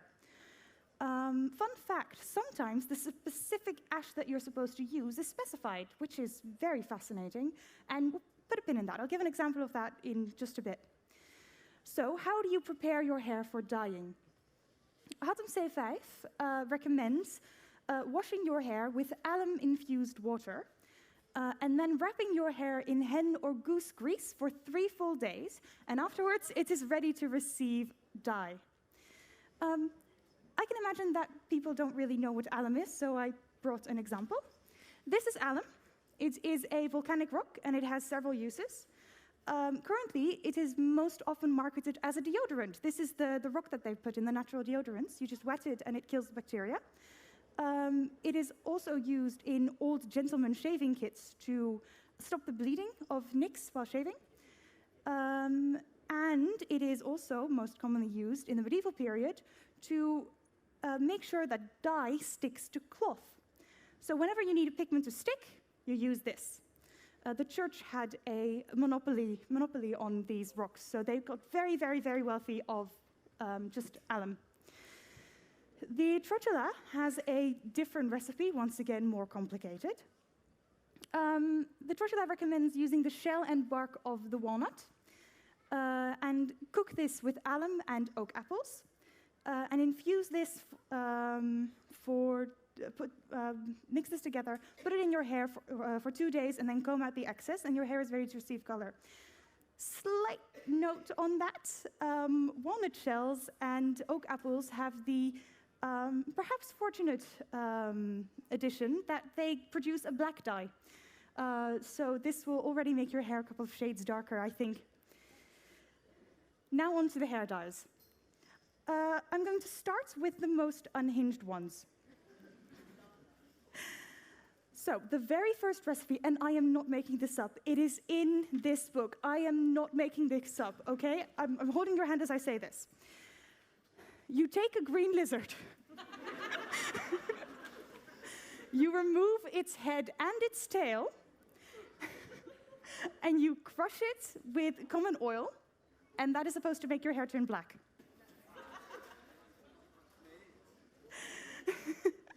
It is absolutely in there, and it's just a small paragraph. If you think that is insane, or if you want to do more animal cruelty, why not try dyeing your hair black with the following method?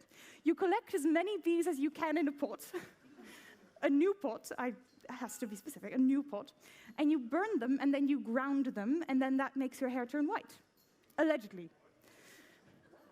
If that is too much animal cruelty, which I totally understand, there's an alternative to this recipe where you use agrimony and goat's milk, and you mix this together, and it's supposed to turn your hair white.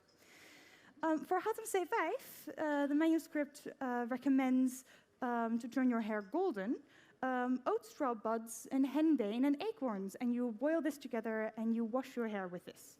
And it's supposed to make your hair shine golden, and you leave it in overnight, and it gives a lovely golden shine to your hair. Now on to some more normal recipes, I think. Remember how I said that potash ashes can be specified? This is where it comes back. That is the wrong slide. Cool. So, you take potash made of cabbage stems or ash of grapevine and walnut shells and agrimony shells and alum. If you want to make pigment stick, you use alum. This is supposed to make your hair black. So you boil this together in water and you strain this through a fine cloth, and then you add oak apples potentially, and you roast these and you use the sap as dye. There's another recipe for turning your hair black where you boil walnut shells and galangal and anoint your hair with this. Galangal, for the Dutch people around here, is called laos in our country. It's that specific spice. There's another recipe in the trotula which uses myrtleberry flour and clary boiled in vinegar. But the trotula doesn't tell you what color this becomes. I had to look it up, and myrtleberry is used as a black dye, so I think this turns your hair black. But it's not specified, so it could be any color. And then there's another recipe from Hatem C5 that teaches you how to turn your hair golden, where you take rose oil and you mix it together with something called cyperus and something called alcana. That doesn't quite make sense. So you have to look up the words. You have to look up what this means. And if you look up the word as it is in the manuscript, you can't find it. I've tried the Middle Dutch dictionary and I couldn't find anything. I tried my standard Latin dictionary and I only got an answer through the Latin glossary that's in there, and it told me Juncus triangulus, the triangular rush, which is not a species name that is in use at all. But if you change the I to a Y and simply mess with the spelling a little bit, because that's what they used to do, you find a type of plant called cyperus, which is the family that the papyrus plants belong to. And they tend to be triangular, so that could potentially be it. And then there's the alcana. Alcana is easier to find. If you look it up in the Middle Dutch dictionary, you find that it is either alkanet or henna. And it just so happens that alkanet is a discount henna. So those create a sort of reddish dye. So we put all of this information together, and we use the oil as the mixing agent, and then we use the reddish henna dye. Then the cyperus must give a yellowish dye to turn your hair golden, as the recipe suggests. Now on to hairstyling products. There are far more hair dye recipes in this manuscript, I am telling you. So, to turn your hair curly, you use something called danewort and oil. And danewort is the plant depicted here. To let your hair grow, you use, depicted here, burnt barley bread, as well as salt and bear fat. To make your hair grow long, you use marshmallow root, which is depicted here, as long as pork grease, wine, cumin, mastic, and egg yolks. And as a hair perfume, they recommend the use of musk and clove and nutmeg. So if you want to imagine what a medieval person is trying to smell like, think speculaaskruiden, and you'll get a pretty good idea.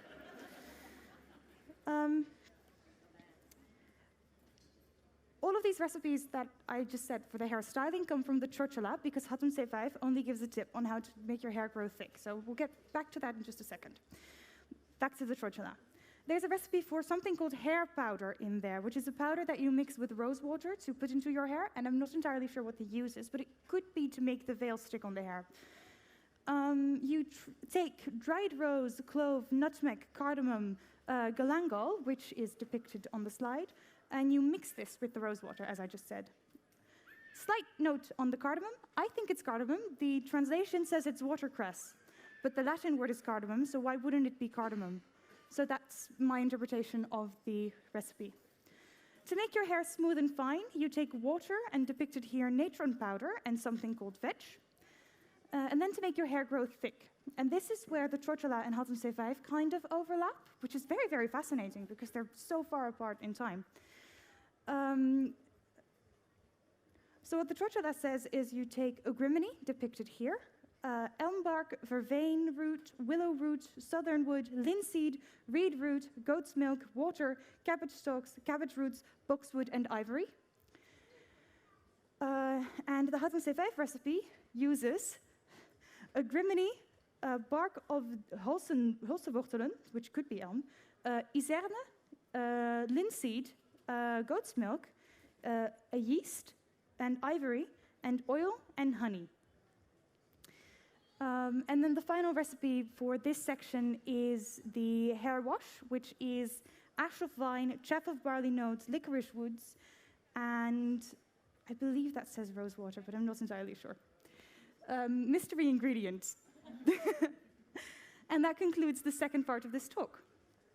From here on out, the only source we're going to be using is the Churchala, because Hatun C5 only talks about hairs on the head and how to paint them and how to remove hairs. And it suddenly occurs to me that I'm yet to show you what it looks like to work with these texts. So we're going to do that for just a minute. This is what a text looks like in a manuscript. These are recipes from a Churchala manuscript, and they are cosmetic recipes, but they're not the one that I'm going to discuss in this section. You can be trained to read this. That's called paleography. Highly recommend. Lots of fun. But it's kind of a texting language that you need to learn, because they try to put as many words on a page as they possibly can. And you do that by creating abbreviation signs. So it's kind of like learning a texting language. If an editor takes this text, they can turn it into something that looks like this.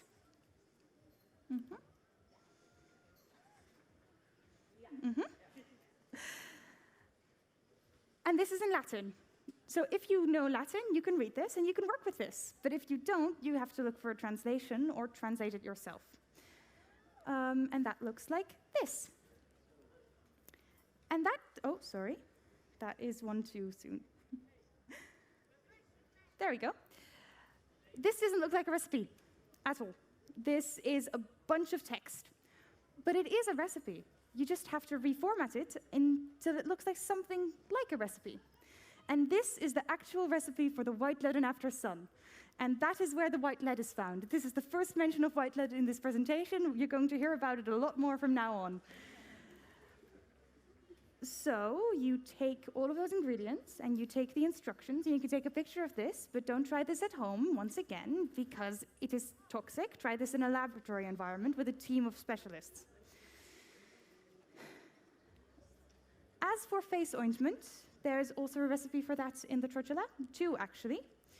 And I am not making this up. The first ingredient that you're supposed to use is crystals. The second ingredient is something called vernix, which she translates as varnish, but could also refer to gum of the juniper tree. So take your pick. The Iglanzin roses, or egelantieren if you're Dutch.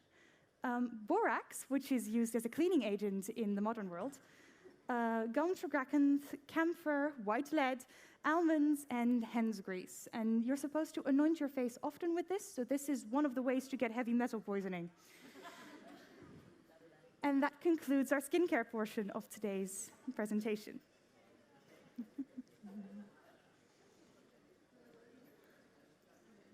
Yes, which brings us to foundation. And there are quite a lot of recipes on foundation in this book. 5 to be exact. Depicted here are ingredients that are mentioned twice in this, to give you sort of an idea of what is commonly used in these foundation recipes.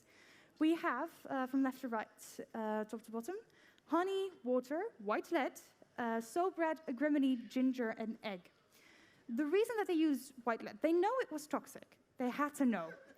But the reason you use white lead is because it's the only opaque white pigment they had access to at the time. And they thought it was very beautiful if you looked as pale as humanly possible, because it means that you didn't work out in the fields all day and you had enough money to lounge about inside. That's simply how it works. And the least toxic recipe that I could find, or the easiest recipe, is you take soap bread and you turn that into a powder, and you put that on your face. There's another recipe that uses lily root, and you're supposed to make a powder out of that, and go to the baths, and then combine that with an egg at the baths, and then put it on your face to make your face go pale. There's a recipe that has a grand total of 17 ingredients, including white lead. And there are some other recipes in there as well. There's the first one it mentions is named a kerotum, which uses a kind of bleached wax in it, which is very fascinating. And thus concludes our foundation bit of this talk. The next is about blush and lips.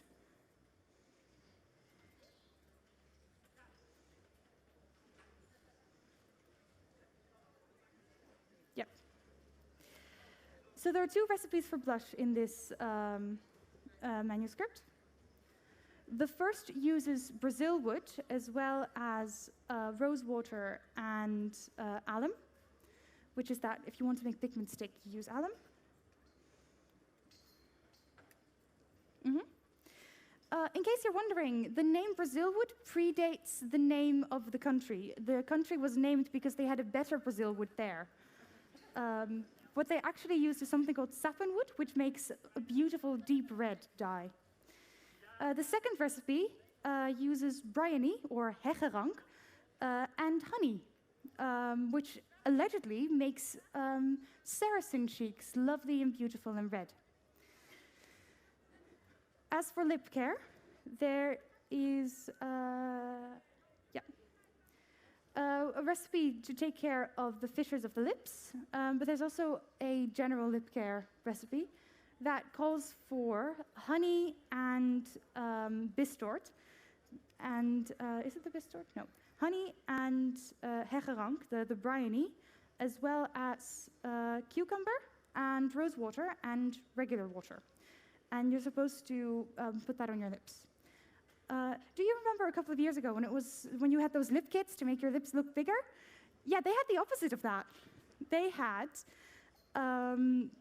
2 ways of making your lips look thinner than they are. The simple version is you take honey or water and you add bistort or Florentine iris or figwort to it, and then you add a starch to it. And the starch is, as the recipe itself provides, barley, that is putrefied and then dried. So once again, do not try these at home. There is another method that uses marble powder alongside pumice and cuttlefish bones and agaric powder and mastic, which is that resin once again. Finally, lipstick. There's only one recipe for that,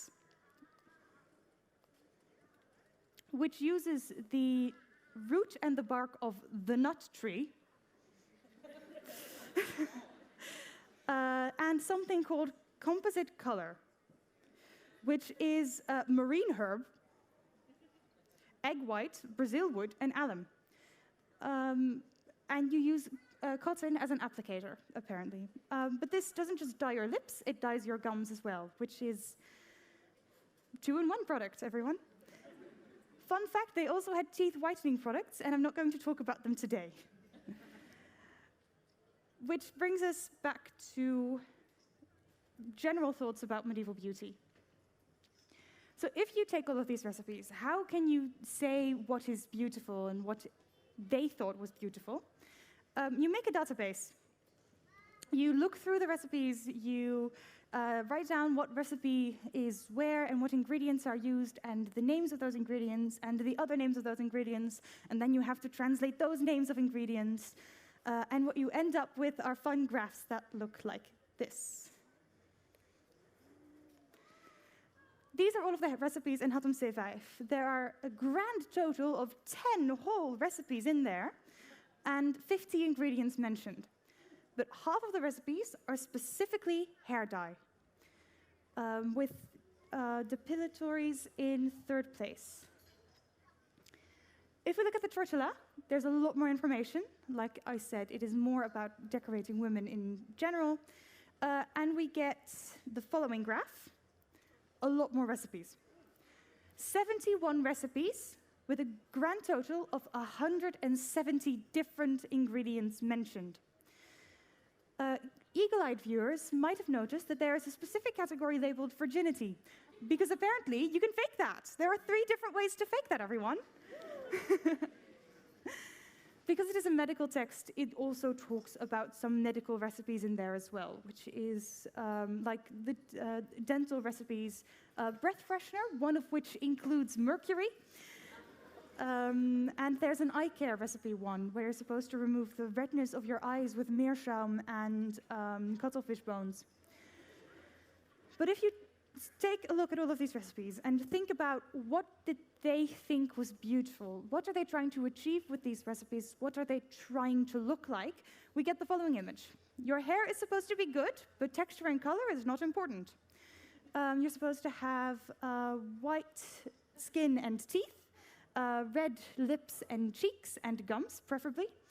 You're supposed to have thin lips, and you're supposed to smell nice, and you don't have to be a virgin, but it would be great if you feel like one. And if we get to the question, but what cosmetics did they have access to? I've given you the following easy diagram. They had hair dye, they had lipsticks, they had foundation, but they didn't have mascara and they didn't have eyeshadows. There are 0 recipes for any eyeshadow or eyeliner or eyebrow products anywhere in this part of the tortilla, which is very fascinating because today that is like the main part of a look, right? That's so cool. So that concludes the educational bit of this talk. These are all of the cases that I wanted to talk about, and because it's been a long day, I wanted to have an easy bit of concluding remarks. So I made listicles of my favorites in doing this research. And the most used ingredients are 3rd place, honey, 2nd place, vinegar, 1st place, water, mentioned 27 times in the tortilla alone. The top 3, yeah, that'll do it recipes. Any black hair dye that uses oak apples, which is the black pigment in the medieval ink. So yes, that'll turn your hair black, and it'll bite into your hair, so it'll stay black. In 2nd place, any foundation with white lead, because yep, that'll work. And finally, all depilatories with quicklime and argument that will take away your hair and bits of skin if you're lucky. My top 3 why would you do that recipes are in third place. It had to be Hottom Say Vibes Depilatory Aftercare, which, to remind you, is the Nightshade and Bat's Blood and Henbane and House Leek. The second place goes to Green Lizard. And the first place goes to Bee Ash, because why would you do that? For the top 3 wackiest ingredients that I came across, we have a newcomer here, child's urine, which is supposed to help remove abscesses of the face. It's a medical recipe, so I didn't talk about it, but it is in there. In second place, another newcomer, dove dung, used in face whitening. And the number 1 wackiest ingredient has got to be the ant's eggs from the permanent depilatory, because where would you even find those? As for the list of toxic ingredients, my favorites are, in third place, mercury. In second place, sulfur, which is mentioned twice. And in first place, orpiment, which is the namesake of arsenic. The Greek name for orpiment is arsenikon. So, and when it oxidizes, it turns into arsenic. So, yay! Finally, some sources and further reading if you want to get into medieval cosmetics. I'm going to pause at this slide for a bit. If it wants to. Yes! So I'm going to pause at this slide for a bit. These are the primary sources that I used. The Hottom Say 5 text is available to read online for free. You can download it as a PDF or even as an EPUB and have it on your e-reader. It is fully comprehensive, readable, workable, absolutely doable. Highly recommend. There's also some magical recipes in there, including the magic love potion from Tristan and Isolde, if you want to believe that. It's in there. As for the trotula, Monica H. Green created a translation and edition of it in 2001, and she published it both as a bilingual translation edition, so you can have the original Latin text alongside reading the translation, or as a simple English translation, including a list of ingredients that I have with me right there on the shelf if you want to have a look through it at the end of the day. Highly recommend. Once again, it is about gynecology and women's health. And like I said, medieval tampon is in there. Confirmed. The second link of the trotula is the link to the manuscript that I used to illustrate it. That one is also available for free for you guys to read if you want to, without any login required. It's great. My images come from old botanical books listed here, as well as some other sources. It's very fun to browse them. It's kind of difficult to work with them. But I'm giving a database on where you can look for the names later on.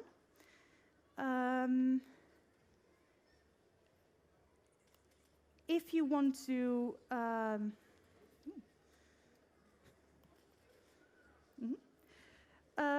here are some links that help me do my research. I use Logaion, which is my Latin dictionary. There's no login required. You can just use it. You can look up words. It even has the Latin-Dutch dictionary in that, if that's what you're into. Instituut voor de Nederlandse Taal has historical dictionaries available. You can just search up a word and you can look up the Old Dutch, Middle Dutch, Early Middle Dutch, and Modern Dutch, as well as Frisian, just in there, available for free, once again. The third one is de Werkgroep Middel-Nederlandse Artesliteratuur. Hottom Say 5 is an Artes manuscript, that is to say, a practical handbook text. WEMAL is trying to make these practical handbook texts accessible and readable and workable for the general public. I also added Rosalie's Medieval Woman, which has information on medieval cosmetics. I did not use her as a source for this presentation, but she has some good information to start from if you want to get more information. And the final link is to where I got my images. That's the database that I searched to find all of these images. And if you want to get into medieval cosmetics, there is a recipe in a Ghent manuscript that has some eerie similarities with the one in Hottom Say 5, and one in the Trotula. The Bruges manuscript is the Middle Dutch translation of the Trotula with an image of the medieval tampon. If you want to know more about general medieval cosmetics, you can look up Caterina Sforza and her Experimenti. She is an alchemist as well as a political powerhouse in her own right. And the final link is the vernacular translations of the Trotula, which are available in most European languages because of, once again, very popular text. And that concludes the lecture, Golden Hair Dye and White Leaden After Sun. And once again, on behalf of the Stichting A.G. van Hamel, they're over there if you want to buy some books from them. On behalf of Utrecht University, thank you all for listening. I will now be taking questions.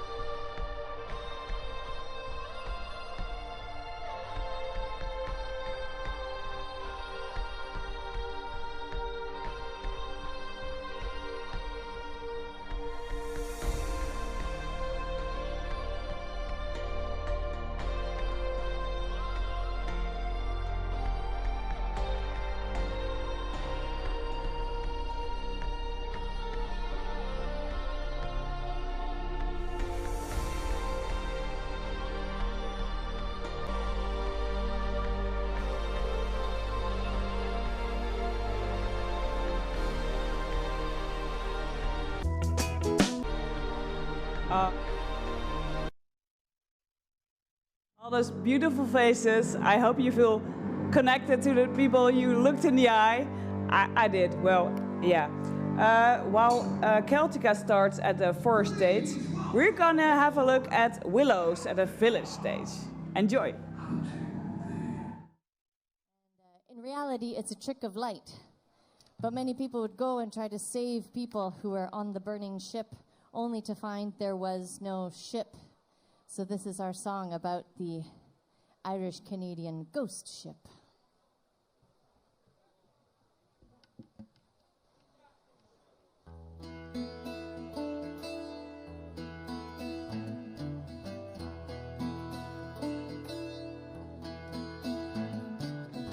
Back in the days of Black 47, from dawn to dusk it was hardship and famine.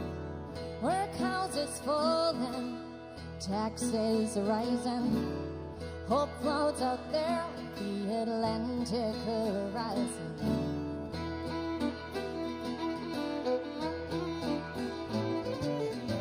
For Master Rigger made of wood and steel.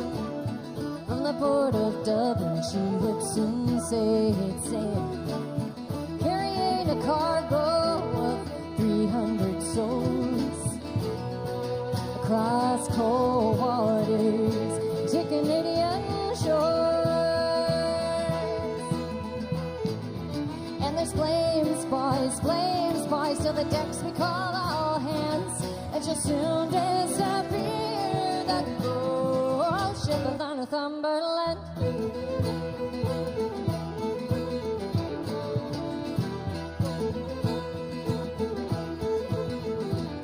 On the west shores of the Red Isle, in the dead of night, a winter's air, is it a play of light I've ever seen? Oh, water, the Northumberland.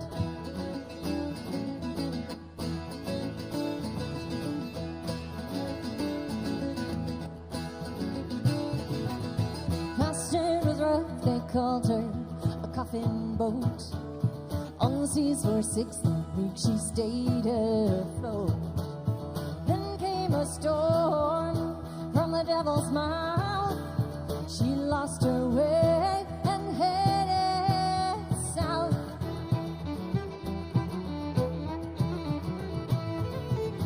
Through rolls of thunder and lightning strikes, that boat got fire and it burned up the night. 300 prayers were to no avail.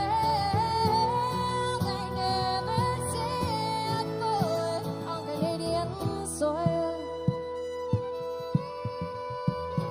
On the west shores at the Red Isle, in the dead of night, a winter's air, to the play of light they were ever sailing, in the dead of night, a winter's air.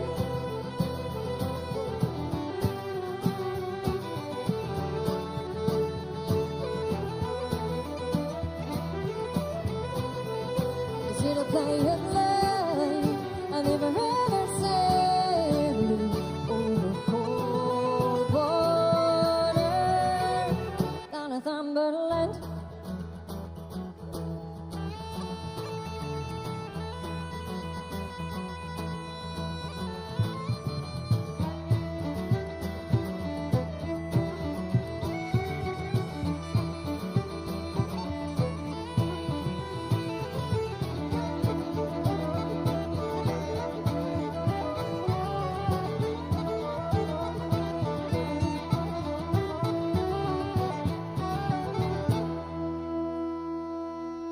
Yeah, thank you very much. So because you want to move your feet, the next one is going to be a dance.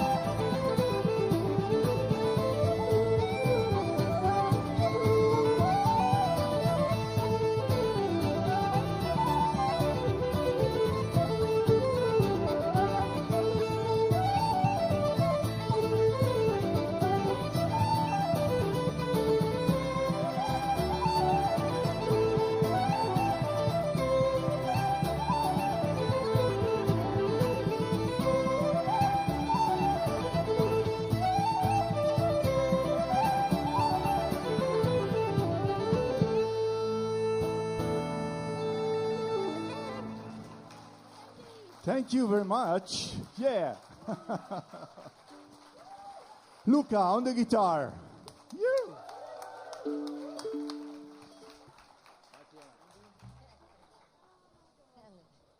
I do like this though. I like how we have the hardcores in the sun, and then we've got the awesome, yet a little less hardcore in the shade. We see you.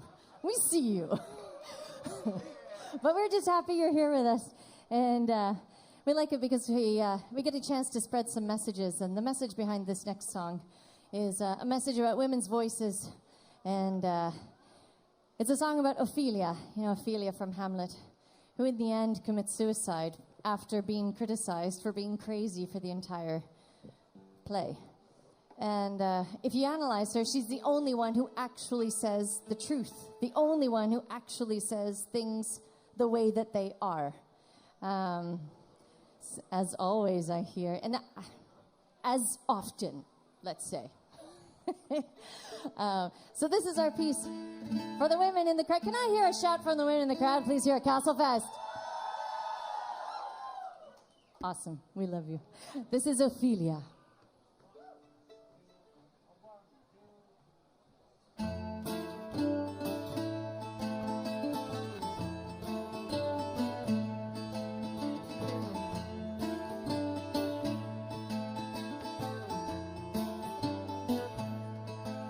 Along the walls of Elsinore, with eyes none can see, it walks a maid, and under the weight of a lover's liberty, and as the spring fades away on pebbles and the trail, hidden from a weary rival, long set sail.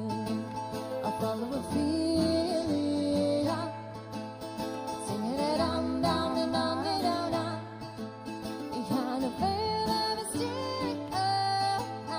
Where do you go, Ophelia? I'll follow Ophelia, singing it on down and on and on, behind a veil of mystic. Where do you go, Ophelia?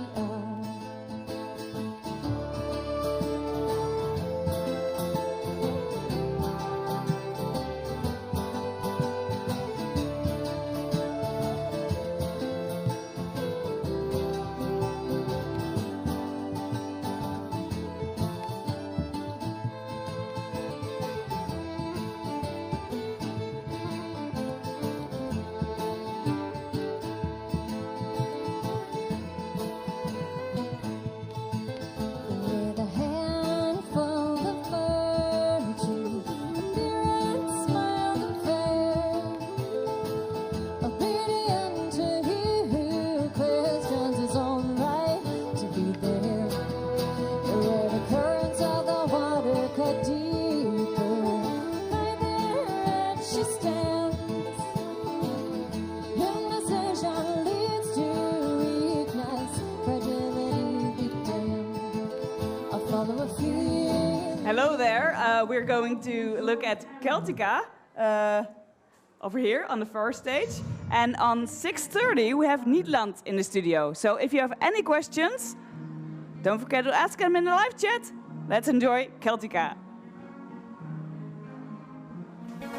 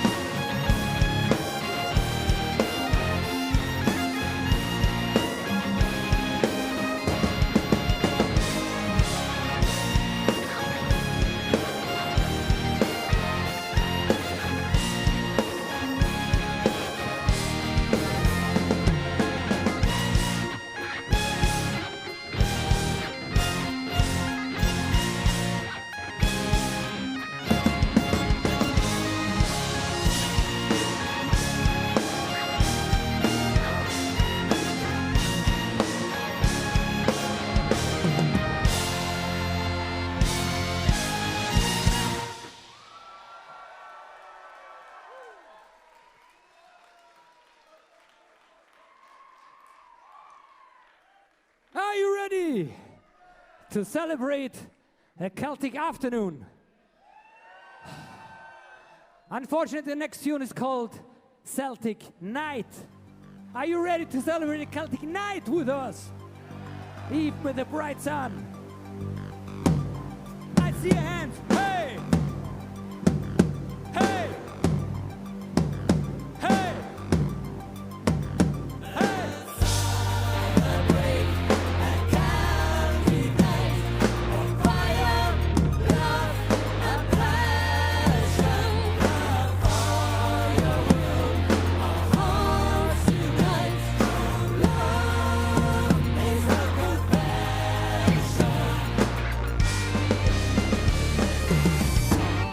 With us, we see the wind on dragon wings will fly.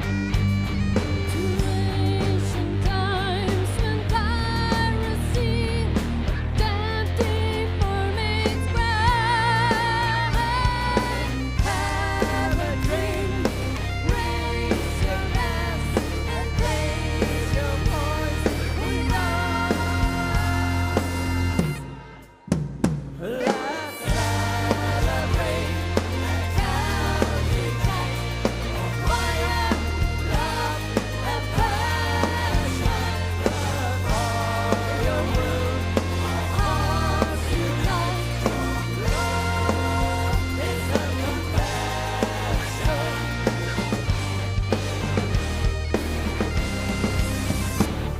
A magic world just waits for you, where the highlands touch the sky.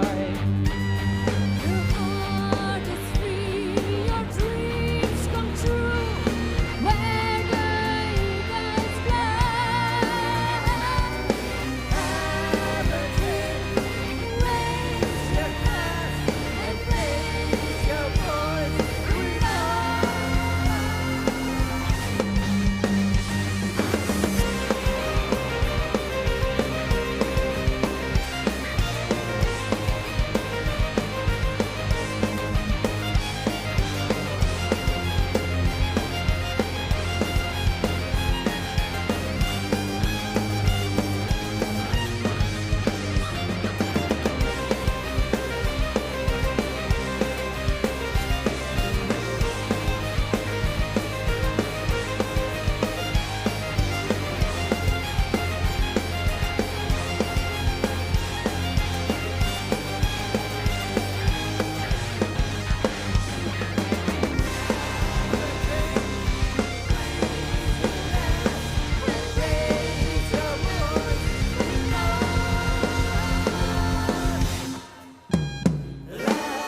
celebrate a Celtic night of fire, love, and passion.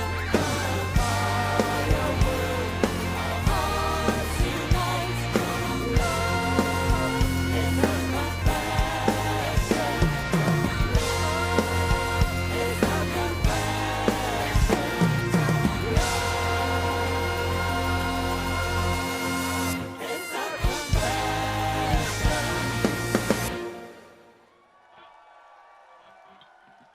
Thank you so much. Do you know Gary Moore? Guitar player Gary Moore. Do you know Nightwish? Do you know Celtica? And what we have in common, we play a tune of Gary Moore. It was the hit of Nightwish, and now we do a bagpipe version. Over the hills and far away.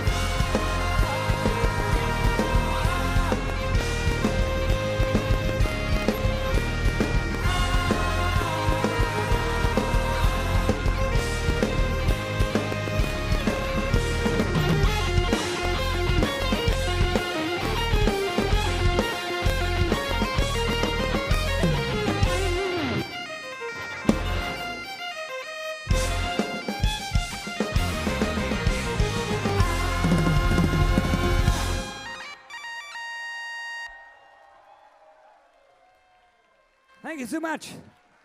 The next tune is inspired by a sad story with a happy ending. You know, 4 years ago, the Belarusian band Irdorat played bagpipes at a demonstration, and they got arrested for 2 years in prison. They had to be in prison for 2 years. They really had to be in there. There was no chance to get them out, only for playing bagpipes. But they could move to Germany, and now the lead singer and her friend, the other half of Irdorat, they got a baby. So life goes on. Fuck dictators, life goes on. And this next tune, we wrote it 2 years ago for our last album, for Hunting the Horizon. And we didn't know it's about the baby, so we definitely dedicate it to the newborn baby. It's called When the Wild Geese Return. When the wild geese return. When the wild geese return.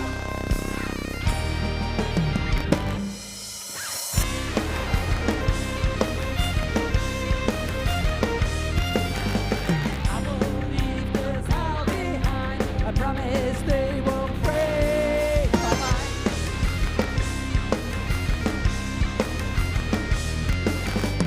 Even when I'm free again, when will I be me again?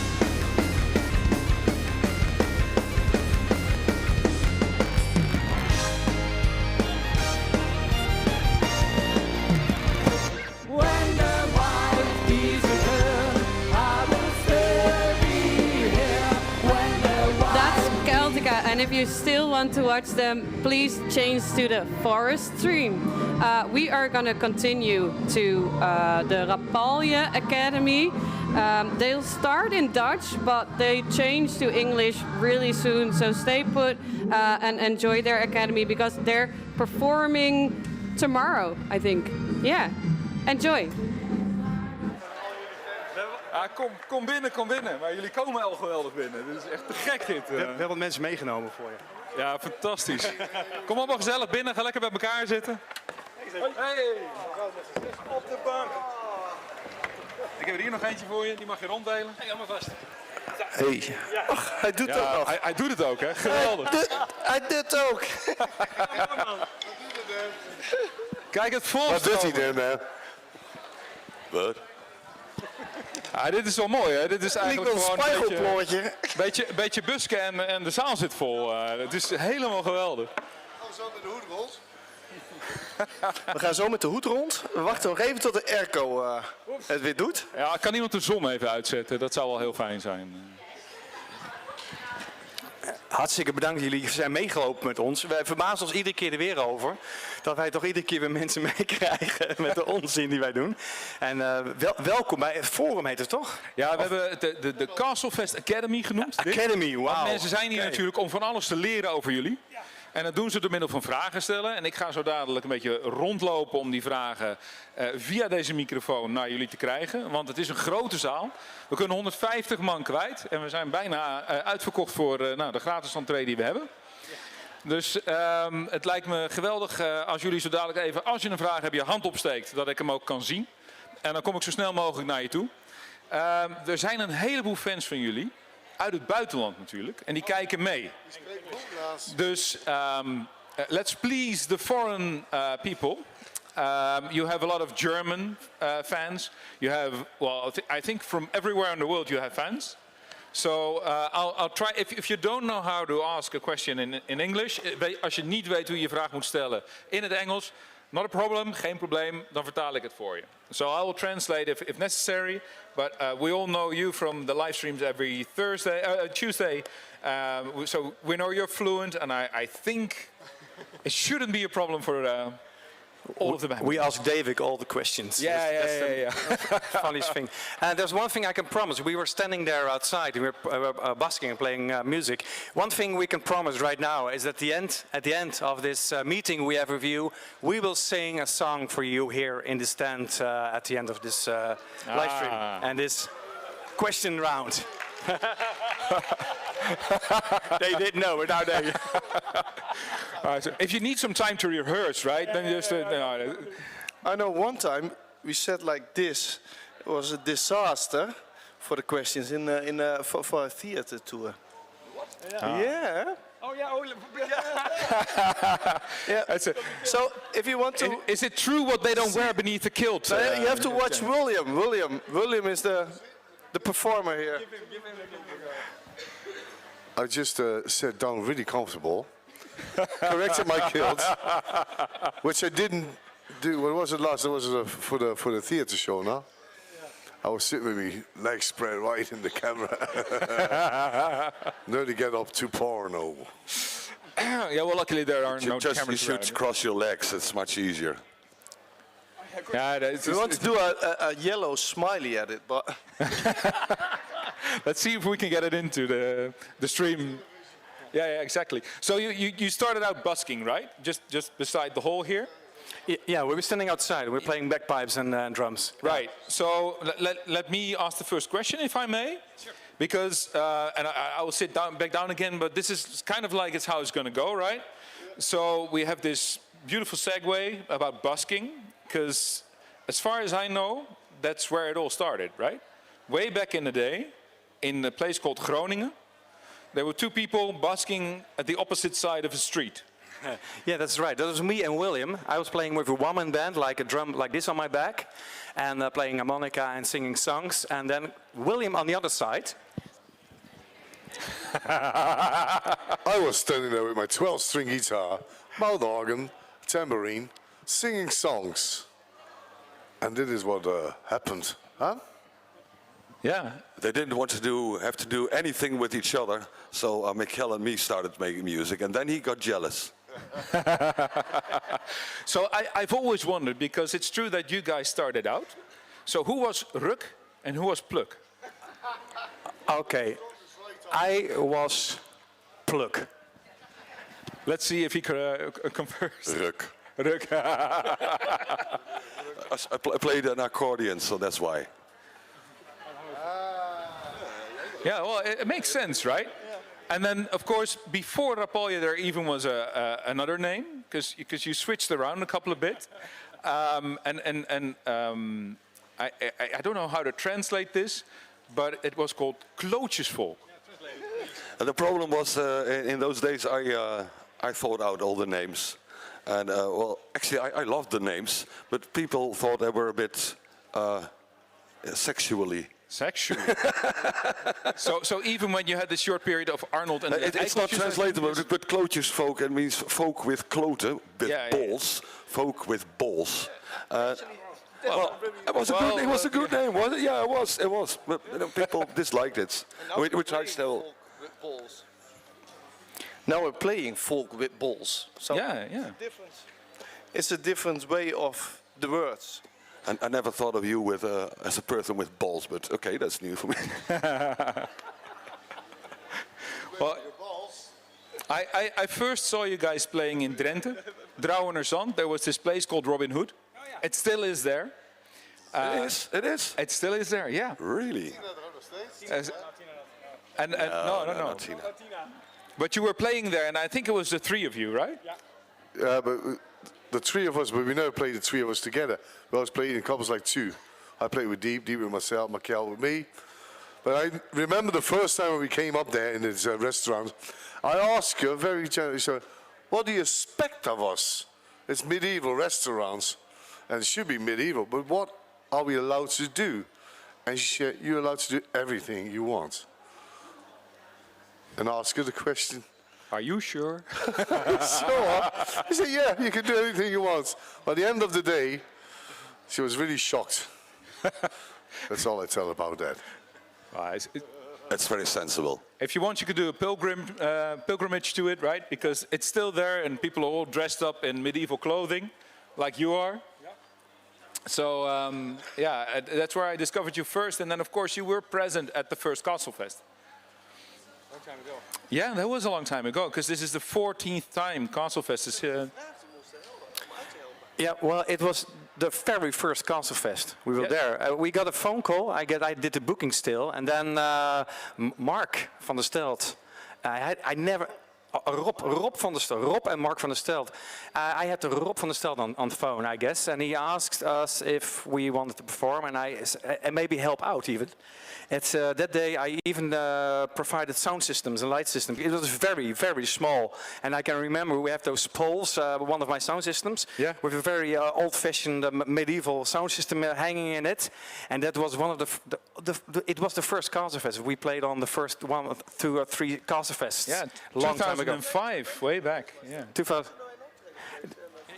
Hang on. They even went to us, to a performance of us, and we discussed everything. We didn't know each other. Yeah, we didn't know each other, and they want to have a festival, and with us at that time. Wow, and it was such a long time ago. I mean, now you have your own festival, right? I mean, even from 2002, 2000, I think. Well, our own festival was earlier. Yeah? When we started Rapalje, we had a small problem. We were performing on the street. We were busking. We already were kills. We said that we play Celtic music. There was only one problem. Nobody wanted to book us. We didn't have any... We had our audience, we thought, on the street, but there was no booker in the whole world who dared to book us for a concert.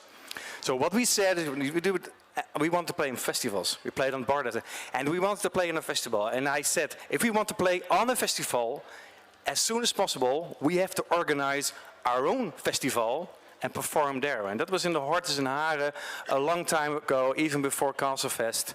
And it called the Midsummer Festival. And that was the first festival we performed. And that was... It was actually also, it was the very first concert from Omnia as well. I can remember that. Yeah, true. If you go back to the schedule,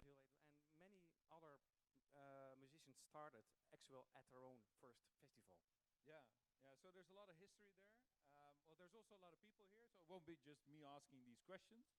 So I dare the audience, who has the first question, and I will come over. In the front row even. So here we go. Why did you decide to be a street musician? I didn't understand you. You should please speak in the microphone so we can hear you. Why did you decide to be a street musician? I never decided that. I met Michael, and he was already busking, and he did that, I think, from up to 12 years old. I think he just didn't know any better. And I met him, and he said, well, come on, let's make music. He said, where? Well, on the streets. Wherever, in pubs. We just walked in. And so it wasn't my decision, but perhaps Michael can shed some more light on it, why he ended up on the streets. Well, the first time I started performing with guitar, many people know this story, but I started to make music because I wanted a girlfriend. So I thought I'm going to play the guitar, I'm going to sing songs and harmonica, and it never worked. No, because I was playing, and the nice girl I invited to the campfire or on the street or whatever came there, and some other nice guys also were there, and so she hooked up with another guy, and they start cuddling and kissing and left from the scene where I was playing, trying to make impressions on a nice girl. It never worked out, still doesn't, but and then I wanted to play on the street like William did. It's a very good way to make some money and to pay for your instruments and to practice your songs and the things you do. And we still practice, not only on the street, but on stage, like many of you know. We hardly ever practice at home. We see each other at times like this, and we just practice new things and new songs. How about you, William? Because you were also on the streets, right? Yeah, as Michael already said, I met a guy busking on the street, and I'm asking why he was busking. He said, yeah, you can sit at home playing for your neighbors, or you sit on the street and get money for it.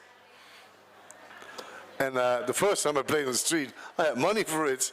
So it was really like, huh? That's salt, man. All right. Well, who wants to have another question answered? Here we go. I remember you playing on Celtic Festival without David. And David was a member of a bagpipe band from Groningen. How did you get in, David, with Rapalje? Could you stand up? Oh, yeah. It was very, very hard. I had to do a lot of audition. And no. No, I think, yeah. I think the first time was in a restaurant. Yeah, it is in Midlaren. It's in the Netherlands, and they were playing, and they were standing really big, Highland dancing, bagpipes, everything was standing on the sheet, and I was there with the university, and I thought, nah, I know every dancer, and yeah, I'm really curious who is dancing there. So I bought my bagpipes, and there weren't any dancers except those three. And the bagpipe players, I think they did like more like a. So I said, I've got bagpipes with me. I've got bagpipes with me. Shall we do something together? And no, no. But I did. And after that, I get Diep's number. Yeah. We had a date. We had a date. I've still got the little phone number. No, the date after that was in the Irish pub upstairs. It was for Noorderzon festival in Groningen. They wanted to do something special, and then the rehearsal from us was about half an hour for that what we're going to do. And then we're on stage, and after that I was guest player for several years, and play along when I was booked. It was really, really fun. And then, yeah, I played along every time, and then I became member of the band, something like that. Well, that's the story from David's side. For us, it was a bit different than that. He came up to us. It was nice speaking to you, Diep.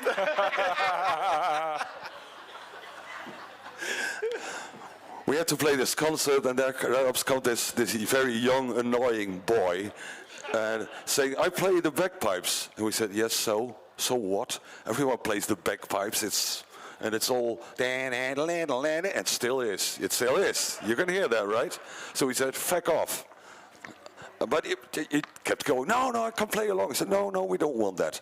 So we went on to play in that restaurant, and there he was with his fucking bagpipes. We said no. We really said no. He was still playing along, but then he started playing, and well, I have to admit, it was very, very, very good. I never heard the bagpipes as a musical instrument, and that was the first time. So that's why I really gave him my phone number. It was a real date. Before that, I said, "Go home, are you a very annoying boy?" And I said, "Oh, David, can we exchange phone numbers?" So it was actually not love at first sight, but at second sight, I would say. I'm glad you persisted, though. Something like that, but it wasn't somewhere between, maybe. Okay, so I'm in a different row now because we have quite some seats here. Any questions from this side? Somebody in behind front, me. Here we go. In middle. Could you please stand up? So there's a running joke with my friends that whenever there's a festival just in the Netherlands that you guys play there.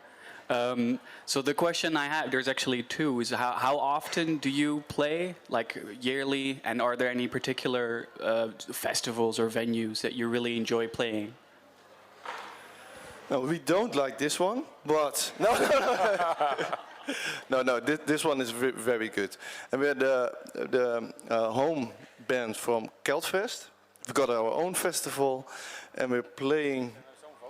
Oh, Sommervolk, yeah, Sommervolk Festival, yeah, our own festival, and we're performing 120 till 150 years times a year, something like that.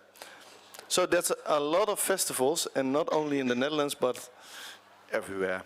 Yeah, you've been far, far away recently, right? Brazil. La, la, la, la. Yeah, we travel a lot, and we do so for the last 23 years. So when we perform like over 20 years, about 150 concerts a year, you can calculate it that we did more than 3,000 gigs already. So that's a lot, and we still enjoy it. Yeah, I think so. Yeah. And if we are traveling, it's 100 kilometers an hour, something like that normally. And we're far over 1 million kilometers. So, yeah, how is it in the bus? Well, there's this wonderful video of that Bastard made, right? So they have you, they're tagging along with you to, I think it was a MPS festival where you did something very interesting in certain parts of your body. Everybody saw that film. They did about 2 weeks of cutting all the vulgar things out of the film. What you saw was just all... This is the clean bits. Yes. We sell it on www.rapaljeporno.com for extra. Okay. Sorry? Come on, stand up if you want. When and how did you make the decision to play Irish, Scottish music? Yeah, that's a very good question. I worked in a pub in Groningen. It was a lot of music there. But then at one time an Irish pub opened in Groningen, and I was really curious, and I just met Michiel at that time. So we made some music, but hadn't really decided what kind of music. It was everything and nothing, probably most nothing. So we both went to the Irish pub, and there was a session going on, and we were very impressed. So we thought, why not make that kind of music? So we kicked out the bass player and the electric guitar player and the drummer from the band. It was called Bates Motel.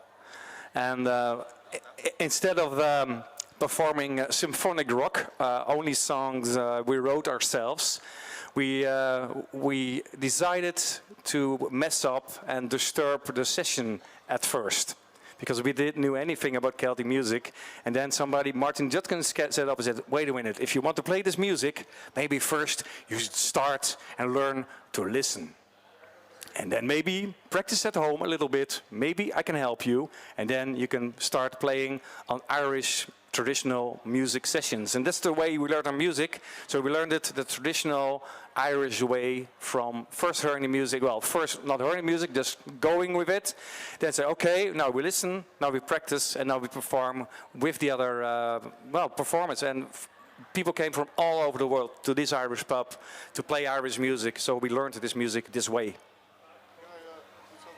Oh. The question was why you started playing music, the Irish music. For me, it was like I came as a street busker up to Germany, and there was this medieval pub, and they asked their troubadours who played like folky music. And I've been at the pub where they talk about a long time. I played some session, I learned some lyrics, but all the half of the lyrics. But in Germany, they asked me for these songs. So I was playing all the start of the county down, no half of the lyrics, I knew the refrain. I just made all the songs up. Like Home is Where My Friends Are is just a made up song, just to impress the people there. I never wrote that song, I just sang it in the pub there. It all went very well. And actually I'm from the metal world, playing heavy metal music, see myself walking around in an Irish pub or a medieval pub in Germany playing folk songs. The money came very good. But at the day I was playing these songs on a summer day, and I went around with a hat, and there's 5, 6 guys sitting in the corner laughing their heads off and say, well son, you don't know much about Irish music. It sounds good. They were from Ireland. But I say, don't tell the Germans, they don't know the lyrics anyway. So that's how I came to Irish music, especially for the Germans.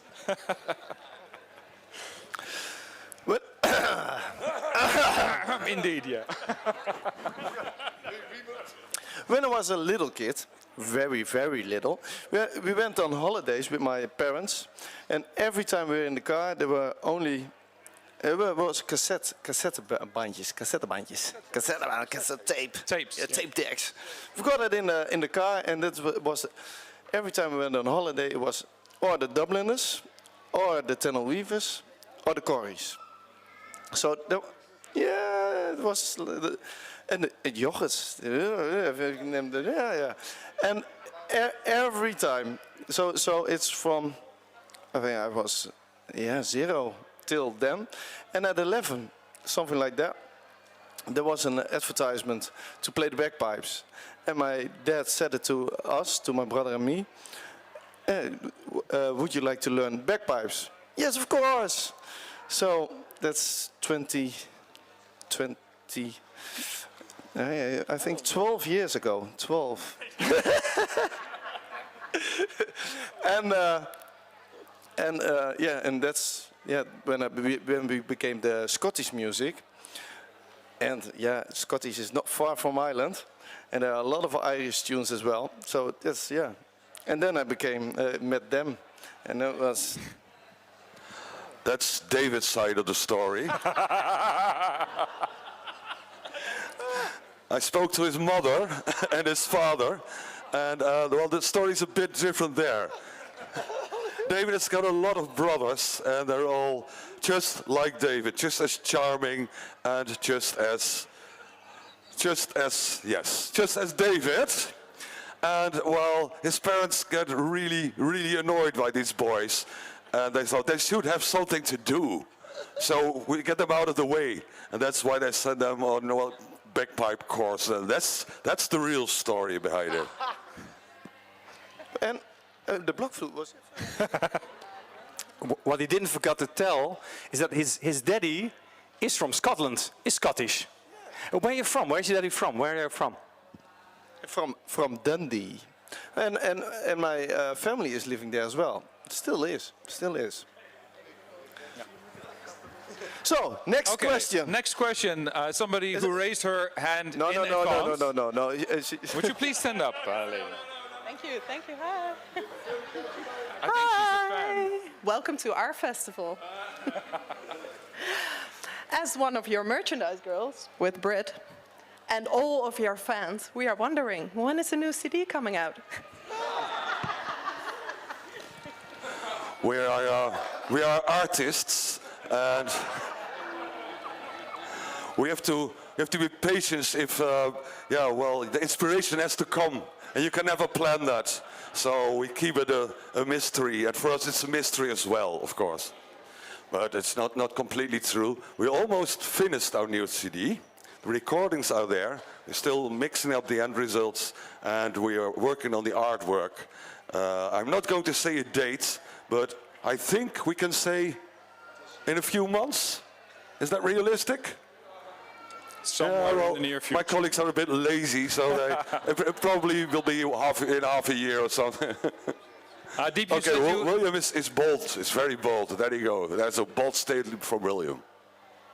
I would say the best time is bringing out a new CD is before Christmas. It's good for the selling and Santa Claus. You said you were still working on the artwork, Deep. I think you did the first artwork of the very first album, right? I did actually most of the artwork for Apalia, but we always work together. All the photography mostly comes from Machiel. William has got the face. He's just, well, he's very good at that, doing the face. Yes, I did, and I am working at this time at the artwork for our new CDs. Well, that's the thing. We're working on another new CD as well, but that's a secret, so I didn't say anything. No. So, I was on holiday, and I met some people. Yeah, I didn't even know, but they told me the first CD was mastered by I think ASN. Yeah, and that guy was standing next to me. Yeah. It's Robert. Robert, yeah. Okay, I have to come to visit the camping place. I want to meet him then. Okay, next week I will come to Robert. Yeah, he's in the studio. We should get you more mics. His brother, his son, take it over, and they asked me to have some coffee. So next week I'm going to do that. But they were driving by with Rapalje music and everything. Yeah, next question. Yeah, That's a good idea. Next question. I see a lot of hands, so I'll come over to you next. Hi. Misschien hebben jullie het al eerder uitgevochten, maar wie van jullie denkt de meeste fans te hebben? Wie de meeste fans heeft? Ja. Nou, dat ben ik natuurlijk. Nou, komt-ie. Hey, jongste. Yeah, David is the youngest. Eh? I think when you look at our Facebook page, then I know that I already got 5,000 friends, and you can have a maximum of 1,000 people waiting for the next round. And I guess I'm taxed out at both 5,000 and 1,000. So now. That's the reason why David was for many years a guest musician, because he's so young. And I was the youngest from Rapalli, and then I wasn't. So yeah, I wanted to have the most fans, but yeah, well, I lost, of course, to David. But I don't think it's true, right?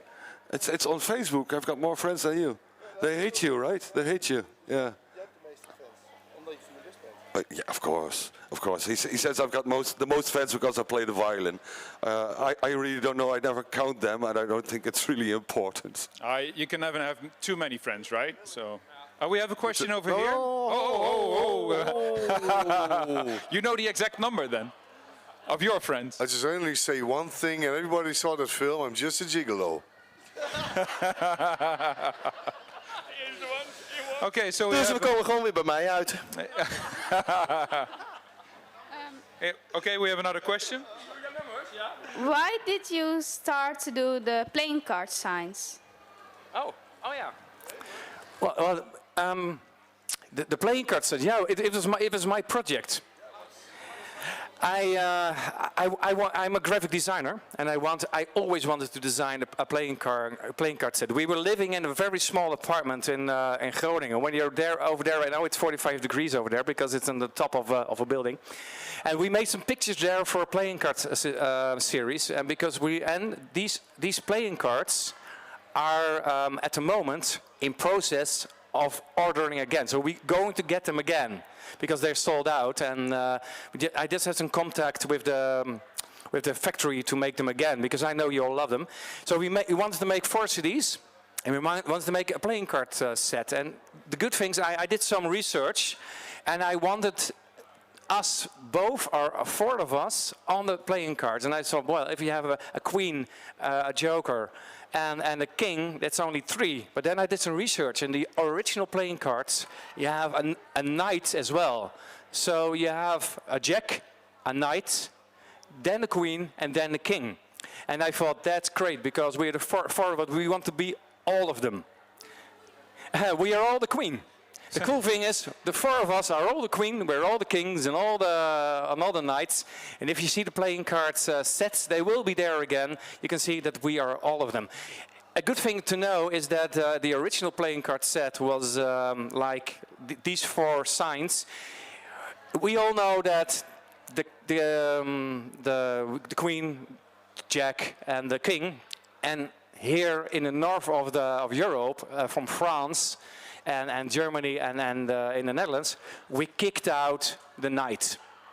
When you go to the south of Europe and you get a playing card set over there, like in Italy, or in in Spain, or in another country in the south, you will see that the playing cards, they kicked out, because it's a manly word over there, they kicked out the queen. So if you get the playing cards over there, you get the knight, the jack, the knight, and the kings. And we got them all because we think that both worlds is always better than one of them.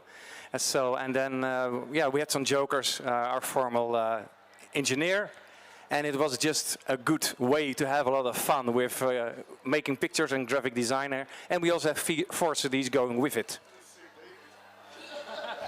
David was very ill at that moment. He needed to put on a helmet. He had a hangover. Yeah, well, this is fun. This is fun. Okay, we had a very nice fun. Deep tilt. No, deep. I really want you to tell this, David, so I can get the microphone after that and say, well, that's David's side of the story. We had a very good rehearsal in the pub, and with some little beers.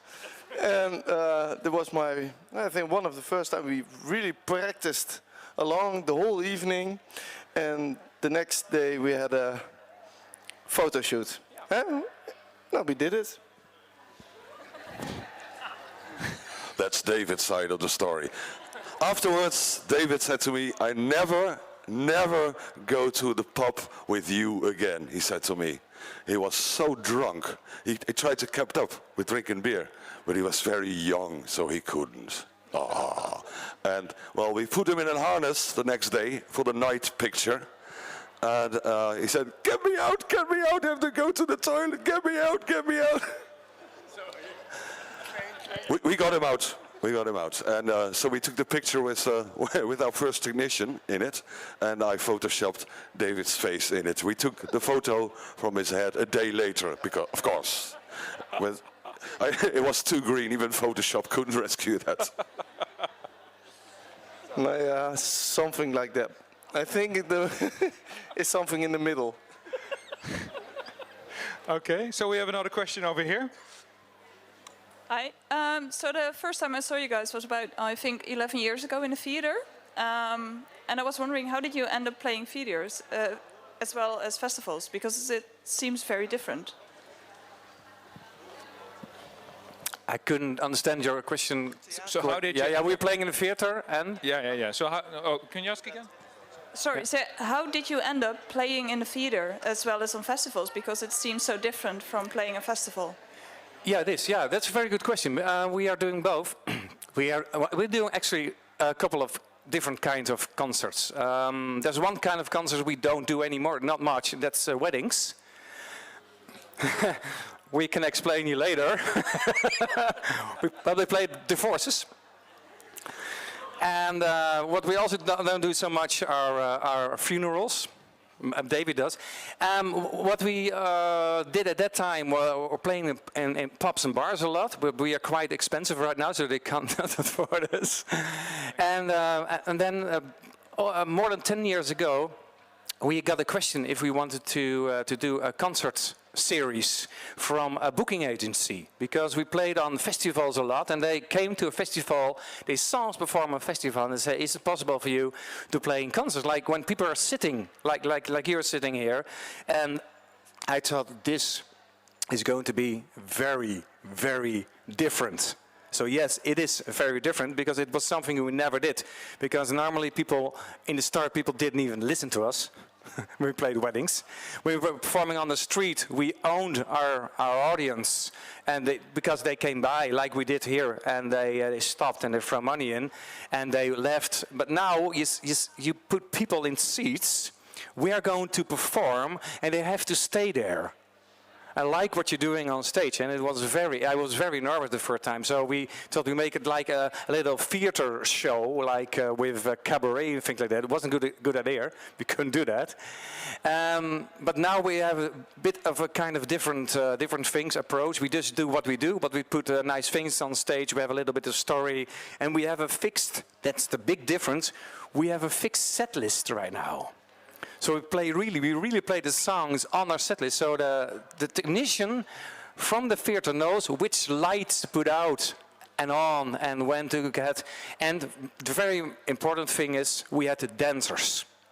It was a good way to put dancers, Irish dancers, on the big table in our show, in our theater.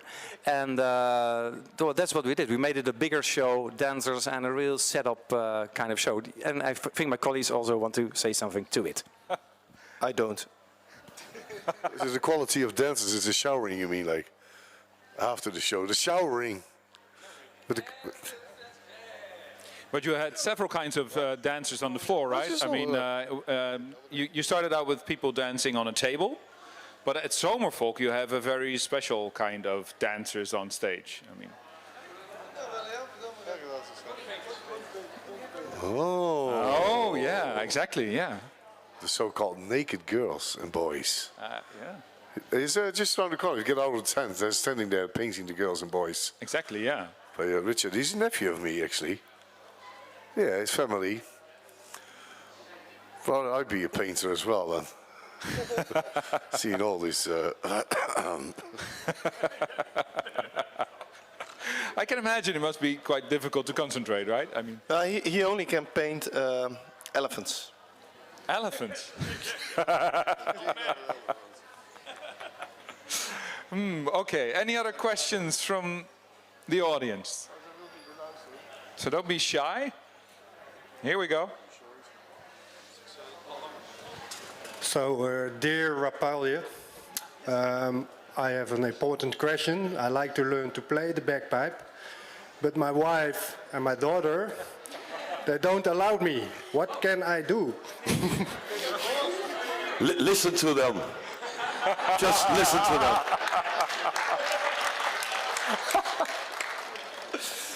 You start out with a practice set. It's not that loud. Or you get the electronic pipes.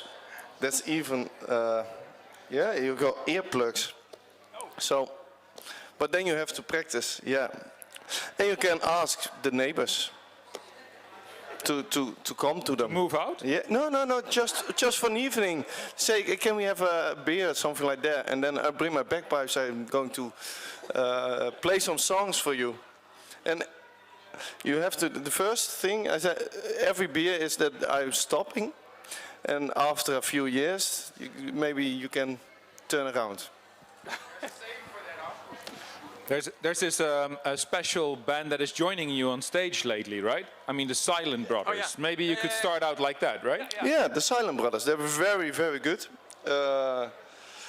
And they're jumping on stage, playing bagpipes, doing a lot of moving, acrobatic. Yeah, they don't practice a lot, but yeah. They don't annoy the neighbors, otherwise. No, but they're waiting for the first booking, and we're helping along with trying to, yeah, that they're going to be a very, very good players. Well, if they can't get any bookings, they maybe should start their own festival, right?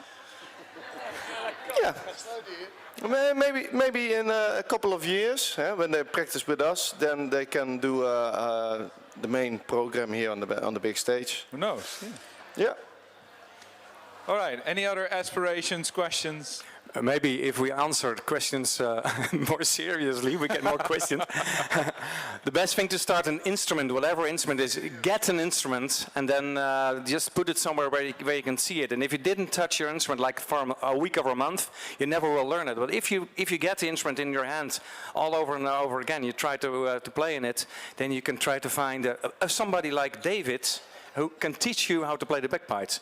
I learned to play the bagpipes because I didn't understand anything of the instrument from his brother Danny. And so I visited the bagpipe player band in the Netherlands, in the north, the Clan Beth, and they have many bagpipe players in the Netherlands, all over the place. So if you want to play the bagpipes, the best thing is go to a bagpipe band, and then they always offer you some way to learn to play the bagpipe. And if you don't play the bagpipes, you can play the drums. No,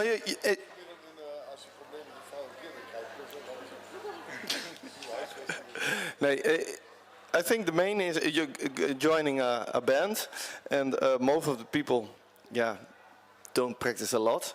So if you practice 15 minutes a day for a startup, you will come on a very, very end at playing the bagpipes. So it's not much, but in time, I think you can arrange something. She's going to shop, you're going to practice, and if you're going to play the bagpipes, you do it at the band. If you really want to keep your family, start to play the fiddle. It's not true. At the beginning, really, you would be alone. Okay, we have a question over here. So you just said you don't play at weddings anymore, and that the why was a completely different story. So I was wondering, what is this story? Why don't you play weddings anymore? I'm not going to say anything because it's going to correct, I think. What? Okay, when we perform at the weddings, we want to give the bride and the groom both a very pleasant and good night. So what we do, we bring a bottle of water, bottles of vodka or whatever strong alcohol drinks he likes, and we get the groom to drink as much as he likes, to get drunk and to fall down. And then we go on stage and we tell the bride that we are not only professional singers, we also have a special present for the bride, because we will perform a professional, very well organized wedding night with the four of us. And you get your present 9 months later in the form of a surprise baby. Well, if you do this sometimes, several times, you will not be. Yeah. Maybe the real story is coming now. No, that was absolutely true. But what isn't true is we still play at weddings, but well, people can't book us that much because we are so very booked out. We're so happy that we've got so many concerts. So people have to say, okay, we want to get married, but we have to wait 10 years if we want to book Rapalje. And that's the real reason. Actually, it's 2 years. That's okay, that's true. All right. Any more questions? Yep. Yeah, so some of you have a background in a very different genre of music, like you said, symphonic rock or metal. Do any of you particularly enjoy types of music completely outside of the folk genre, and does that impact your creative process or how you play music or think about music in any way? Well, actually, I do. I still do. And I played a long time with Cajun music from Louisiana, and I actually started playing in a reggae band. I played jazz rock bands, soul bands, like these wedding bands that play particular wedding music, and like I play all kinds of music just to learn the progress of music, playing music. I think if you really listen to our music, you can hear that we all four of us have different influences, not from the folk scene in our music. We all did a lot of different music. We're all-round musicians, I would say, and our likings are all-round. I even play classical music to death metal, well, everything which is interesting, and we put influence from all these musics in our folk music, but actually we're not really a folk band. Well, we say folk, we play folk with a difference, and that's, I think, our difference. Nice. Nice. David only knows bagpipes. I listen to many different kinds of music because my brother bought many records. From the Beatles and from Kate Bush, and I was in love with Kate Bush, and well, I listened to all the music that day, all the rock music and all the records my brother bought, and what I especially liked was, especially on Kate Bush, I loved the Celtic sound at that time. I didn't know what it was. Later I started busking, playing music. I played all the songs every busker plays. I listened to Bob Dylan, and I played songs from John Denver. There's also a video somewhere online where we play at a theater show. We had a theater show where we also told about our influences and the music we played before Rapalje, and I played Thank God I'm a Country Boy on a one-man band. Okay, let me see other hands if people have more questions. Yeah. Stand up, please. Since you have a lot on the road probably, how do you spend your time when you're not performing? Because, like you said, you're already a lot of years together, so, okay, I'm seeing these guys again. How the hell do you spend your time on the road and waiting for gigs and stuff like that? For me, that's very easy because you all know it. I make a lot of movies and a lot of videos for live streams. The thing I do right now, I did other things before, but the things I do right now, for the last 1.5 years, is I record live streams on Facebook, and it's a lot of editing and a lot of work to get the sound and the edit right. Even at the time that we drove here to Castlefest to listen, I was editing a video I made last Tuesday to put online next Sunday. I do that a lot, and I also are answering all your questions and all your emails you send over social media. When you subscribe to a mailing list and you write an email, I answer it. When you write something in a YouTube channel comment, I answer it, and that's a couple of hundreds of questions and mails I get every week. I'm working on. That's mainly the thing I do right now, and I have a studio at home where we recorded a new album, and that's the thing I do. And I spend like days, hours a days on that, and there's not much time to do something else. It was first when I came in the bus with Rapalje, and it was really pleasant. And we spoke a lot when we traveled, and you only have to say one thing in the bus, just one thing, or you say Apple, or you say Windows. It's a very lovely story, David, but it didn't really answer the question. I'll tell what David does. He does our bookings and our bookkeepings. He organizes on his own, really almost on his own, our complete Zomerfolk festival. So, well, actually, a lot of spare time he doesn't have. And the same goes, so we are doing all the graphic designs for Rapalje, and well, it's actually more than you expect. It's a lot of work. I love to do it. It's artistic work as well. I do the arrangements for our music. We all do that together as well, but I mostly make the start for the arrangements. So all the artistic work is for me. And now I'm really, really, really enjoying the next one. Yeah, for me it's more like doing the comfort things, booking the hotels, and be sure the guys get good food. Also, I showed in a video my cooking at home. I don't do it at home. I do it on the road. I got a kitchen at home in the bus, in the van, a very luxurious kitchen. You just put it there and it falls out, and no, just a crate with a few tubs. But anyway, that's what I do then, huh? And be sure Deep gets enough drinks, because the rest of us, we don't drink. You're not doing a very good job. It's real empty here. We're going to get you. Do your work. We're going to get you some quite soon, because we're already running a bit low on time that we have left. So if there are any other questions, now is your time.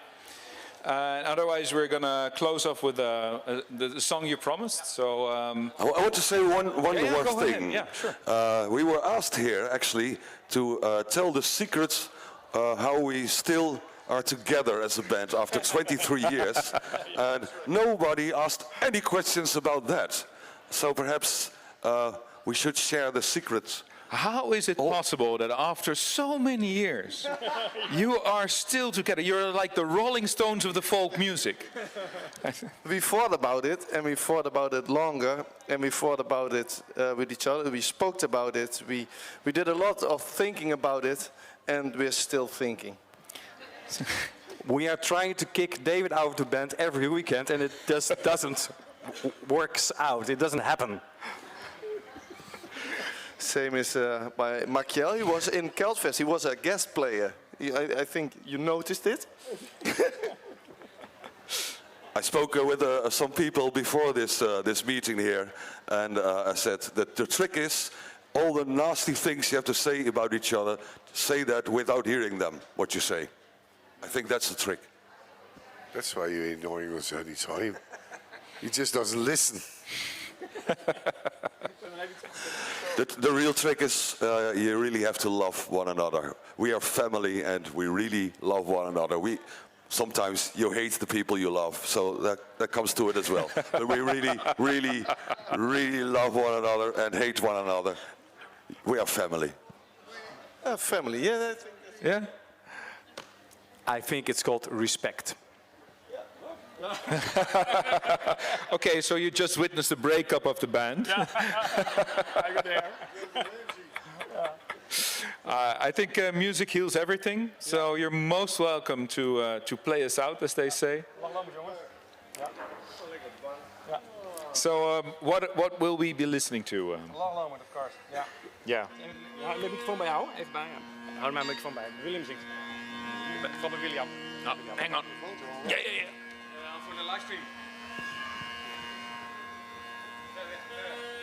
Go.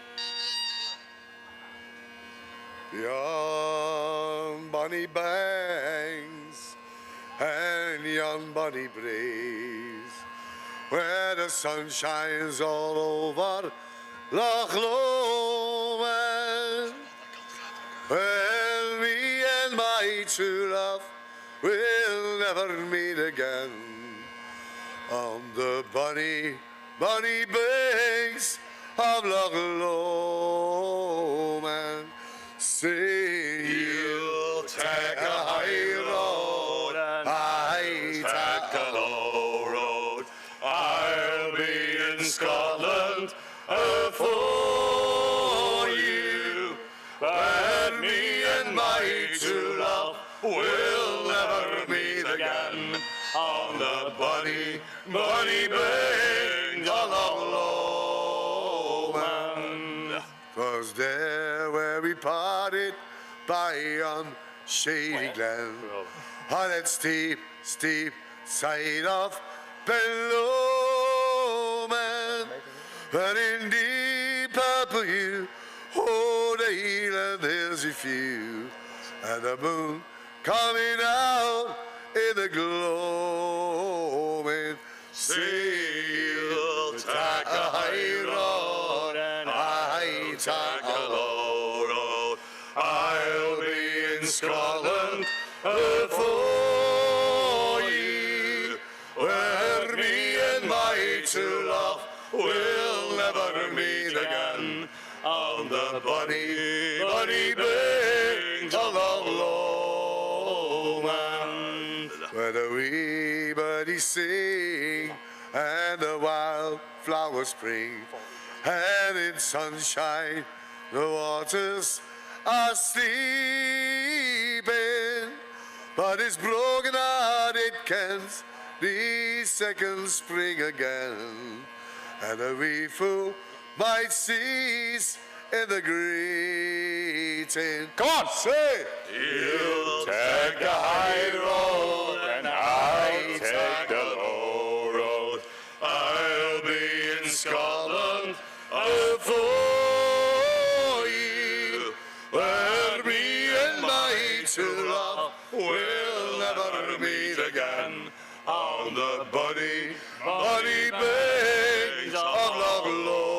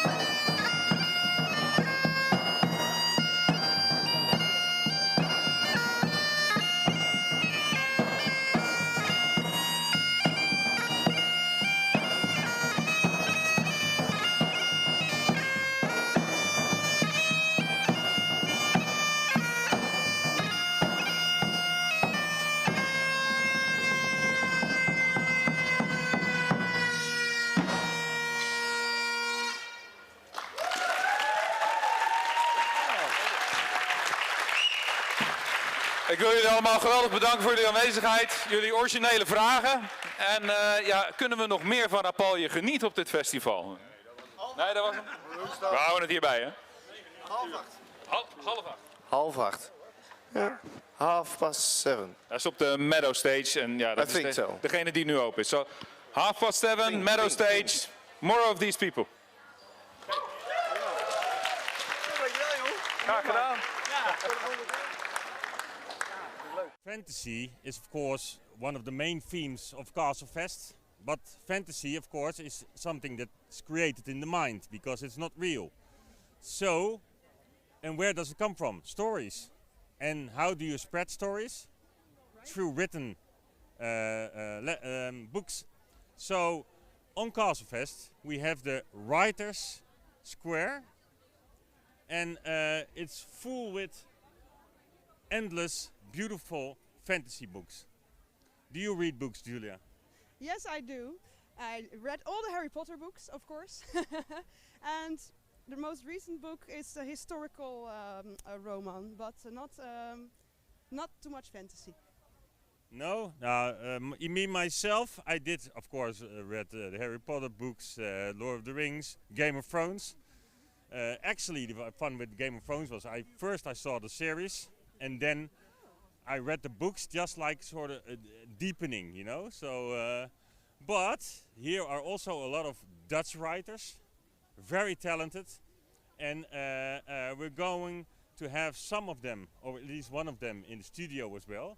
But they are also here with the stalls, so maybe you can ask them some questions. I'm very curious what they're writing about and what they're selling their own books. It's super interesting. Hello. Good afternoon. How are we doing? I'm doing fine. It's very hot in the writer's stand. Yes, this is the writer's stand. Can you tell me something about it? And is this your first time here? No, I think it's about my 15th edition here on Castlefest. I started out as a jewelry maker, and for the past 10 years I've been selling my books, so this is the newest one. 1000 Nights. Nights, yeah, it's a take on the 1001 Arabian Nights. So. Can you tell me what it is about a bit? Yeah, my book series is a vampire series, and this one is set in ancient Persia. So about the biggest femme fatale of the series. Wow. How she meets her wonderful lover. And you wrote more books than this one. I see a lot here, also jewelries. Can you tell me something more about that, and which is your favorite thing to do or sell here? Oh well, this one got the special edition because this one is absolutely my favorite. It was supposed to become a novella, but it became a full-blown novel, so I gave her a very special edition.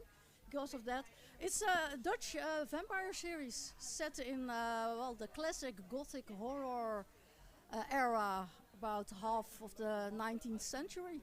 Wow. Are you a writer for all your life? Have you always done this? Is your passion? I started when I was 16, and I happened to have. It's so spontaneous this, but I'm at a live stream tomorrow, so I brought two of my favorite books. This is the book that got me into writing when I was 16, and that's now 38 years ago. So if you want to know more about this book, I will tell more about this tomorrow. And this is this book I recommend to everyone. It's so beautiful. The Gargoyle. The Gargoyle, yeah. It's about a porn star who suffers severe burns at a car accident, and he meets a woman in the care unit he's in, who says that they have met in previous lives. Wow, sounds interesting. It's a great book. All right, well, thank you so much. I'm really curious. Tomorrow in the studio they're going to interview you. Let's keep some for that. Yes. But thank you for your time already, and good luck with selling your stories. It's great talking to you. Thank you. There's also a really nice stand I've seen here. Hi. Hey. Hello. Can you tell me something about your stand and this beautiful crow over here? Oh, this is called Viralijn. And Viralijn is one of my characters from my Yalvin trilogy. And what you see here, all these books in my book stands are part of one universe. I call this universe Dissery. And it takes place in a world that exists like a big labyrinth, a big maze, and actually everybody's looking for some kind of key and make their life more practical. I have 9 books already made, written by myself, and not all books are written by myself. I also invite other authors to work with me and plan the whole story out. In the same universe. In the same universe, indeed. And that's not all. I also have one-shots tabletop role-playing games that are based on my books. Wow. So this universe is not only books, but also games, and hopefully a lot of things more like movies. It sounds really interesting. TV series. Yeah, it's something coming on the way, or? I don't know. I hope so. I hope someone is watching and saying, "Well, let's make a TV series out of this." So that will be great. And you said this crow was also a character from your books. Yes, indeed. This is Virelijn, and she takes a role in the Jalvin trilogy. This is an origin story, so it tells about the world and when it started to exist. So this goes about 3,000 years back in time, and this is the main storyline. This is the trilogy, and those are the legends of the story world. The legends, more like backstories. Indeed, indeed. So they're all stories you can read separately, but you can also, when you read more books of the whole universe, you start to see some kind of connection. There's all different puzzle pieces in the stories, but when you read more books, you shall see there's one bigger, larger story. So storytelling is in your blood. Have you been writing all your life? What does storytelling mean to you? Well, it's not all storytelling about my story world. It's also about illustrations. It's about games. So I also make the book covers myself. I do the illustrations. So this is a coming together of a lot of creativity of mine. So. Multidisciplinary artist. Yeah. For how long you've been doing this? I published my book 10 years ago. This is my first book. So I'm doing this for 10 years. About story writing I've written stories my whole life. Wow. It's so beautiful. Actually, really curious now about your universe and about the games. And well, thank you for your time. I hope people at home are also as curious as I am. And which is your favorite? My favorite is always my first book, because this is where it all started with. This is my baby. This is my first book, and it will always be my most perfect book. So. Very a hero's mark. Indeed, indeed. I also have, of course it's in Dutch, but I also have English titles translated. Wow. Well, thank you so much. You're I'm really intrigued by the whole new universe and games, and it's not just a book. It's not just a bird. I'm intrigued by your laser sword microphone. Yeah, it's a lightsaber. It's handy because sometimes I'm far away. And yeah, it's amazing. Well, thank you for your time, You're welcome. I hope to see you again later. Cool. Yeah. Oh wow. I think we also have another nice tent over here. Hello, I love your dress. It's so beautiful. Katinka, right? Katinka, thank you. This is my writer's costume, so everyone can see. Hi, look at me. I'm a writer with books. A writer. How long you've been a writer? I've been imagining stories since I was little, and also writing them down in many tries. But I've been a published writer since 2017. That's my first book, The Lady of Merdin, was published in Dutch. And right now I've got 4 books and many novellas and short stories. And my books are translated in Dutch, English, French, Italian, Chinese, Turkish, and upcoming in Slovenia. Wow, so you're actually internationally selling books? Yes, I've been internationally selling books to my publisher. Every year she goes to the Frankfurter Buchmesse and she sells some rights. Wow, okay, it's very, very cool. What's your favorite story that you wrote? That's hard to say, because every story I've written is a part of my life or an experience I've written down. So it's hard to say which part of your life. Yeah, it's also a tiny bit of myself. It's the same as asking what's your favorite children. So I only got one, so that's very easy. But when it comes to my books... So storytelling is in your blood. And you've been doing this, the publishing part for almost a decade, but actually for all your life you've been writing stories. Yes, since I was a kid, I imagined stories in my head to fall asleep. So if I didn't imagine a story, I didn't fall asleep. So it's a part of my survival. Wow, that's really beautiful.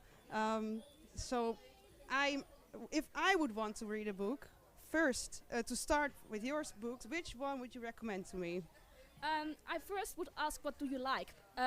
My genre is fairy tale and mythical fantasy.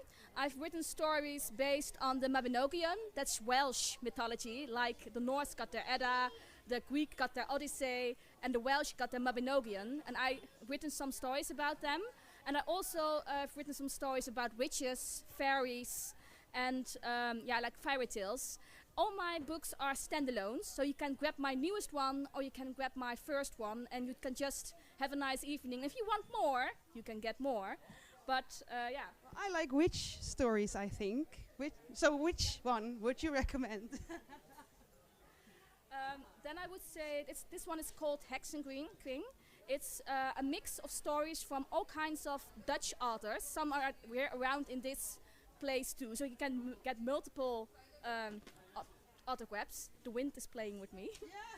And it's, like I said, are Dutch writers written about witchcraft, and it's approved by real witches and Wicca. I actually want to buy it. Can you hold the mic so I can buy this book? Really, I want to. So thank you so much for your time. You're welcome. And I hope to see you and the other writers around. We're also going to have one in the studio later, so who knows, maybe we should have you next year in the studio too. I would love to, thank you. Yes, I'll keep it in mind. Thanks a lot and enjoy.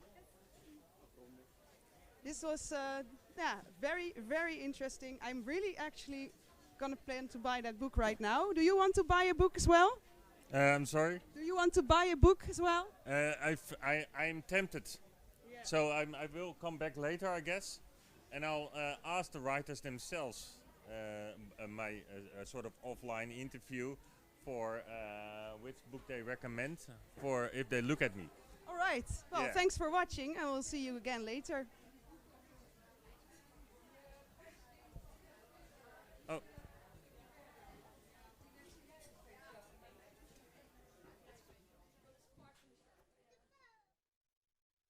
Yes, and we're here in the studio with the band Niet Land.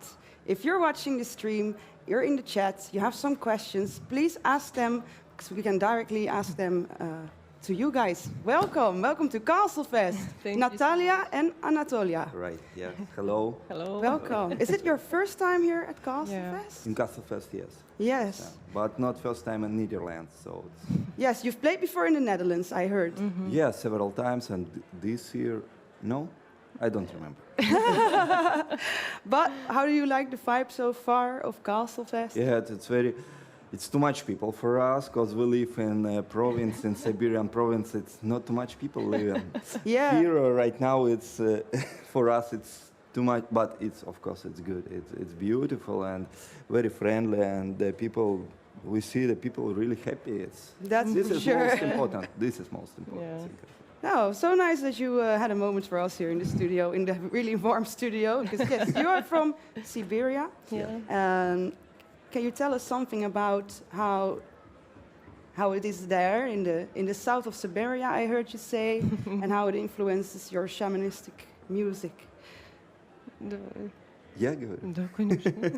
Okay, Natasha told me to speak. We live in southern part of Siberia. It's like the steppes and the land of nomads. It's very, very beautiful. You know, just steppes, just plains, and the great, great skies. The most beautiful sky in the world, it's in southern Siberia.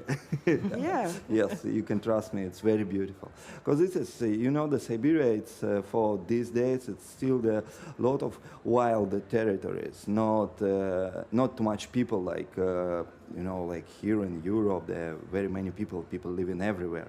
In Siberia, no. You can... Not densely populated. Yes, you can travel, I don't know, maybe 50 kilometers and you did not meet anybody, just forest, lakes, rivers, and sky. That's very beautiful. So you also live in a forest and their next neighbor is kilometers away, or... No, we live in small town. It's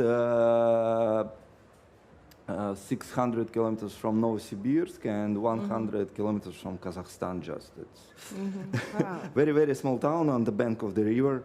So but it's very beautiful and very quiet, and it's most important for us. It's very quiet place. It sounds serene. It sounds nice, actually. And this is, of course, also nice. A very crowded, excited crowd, because you're going to play here tonight at Castlefest at 9:30. And so let's talk about your music. I heard you had a new album released this year, correct? Yeah. It's Abba Khan. can you tell me something about how this came together? You are married, you're a couple. Yeah. And you make music together. Yeah. And we're doing everything together. Everything together. Yes. And who comes up with the first ideas? How does an album or a new song come to life? So we are historians, and our music is not about music.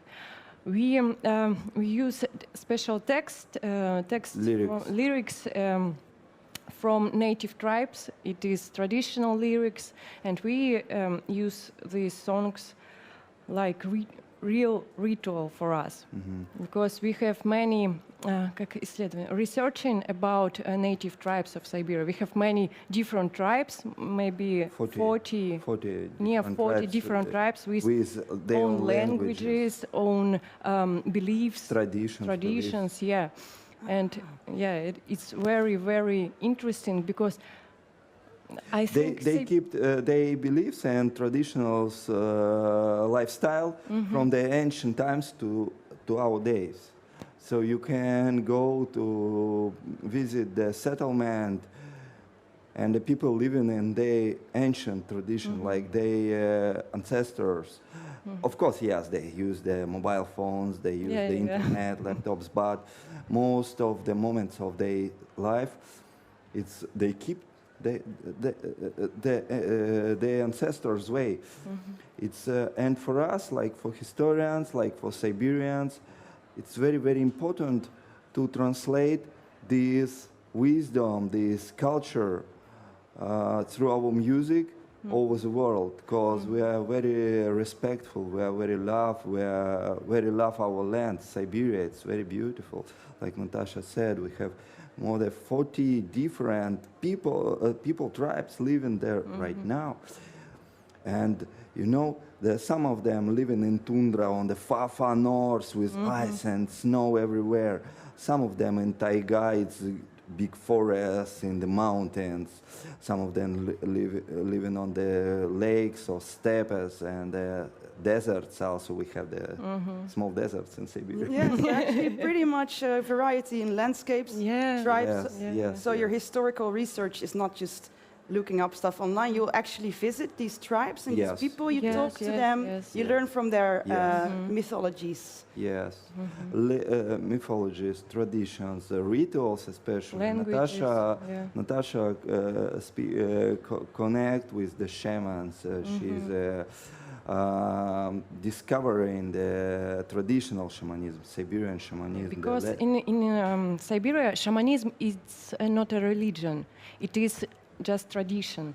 People can believe in Jesus, but they live in shamanism. Shamanism is already there as the standard. It's like worldview.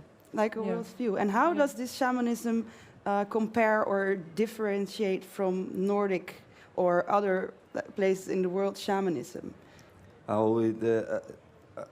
For us, only one. For us, the shamanism is only Siberian. Because we're historians, we know this. In Nordic, no, it's not shamanism. That's interesting. It's different. It's in Nordic, they had the Druids. No, in France, they had the Druids. Here on these territories, on Nordic, maybe some. Like the religions, like paganism. Because shamanism, it's not paganism. No, that's different, of course. Traditional shamanism, yes, it's not paganism. In traditional shamanism, yes, people can visit church, people can visit the Islamic sacred place, and the shamanism, it's not against the religion, modern religion. It's a lifestyle. Yes, the shaman can use the Christian praise and during the ritual, during the ceremony. That's so beautiful. Because most people, when they hear shamanism, I think most people think of Scandinavia or maybe Native Americans. But I know actual Central Asian culture has still a lot of actual shamanism. Native American. Yes, Native American. But yes, in Native American, they not against. It's not the paganism, because Native American tribes have the same roots with the Siberians. That was my next question, because they, of course, are quite close tied together. During the Ice Age, 15,000 years ago, it crossed the Bering Bridge with the tribes from Siberia they move into, when in Siberia was only ice and snow, the tribes move into to the east to find the way, good lands for hunting, for fishing, for living. They cross So the they're Bering Bridge and yeah. come into California. Yeah. And from California settle all the Northern and Central America. Of course, in the Central America, they meet the tribes from the Philippines who arrived, the same who later they, not only from Philippines, from Oceania tribes, and later they kind of merged and yes, mixed their yes. cultures. And so, right now, the Native Americans, especially if we speak about the Northern American tribes, they have a lot of the similar ornaments, in languages, in traditions, in rituals, and also they look very similar to our Siberian people, some tribes. Yeah. Yes. So interesting. Yeah, of course, historians. There's a lot of history in your especially music. cut the hairs, the scalps. Yeah? It's the same like in Siberia and in Northern America. Yes, Oh, the same. really? Oh, Yes. that's so interesting. It is for killing spirit. It's killing spirit, killing connection with the With the sky, sky. with the great sky. Yes, the cutting the hair. It's not killing the body, but killing the connection with ancestor, with the sky. Oh. Yes. Wow, I never heard of that. It blows me away, really. So there's a lot of history in your music and in inspiration to your albums. Yes, our music it's like the historical researches. Yeah. Every song, Natasha took the legend or ritual and start to research, discover, translate the lyrics, understand, discover the legends, connect with them, traditions, and from this start to build a song. Wow, and I heard there's actually also a lot of landscapes, weather, wildlife play in your. Yeah, you don't call it music. You say it's more like comes together as history and as a natural force. Yes, we use the field recordings. Yes, of nature. Wow. Yes, because we can't do it. For us, it's most simple to go to the forest or river and record this, then download it or find it in internet somewhere. No. Wow. Especially field research. Yes, especially internet and Siberia. And you have wildlife there actually, right? So I heard you said tigers or lions, mountain lions. A tiger's little to China. It's to the east to China. It's on the border with the China. Yes, there are a lot of tigers. Wow. And so what can people expect, like, who haven't heard your new album or who are going to see you on stage tonight? What kind of sound, what kind of rituals, what kind of... Yeah, we bring some kind of, traditional rituals, not only in music, but also on the stage performance. I don't know how it's called in our English, it's not good. But we bring some kind of ornaments and parts of traditional rituals, and we will use something new today on the stage. Oh, for the first time, or? Yes, first time. Oh. And also today we will present the one new song. It's already new. It's for the far next album. So it's like a pre-release, a prime here on Castlefest. Yes. Oh, what an honor. All right. So shamanism is sacred and culturally specific. So you say it's so broad, there's so many tribes, so many different variations, but how do you navigate the responsibility of representing it in all these traditions in your music, in your art? Ну, у нас каждая песня это как бы отдельно. Отдельная традиция. Но у нас связаны они. Sorry. Yeah, how do you if you have to represent it? I see you do. Yeah, we use the different songs. We use the different. We trying to represent most biggest tribes community, because some tribes have the similar traditions, similar beliefs and worldviews, and we collect them just in one song.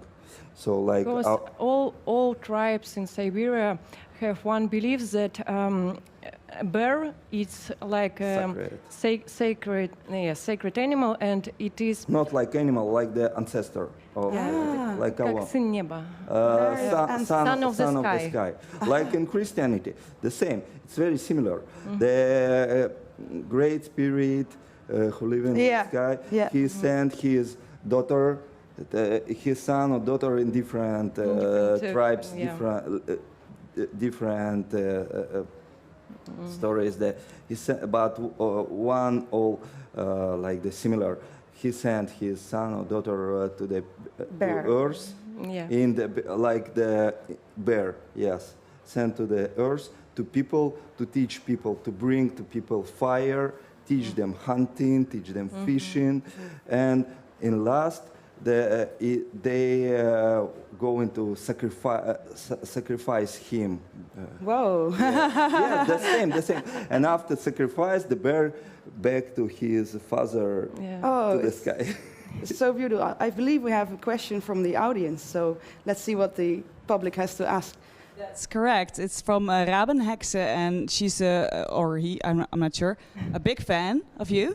And the question is, will they continue to create dark country songs, or was it only an experiment? It was only experiment. Yes, we released. We separate this dark country project from the Netherlands. It was in Netherlands. It was like the experiment, but after this, we separate, and we released also last winter. We released the dark country album in our another project. But it's just for enjoy, for not I don't know how it's creativity. Broaden the horizon of the creativity. Yes. Yeah, but that's interesting because you do a lot of research. Are there more questions? I think not, just fans. So a lot of fans in the chat. Oh wow, that's so good to hear. We're not sweating here for nothing. Well, so what place do you think shamanistic tradition hold in today's world? You think they're most alive in Central Asia and Siberia, as you said, it's just the standard there. So how does your work contribute to keeping it alive or keep people aware worldwide? Is that kind of part of the mission of the... No, for us, explain the shamanism, it's not our mission. The shamanism, it's like the part of our way, part of like the, not instrument, but how it's, maybe like the traditional shamanism help us to explain we tell the people about the Siberia, about Asia, because the Asia it's a very, very different world. A lot of people don't know about this, and they think the Asia is something like the same. Some people think the Asia is something like especially Siberia, something fantasy with the snow mountains and cold, everything frozen. No, the Siberia, it's very beautiful land with different landscapes, different climate, and of course with very, very beautiful people and cultures. It's our homeland, it's of course, and we very love this.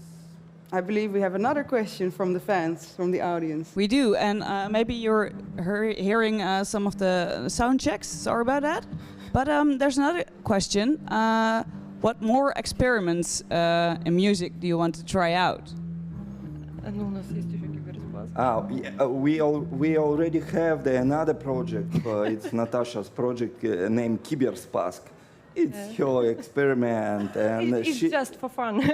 Just for fun. He can do in this Kiberspask and everything. So, and she doing. What kind of style is it? It's folk with, it's like the Prodigy with the folklore, with Russian folklore. I really want to hear that. I love it. Russian punk is actually really good, so I'm really curious how that ties into your shamanistic element. Yeah, it's also with throat singing, with the different you know, the elements of the mystical, like the gothic, like the inspired by Gogol, Edgar Allan Poe, and this kind of, but it most just, yes, for relaxing, for fun, yeah. So how did you come up with that? Like that Russian punk was like something that had to also be in part of the of the shamanistic experience, or as a tryout? No, it's more just, it's the same. It's a similar in idea, because Natasha discovered different stories, different fairy tales, traditionals, and mixed these fairy tales with the aggressive electronic music and prodigy styles. Wow, I'm so curious now. There's more questions. More people are really curious about and they want to know where to hear it. On YouTube? Everywhere. Everywhere, yeah. Okay. Well, do you have more questions, or should we say it's too hot? It's very hot. I just want to experience it. Let's see you on stage tonight. I hope you're also excited for it. We're gonna make a Polaroid of you guys on our wall of fame. Yeah. I feel honored I can be in the Polaroid. Yeah. Amazing. And people at home are going to watch at Kate. Enjoy.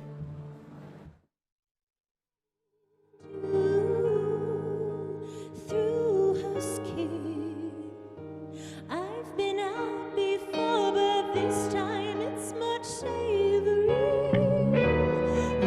Last night in the sky, ooh, such a bright light.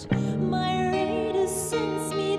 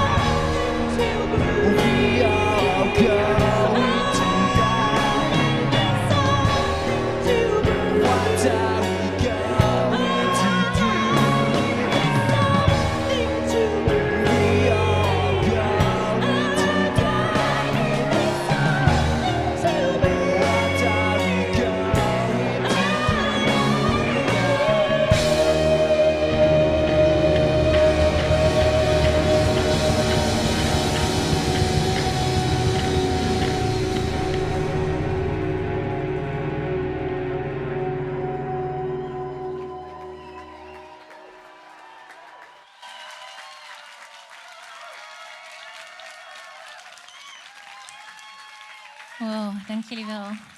Dit liedje heeft bij ons een enorme impact, want het gaat ook over een wereld die soms onzeker is en in conflict met elkaar is. Breathing gaat over de onzekerheid van Kate over de wereld en het vallen van bommen en van alles en nog wat. En we hopen dat de wereld mooi en fijn blijft voor elkaar. Maar daar hebben we ook een nummer voor opgedragen, een peace song. En dat is Army Dreamers en die komt er nu aan.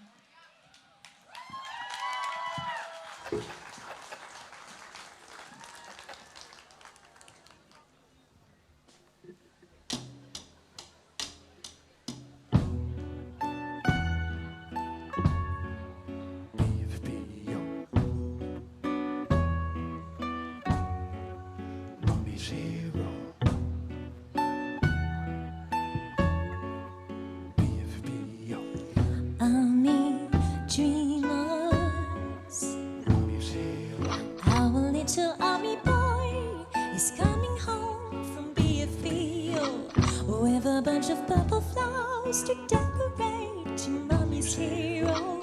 Morning in the aerodrome, the weather's warmer, he is colder.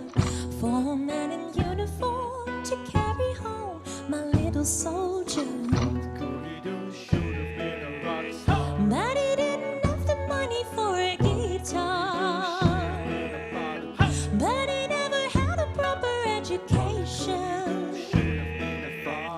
But he never even made it to his 20s. What a waste, army dreamers. Ooh, what a waste of army dreamers. Tears on tin box. Oh, Jesus Christ, he wasn't to know. Like a chicken with a fox, he couldn't win the war with ego. Give the kid a bag of pips and give him all your stripes and ribbons. Now he's sitting in his hole, he might as well have buttons and bows. But he didn't have the money for a guitar. But he never had a proper education. But he never even made it to his 20s. What a waste, army dreamers. Ooh, what a waste of army dreamers.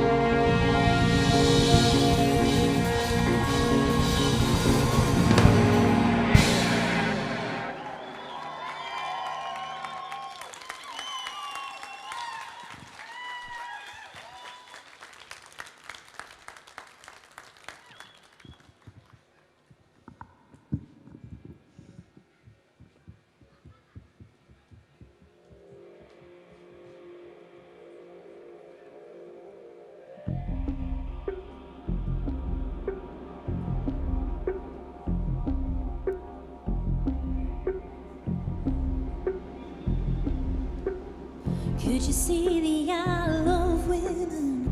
Could you see them screaming and weeping?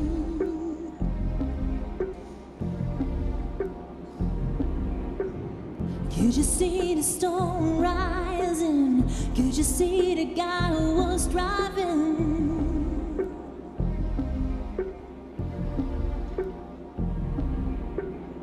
Could you climb higher and higher? Could you climb right over the town?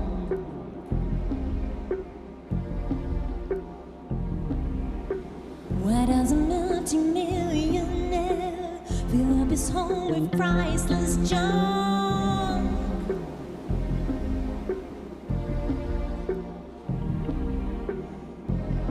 The wind is whistling, the wind is whistling through the house. Elvis, are you out there somewhere, looking like a happy bird?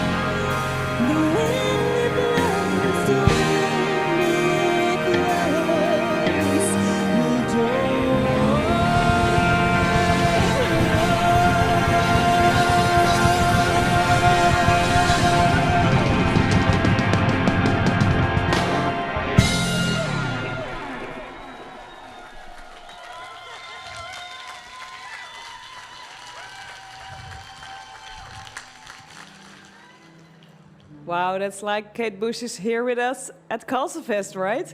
That's really awesome. Right now we're gonna take a look at Julia, who was talking to the Wicked Wild Things, who are collecting all things from the audience for In the Wicker.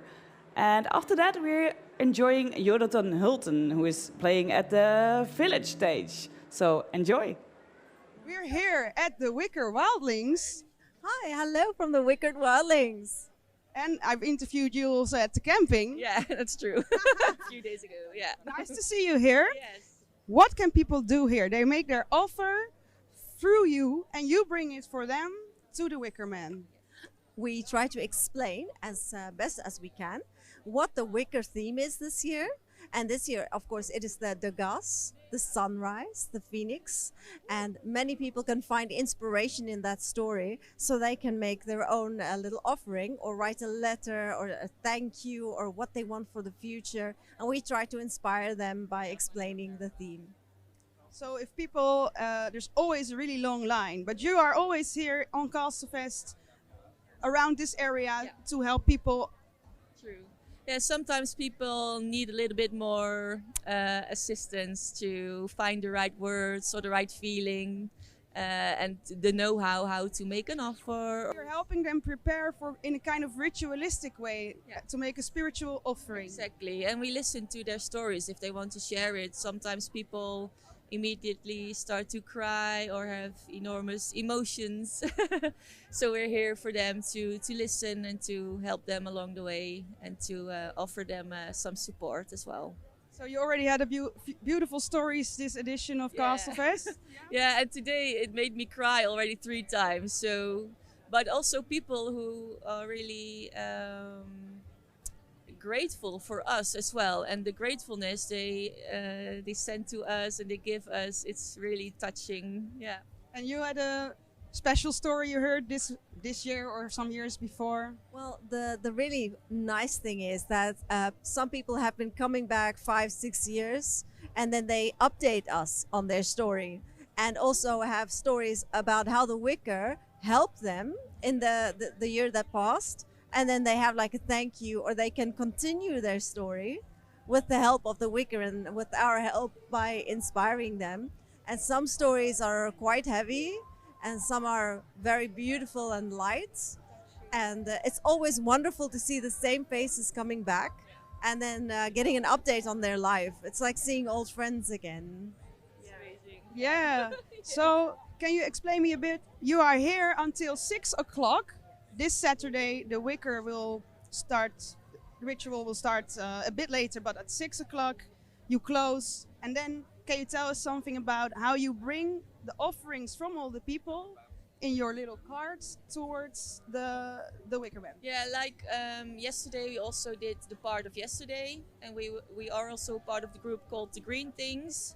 And they also have their own, how do you say it, a procession from the hill to the Wicker, and we do our own ceremony there. So at the end we close that ceremony and prepare the Wicker and the energy for our offerings, and that's how we do it. We call in the light, we call in the energy, and yeah, it's already here of course, but it's So you're blessing all the sacrifices exactly. before bringing it into the Wicker. Yeah, exactly. Yeah. Did you do any offerings yourself this year? Always, yes. Too personal, or do you want to tell something about that? Well, this year I'm very grateful for the transformation that has been taking place in myself, and I feel very grateful for all the things that are happening.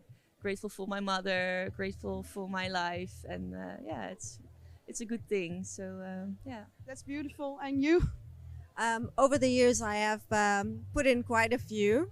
Some were very happy, and some were heartbreaking.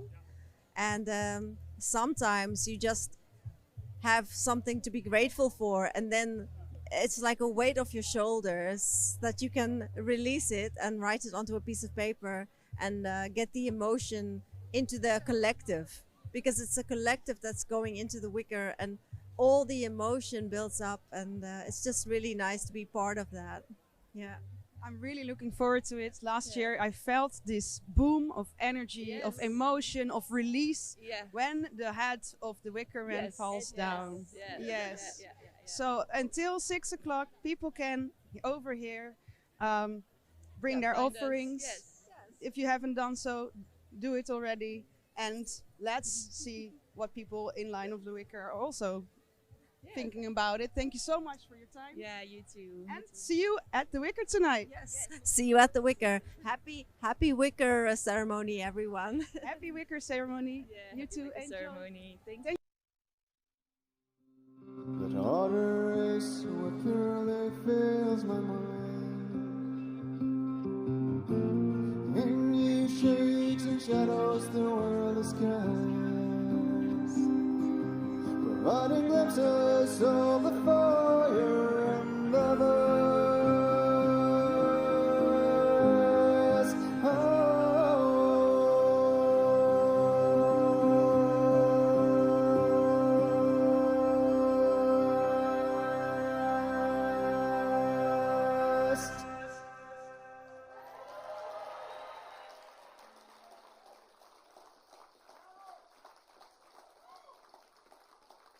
Thank you so much, Castlefest.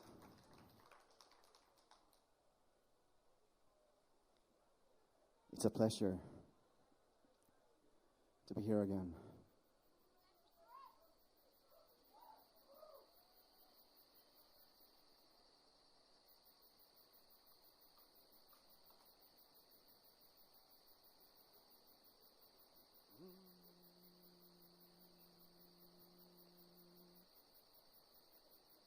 Life has a funny way of saying living is to change. Insight comes when one has put all one's defenses down.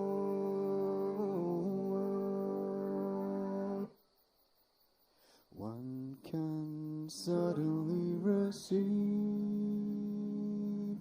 a strange yet simple touch, and the pillars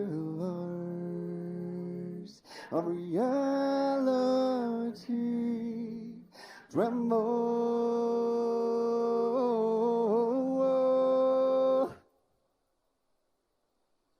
Death is never far away, but her embrace is not of harm. If I dance until the morning light shines bright into my eyes,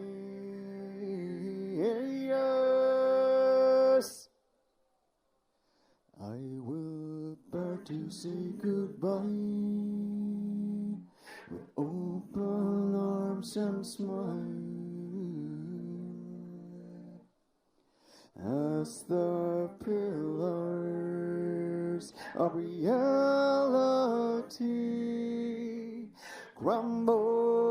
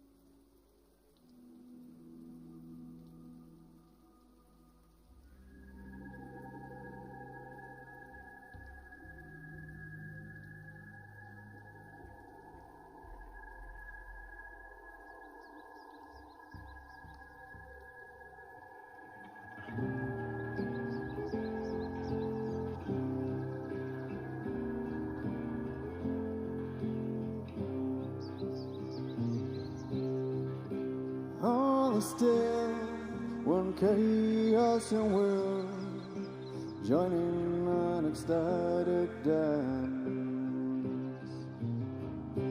Moving on and on, it takes me to the place where all things return in the night.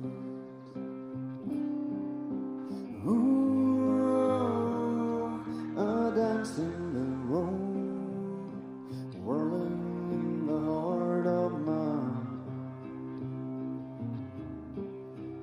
Stardust from Ramstad by ghosts is raining inside of me.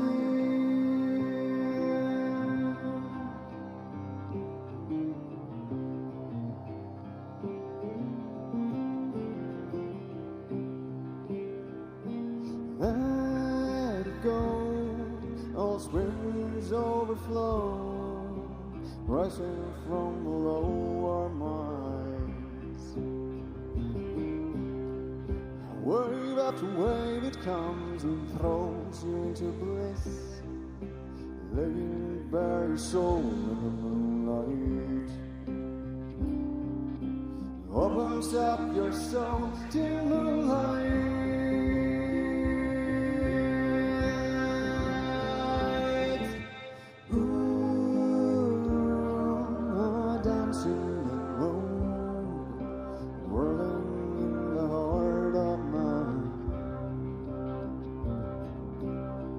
Stardust from unstuck by ghosts raining inside of me.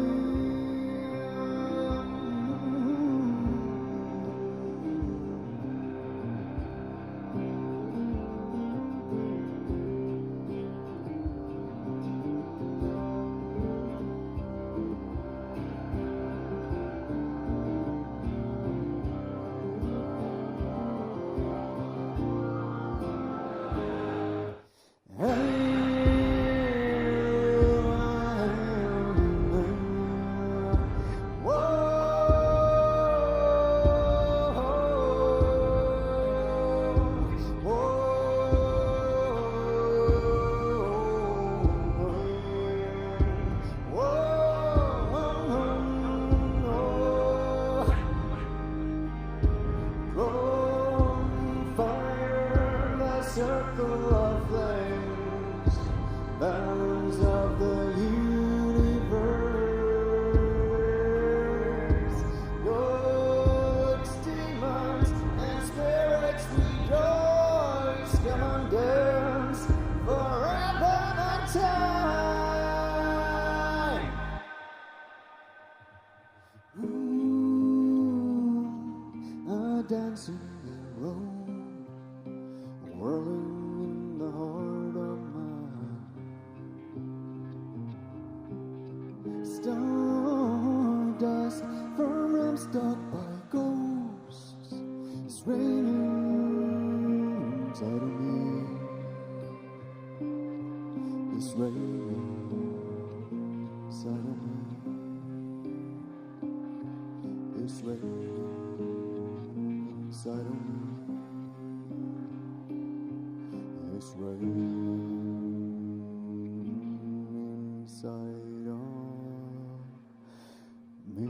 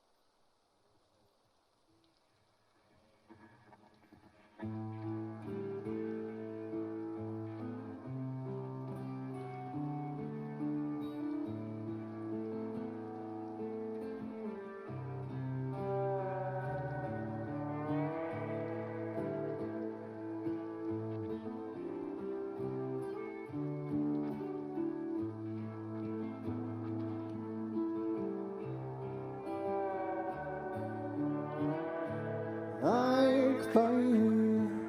All things have their time. I am to live, dance and die. Like friendships, firm like rock and stone. I am yet some turn to sand someday.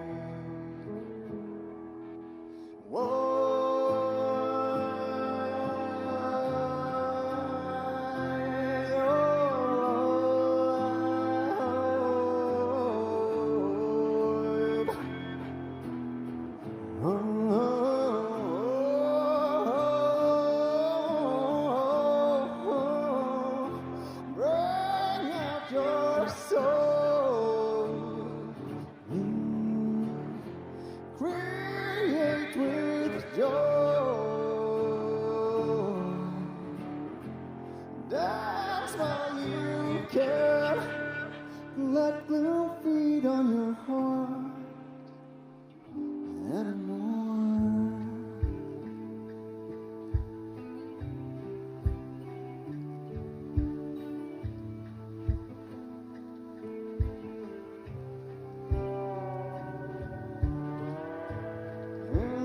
Faces passing like the moons.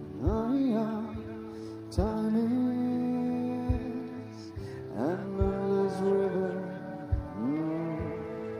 All its forms are fleeting, its flow is meaning.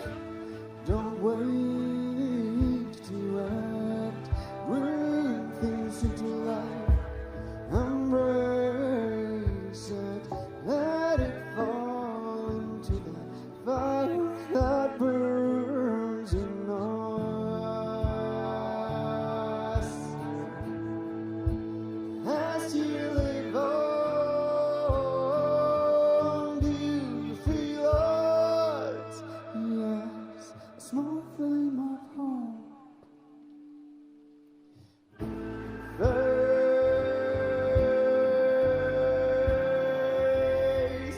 After face, worlds change.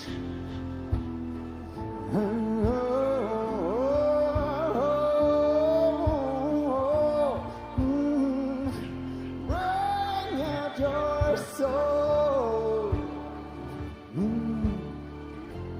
Before death's door. Dance while you can. Let sadness hold you back anymore.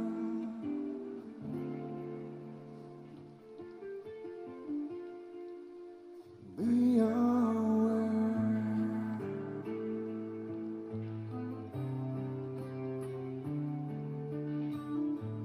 Through mazes, may you find your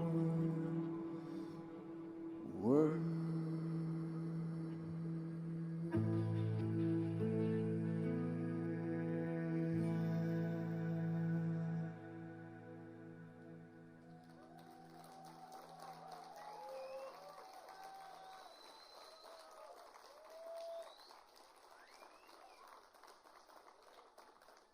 Thank you so much.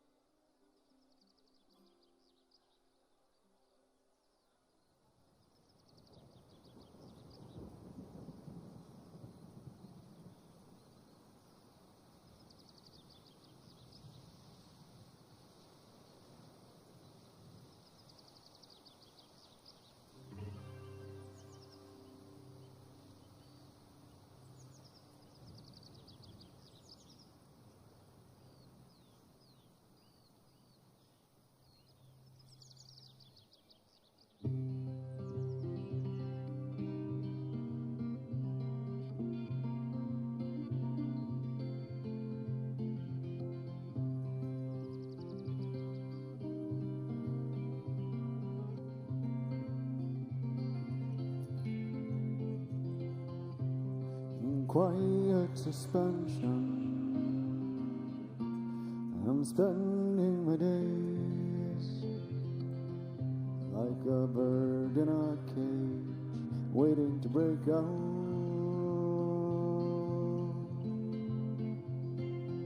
Sometimes I've tasted freedom, like it is, like it sounds. And in those special moments I find all that I want. Can you feel it? Can you feel it?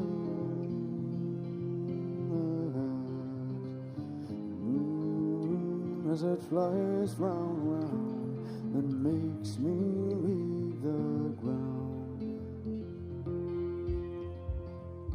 I am leaving in quiet suspension. I'm biding my time, of a dream, lock myself away.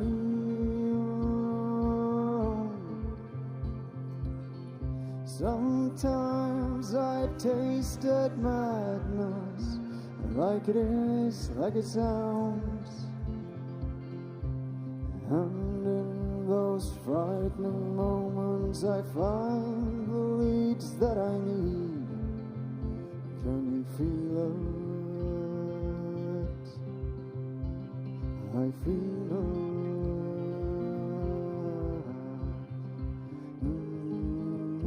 As it flies round and round and makes me leave the ground.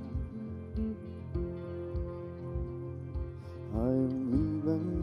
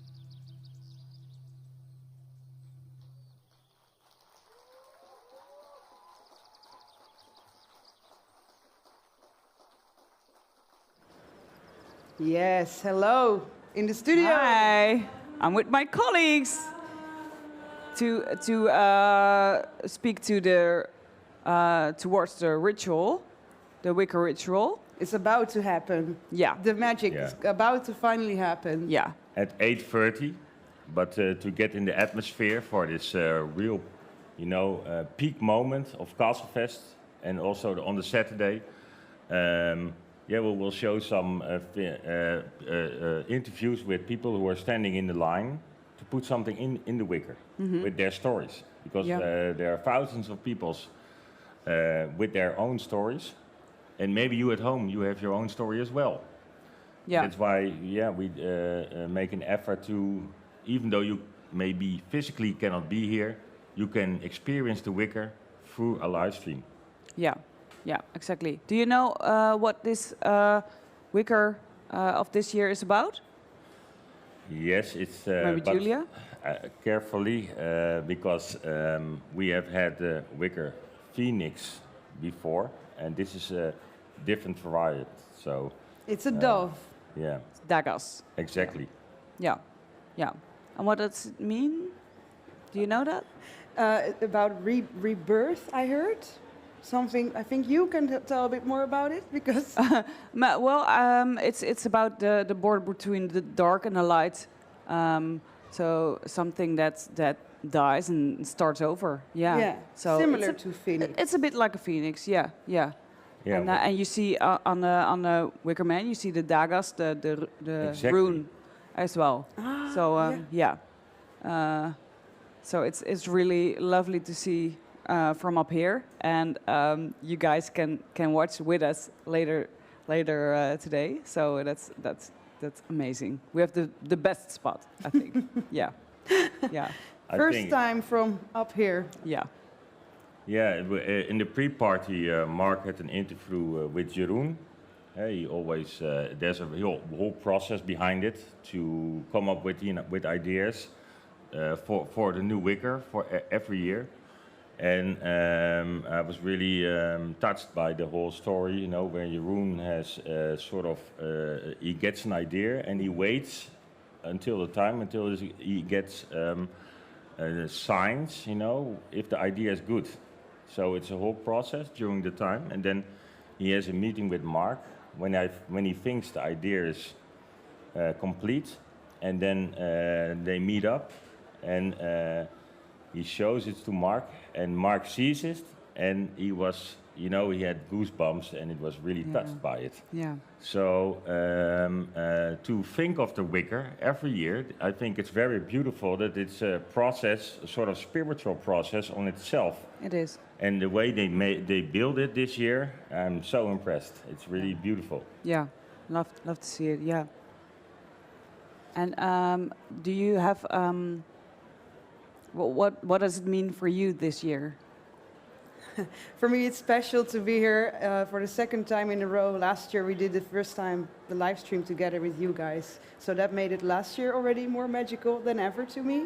And now to do it with you guys in this new upgrade setting, to be here again with you guys is just like, it already feels like we're family, and experiencing it together again, and seeing the whole field from up here is just, I don't have words for it. I think you can imagine what I mean, right? Yeah, absolutely. It's like, of course it's extra special. Yeah. It's just that connection, you know? Absolutely, yeah. Yeah, because it's not necessary to put something in it. But it's, of course, it can be very beautiful, and sometimes people put something in it, and maybe next year they don't. But still, for everyone, it's one focus point with thousands of people and all you people online.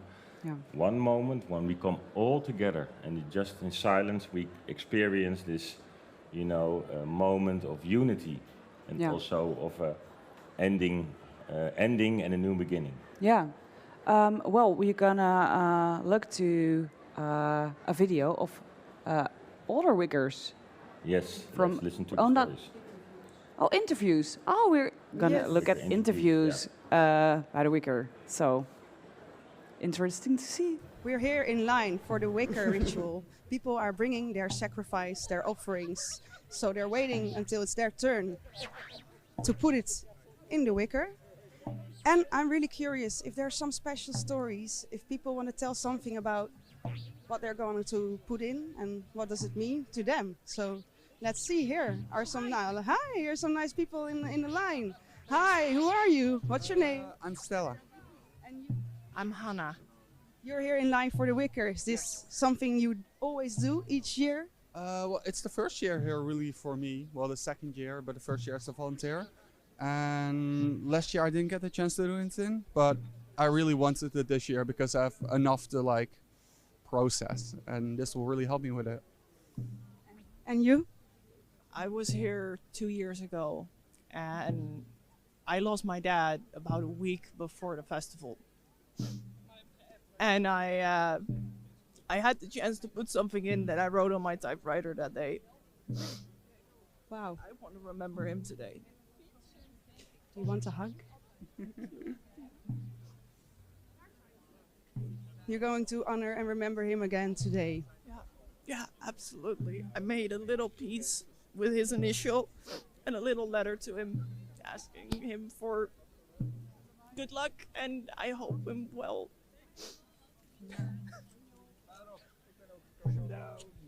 This is, yeah, I can imagine this means a lot to you. So I wish you good luck. Are you going to do a little ritual or ceremony while putting it in?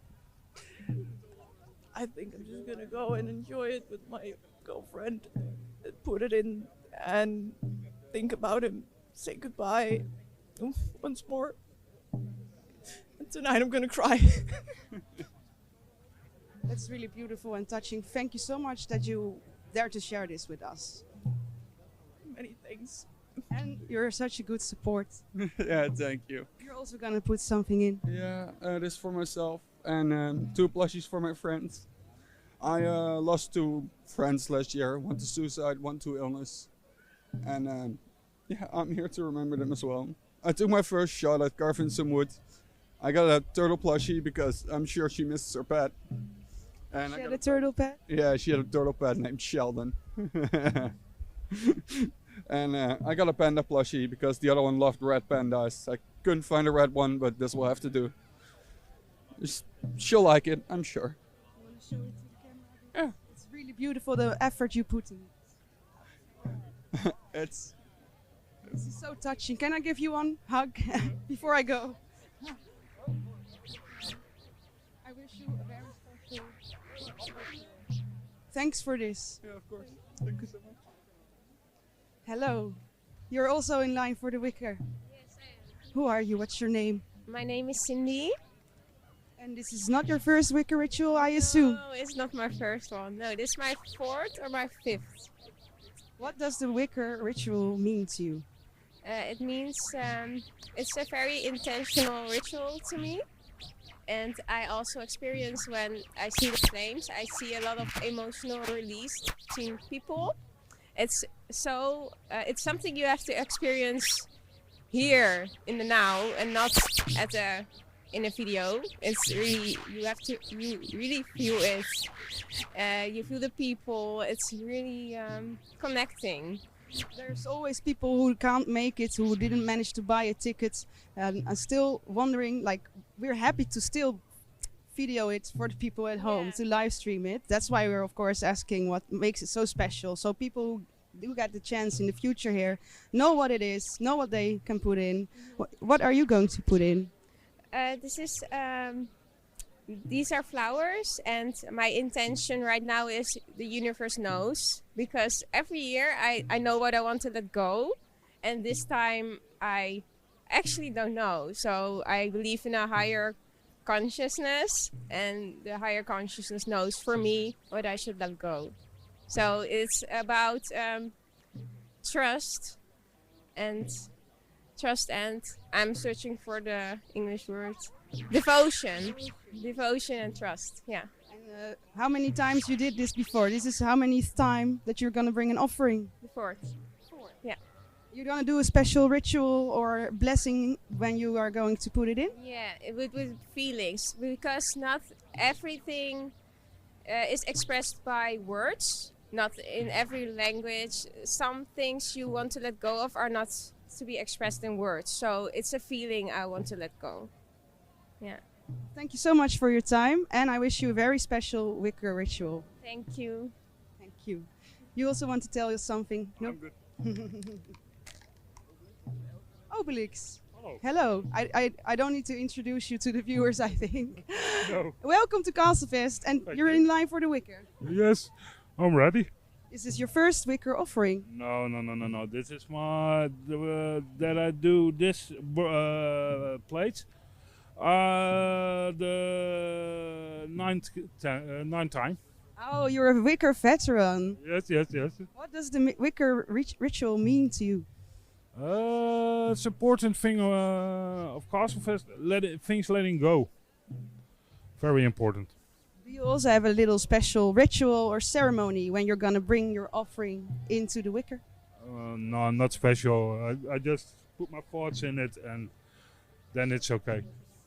So you're here each year, every year, doing a wicker ritual. Is there something special about this year's wicker, the shape, the theme that speaks to you? Not more special than other wickers.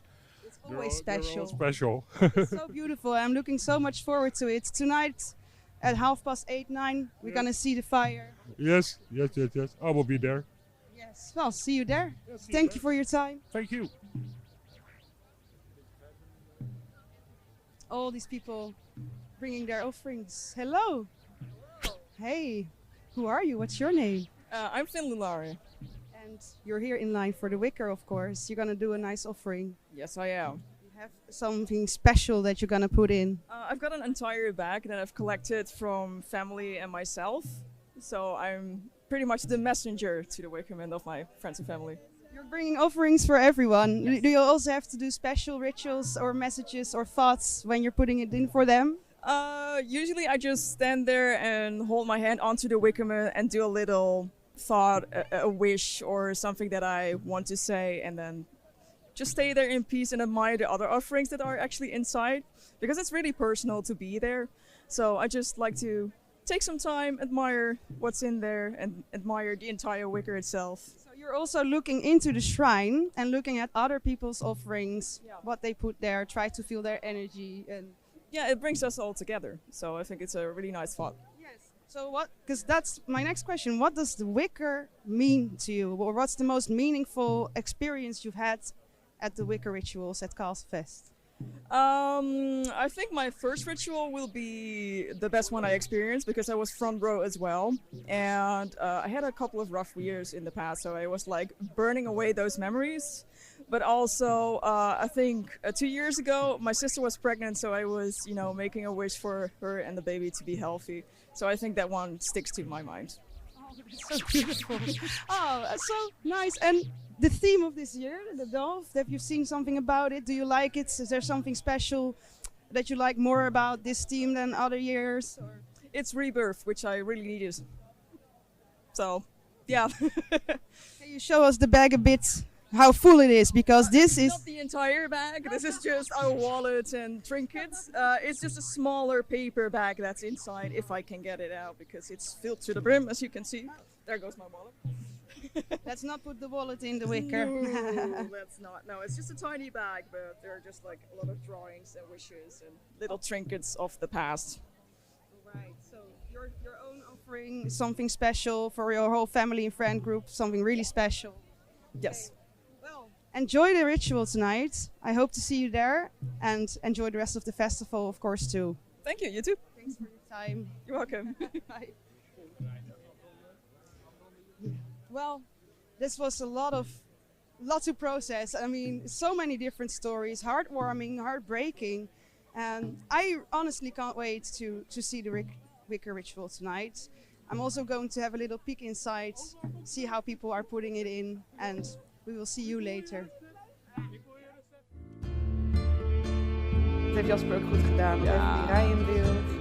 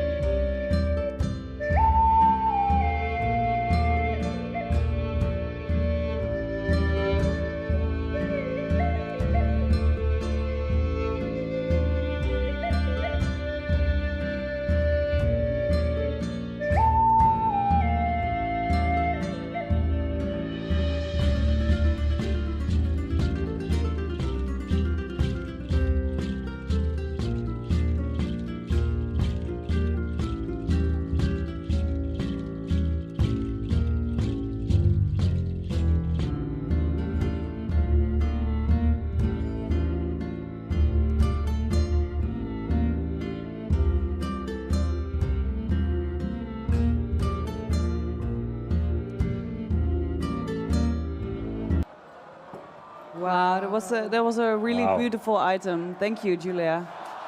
Oh wow, There's a lot happening here. happening in the crowd. Not sure what it is, but sounds good.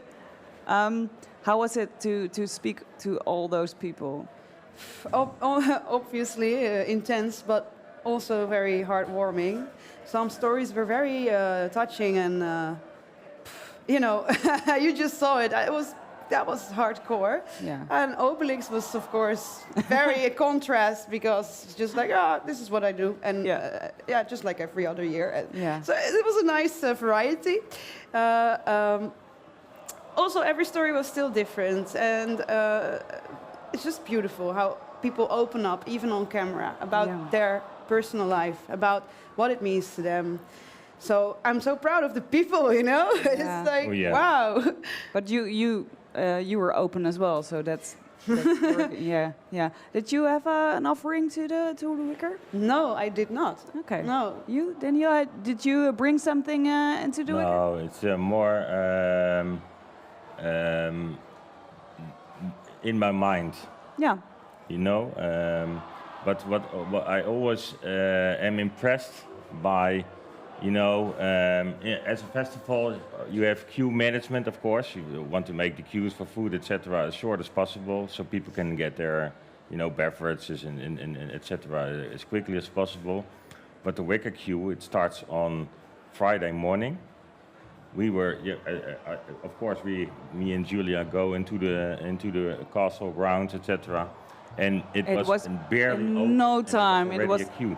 Yeah. A very long line just after the terrain opened, and the people who are standing in the queue, they don't care. So they stand in the queue with love. Yeah. They are lovely to each other, and they wait for everybody's moment. Yeah. Okay. We have speaking. We have a video of older Wicca rituals, so we can compare everything. That's interesting to see. Let's take a look. To see them again. Yeah.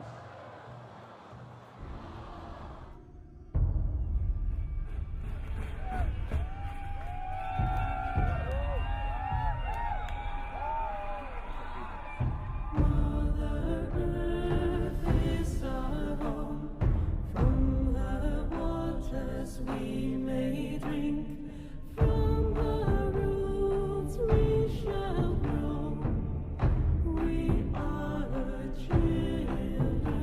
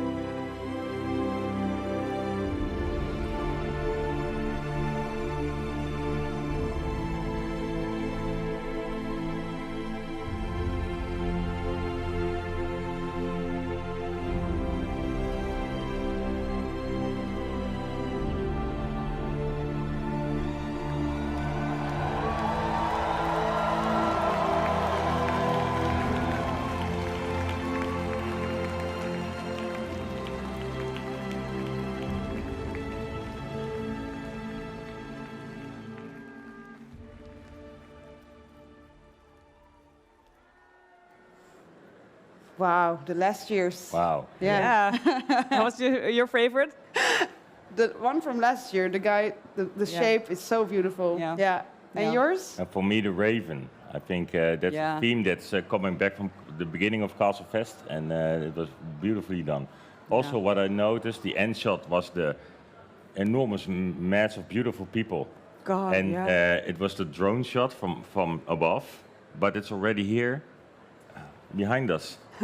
Thousands of people coming for this beautiful moment together. Yeah, and you feel connected. Yeah, I don't have a favorite.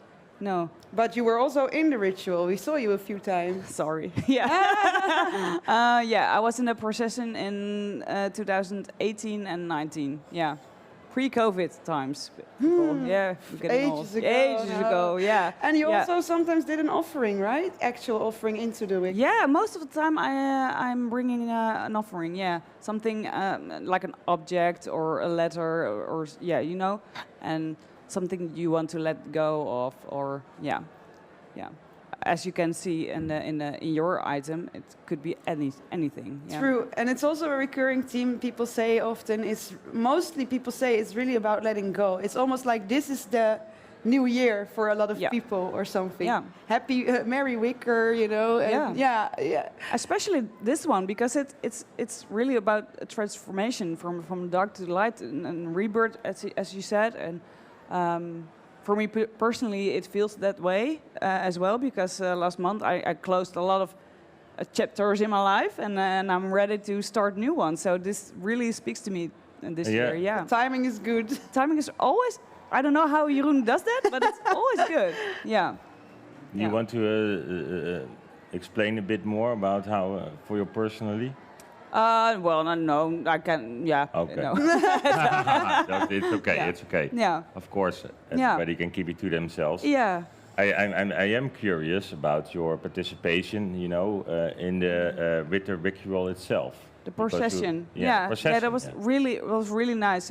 We were walking all the way from the Hidden Gang towards the Wicker, and we were handing out flowers to the people and really looked everyone in the eye, and it was so special. You could see almost through the people. It was so much emotion, and it was so beautiful. Yeah. And of course, it's not something you can sign up for, because the procession is only, you know, with a selection of people. So and every year the Wicker ritual itself is different. You know, this time it's different than last time, than last year. So that's always something to look forward to. Yeah. And this is a completely different experience, because then you were part of the procession. Now we're sitting here in the studio, watching from above, and you see these thousands of people. And you know, what I also like, which is very beautiful also with the Wicker, is that they have Wicker musicians. They have a special musical piece, and they are musicians from different bands. So they're come together, and every year it's a different mixture. Yeah, and Fieke, who was here in the studio as well, I think yesterday morning, she composes all the music. So yeah. Wonderful. Every year, yeah. Wow. Yeah. Dedication. That's amazing, right? Yeah. So it's actually a unique she's so talented. musical composition experience every year. Not every year. Some musical pieces are the same, but I know that this year a big thing is new. Yeah. Wow. Big part is new. Yeah. But you know, you guys at home, you've been watching Klaartje. Our dear colleague. As you can see, she's not here. Yeah. Because this year she is part of the ritual. Yeah. So if you spot her, say Klaartje or spot it, and then you get a digital high five from us. Can we say what she's gonna do? She's part of the. No. Let the people. Let them. I'm so excited. But you don't want to spoil the surprise what she's going to do. Okay. Yeah. And what we heard earlier from the crowd was like someone who's There was one guy who was blowing bubbles with smoke in it. Yeah. So people were seeing the bubble until it popped and the smoke went out. People were then cheering. So that was like, what? We thought something big was going on, but everybody was looking at those bubbles. That's cute, right? Yeah. Yeah. Okay. But you, Daniel, you are part of Castlefest video team for forever. Oh yeah, from the first Castlefest. Yeah. And I had nothing with the wicker. Of course, I really like just, you know, the burning fire. It's like cozy, gezellig, like we say in the Netherlands. And coming together, a big bonfire. Yeah. And of course, I respected all the people who had a different kind of view, you know. But it's okay as well. We had, for me personally, it has grown on me. And actually, it has caused my own spirituality. It took a few decades, but still. Because you became very spiritual over the last few years. Yeah, a few years ago, we were having also the studio on a different place. And Koen, I was working with Koen from Seed. He was also one of the hosts for Castlefest Television. And also with Leek. And they said, you know, Daniel, you think you're not very spiritual, but actually you are very spiritual. So, you know, just think about that. So, and from that day on, I started thinking about that, and I actually, you know, explored this side of myself and just let it grow. And how did you do that? Yeah, for me, the wicker,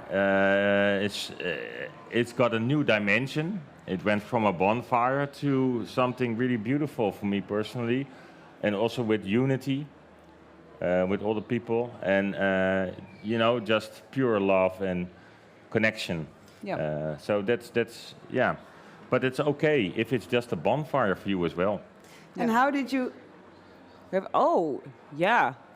Oh, it's the love cam. That's cute. Oh, yeah. That's cute. Yeah. Love we want more. Yeah. More love. Oh, yeah. That's the love we want to see, the connection. Yeah. Oh, that's cool. Oh, yeah. Cute. Who's gonna kiss who? Yeah. K-pop Demon Hunters. Oh, yeah. Yeah. I still have to watch that. I didn't. Yeah. Oh, come on. Come on. Do it. Come on. Do it. Show us your love. No, they don't. No. It's so beautiful. That's so beautiful. Yeah, yeah. Oh.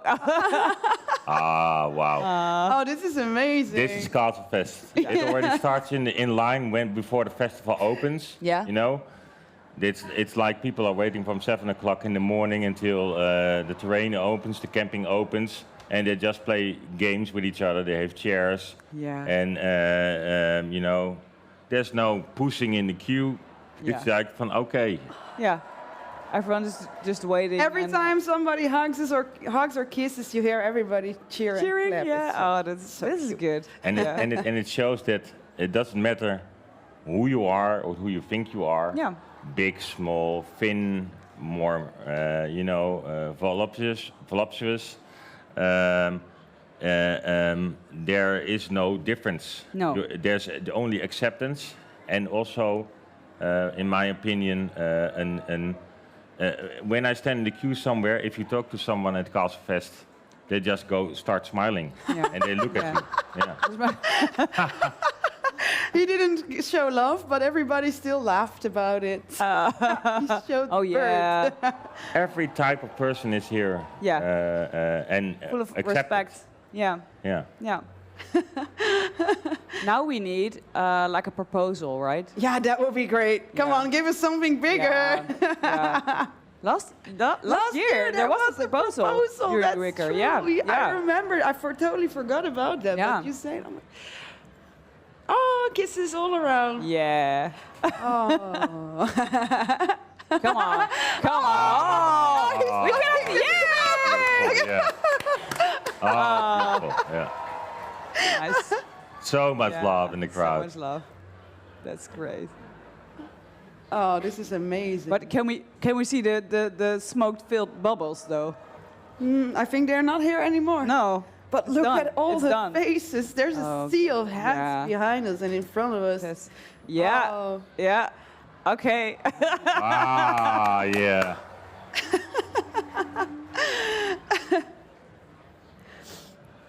Yeah. So I don't know if you guys can hear the cheering and screaming outside, but that really adds to the magic. I hope you do, yeah. Every time this happens, and Yeah. they were cut off, and everybody's Beautiful creation. It's really outdone themselves That's this year. Yeah. But have you seen the, Daniel, have you seen the evolution of the Wicker ritual in all of those years of Castlefest? Yeah, how did it evolve, the ritual, for you and for others? That's a difficult question because I'm no expert on the ritual.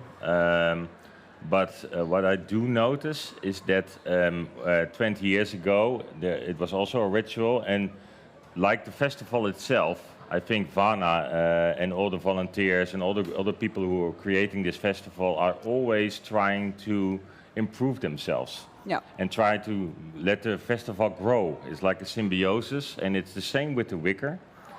So they thought of we want special music from it. Like I said before, now we have the musicians from the different bands, and they create a beautiful something together. Like volunteers. Proving the unity. Proving the unity. Yeah. And so they put so much care in it, and together, so many people think about how to make the Wicker ritual not too short, not too long, not too weird, but accessible for everyone. Yeah. Yeah. And I've seen that evolve in the years. Yeah. And what I also believe is, like myself, when it started, maybe lots of the first people from Castlefest also thought it was a great bonfire. Maybe a few people saw a sort of spiritual side of it. Yeah. And now it's so much part of the whole Castlefest experience and the openness that thousands of people. It doesn't matter, how you're dressed, if you're an elf or an orc or even a homelander, like we interviewed. Everybody has a connection with the Wicker now. Yeah. So we're gonna have a look at what's going on. Enjoy the Wicker ritual, people. Enjoy.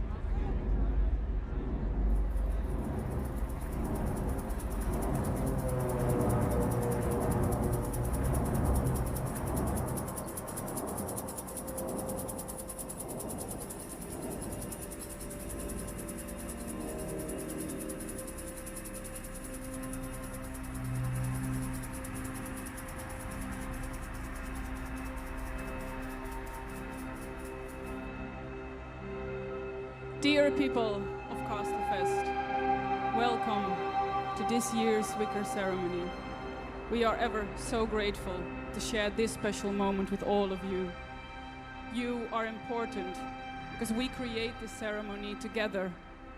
It is our collectiveness that generates magic. Each person standing here brings with them something unique, a hope, a wish, a memory, a grief, a prayer, a promise, or simply their presence. And all of our intentions and offerings become part of this moment. And with the fire that we will light tonight, we can generate the power to take those intentions to where they need to go. And with your participation, you amplify that power. So we will call on you during the ceremony, because our goal is to collectively move the energy through our bodies, through our voices, through the wicker and through the fire, so the work can be done. So therefore I ask you to be present with everything that you are. So take some deep breaths. Feel your feet steady on the earth and connect with the people and those around you. We will begin by singing together, and it's a melody most of you will know. It's called Mother Earth.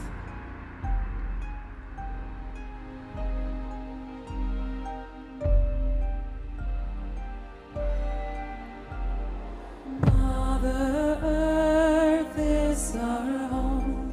From her waters we may drink.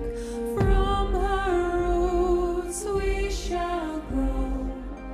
We are her children. Mother Earth is our home. From her waters we may drink. From her roots we shall grow. We are her children. Mother Earth is our home. From her waters we may drink. From her roots we shall grow. We are her children. We are her children. We are her children.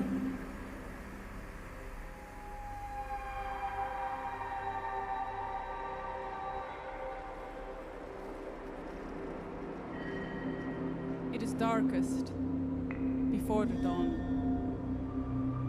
The mystery embedded in the Daga's rune is that of the dark light. Light and darkness are aspects of a greater reality and opposite sides of the same coin. One cannot exist without the other. And while we may strive to reach the light of spiritual illumination, the seeds of wisdom and knowledge are fertilized in the dark. Dagos is above and beyond all levels of being. It is the supreme mystery of existence itself, represents the true nature of things, where light and darkness and all polarities are synthesized and transcended. This is a liminal space, where consciousness can be transformed.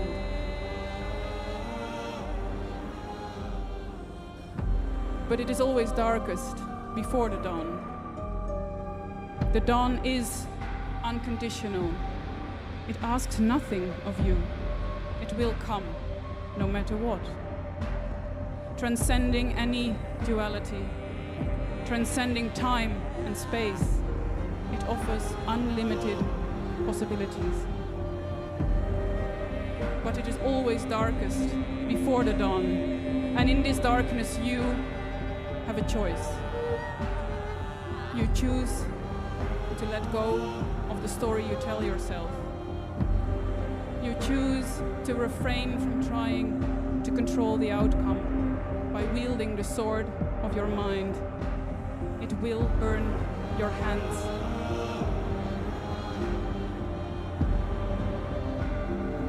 It is darkest before the dawn, and you are offering everything you are. You know what to do. Nothing is asked. You are prepared to be nothing. The quest begins anew. The wise one is once more the fool, setting out on the journey to the source, to find themselves.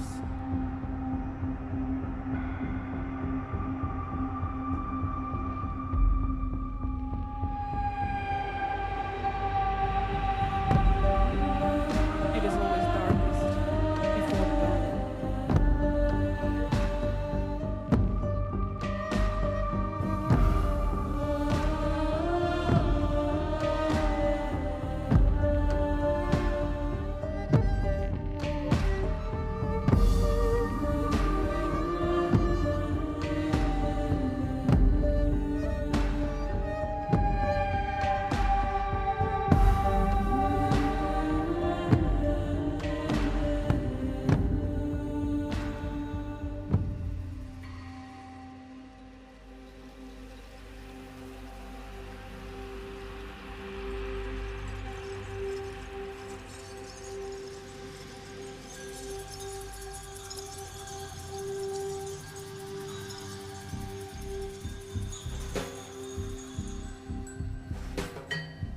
We will now invoke the powers of the four quarters, the four elements, to ask them to protect us and to aid us in this ceremony.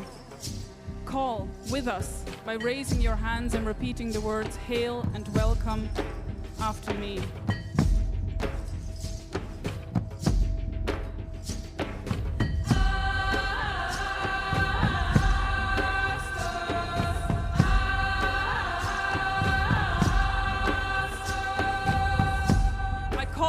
Upon the element of air in the east. Winds of inspiration, breathe clarity into our minds. Element of air, hail and welcome.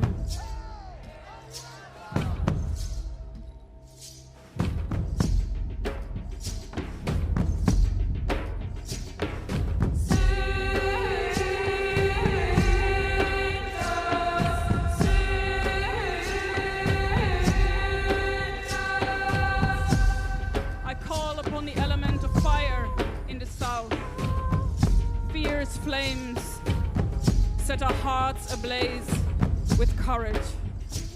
Powers and element of fire, hail and welcome.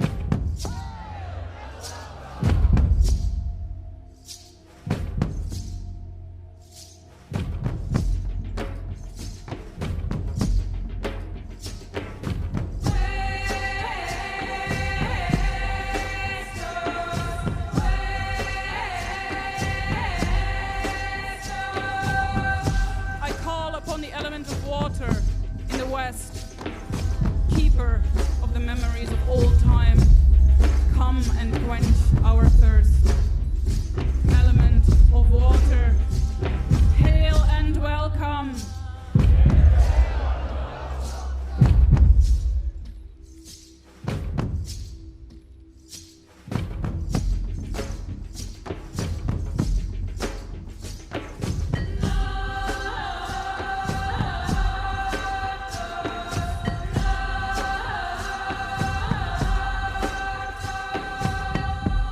Call upon the element of earth in the north. Warm womb, grant us protection in your dark embrace. Element of earth, hail and welcome. lastly, I call upon the element of spirit. By the divine presence of ether, may the four elements now be united. Let me hear you once more. Spirit, hail and welcome.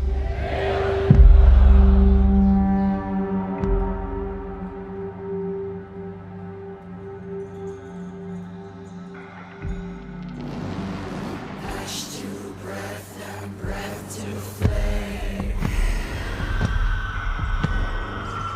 I lose the husk, I leave the name. Ember wakens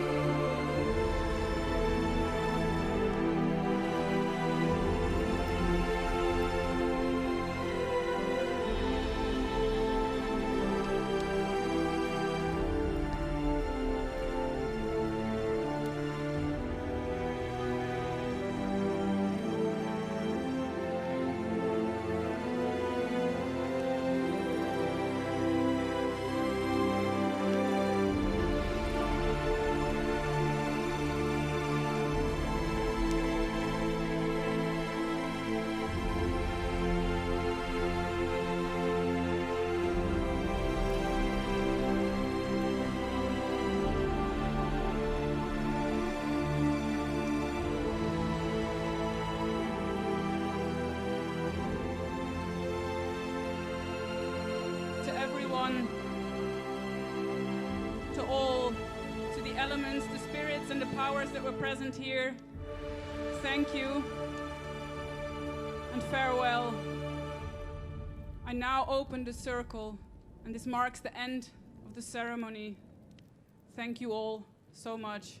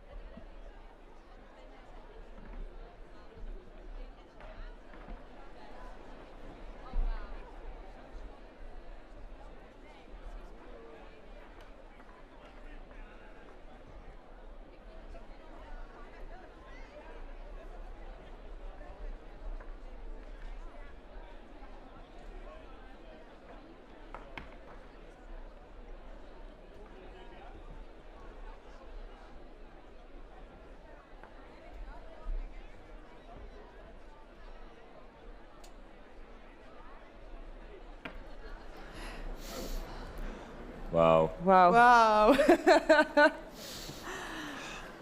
Guys, You that know- was a beautiful ceremony, wasn't it? No words. I have no words. Do you please tell your words? Do you have words, First Daniel? time I cried. I can Was it? not explain it. But What are you feeling?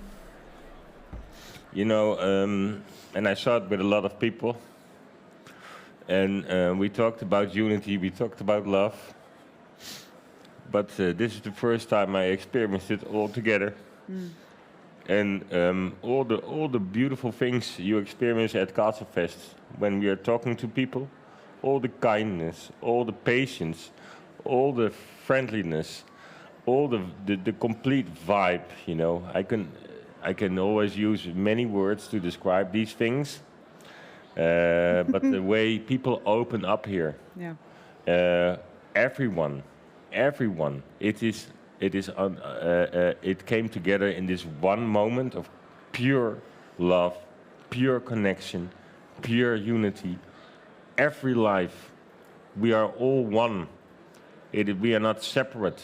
We torture ourselves in our minds. But if we put our minds aside and we have this incredibly beautiful music with musicians that put their love, put their soul in it, and how they build up the ritual, and that creates something undescribably magical. And I've always find it a beautiful ritual, even with the bonfire, like I told you. And it always touched me, but I just broke like an egg, and But it it's so says a lot beautiful. about how the ceremony this time was held. I think Fieke did something different, and I think it touches a lot of people. Yeah, It was very different from last year. Yeah. You can feel that, and I hope you guys at home, you feel it too. Yeah. You still see people hugging. I know you see this. You see the stream on the audience. People are still hugging, crying, still connecting. The fire is still on. So yeah. Love is something abstract. Unity is something abstract. We can talk about it all day. Yeah. I can use all my words and experience to explain it. But if you experience it in fullness like this moment, then you crack open. This is the summary of it all. Yeah. And it's so extremely powerful. So I hope you guys at home can also experience this powerful moment. Because even though maybe you're not able to be there this year, for what reason whatsoever, you are here with us now. Yeah. This is happening. And we feel it. We feel you at home. Yeah. You are part of all these people. You're part of this moment. And I That's think true. I'm we really all- grateful for you guys to keep watching us and be here with us, because you are. And we're happy to have this live stream of it all. Everyone makes such a big part of it. Yeah. I think this is the best that humanity has to offer. with all the bad shit happening in the world, we're not going to talk about that, of course. We all know about it. Only but that- this is also human. What matters. Yeah. And we raise to our higher selves, and we connect on this oneness with each other. And then there's bliss, ultimate bliss from the heart. And it's you cannot, Cannot describe it. You had to feel it. I hope Exactly. you guys felt it a bit at home as well. Yeah. I still see people hugging. Yeah. The musicians. Yeah. There were musicians on stage and on the train itself, and they're connecting right now. As you can see. Yeah. And I will remember this. I will never forget this. It was such a powerful experience, and I will take some of this when I go back from Castlefest, because there are also beautiful people everywhere where you come. Yeah. So if you carry this love, this unity with you, you can make a difference just being like this way. A smile is always free. Yeah. Yeah. It's really something divine that we've experienced. Yeah. And you don't have to believe in God. But divine also means, I think the very pure nature of what it means to be human. Yeah, you can say it like that. Yeah. I'm sorry, I have to say, someone is saying that they couldn't be here because their son, Ivor Dagas, is born this week. Ah, congratulations! To call him that's wow, that's amazing. A good reason to not be here. Yeah. And wow, thank you for still being here online with us. Yeah, congratulations to Anya's son. Yeah, wow, that's rebirth and birth. Yeah, that's it. Yeah. And people are more people in the chat are congratulating you on the birth of your son. So, I love the love here. Yeah. Oh yeah. Yeah, it is. It's incredible. And right now, I think the band Boot, who we have in the studio this morning, is now starting to play.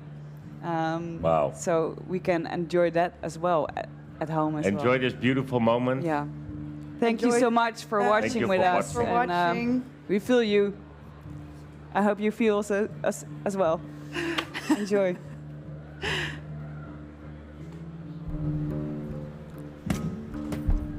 Yeah. No, we are the love camp. Wat gaan we? Wat? Oh. Ja, Oh, je bedoelt dat de ja. stream ook afgesloten wordt? Ja. Oh, Maar dat shit. was- Maar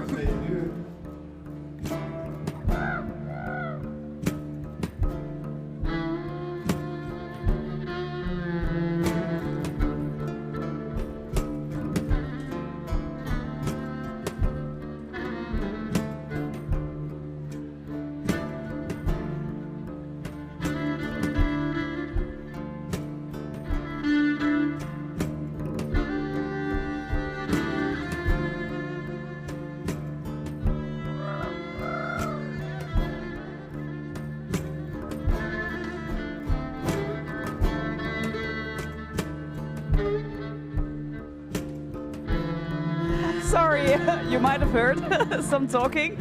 Sorry about that. We are closing off our studio, and you can watch Boots from the forest stream. So we're closing off this stream, and we're really happy to see you tomorrow again on the main stream. Thanks for watching. Thank you so much. Switch to the other stream to watch the band. See you tomorrow.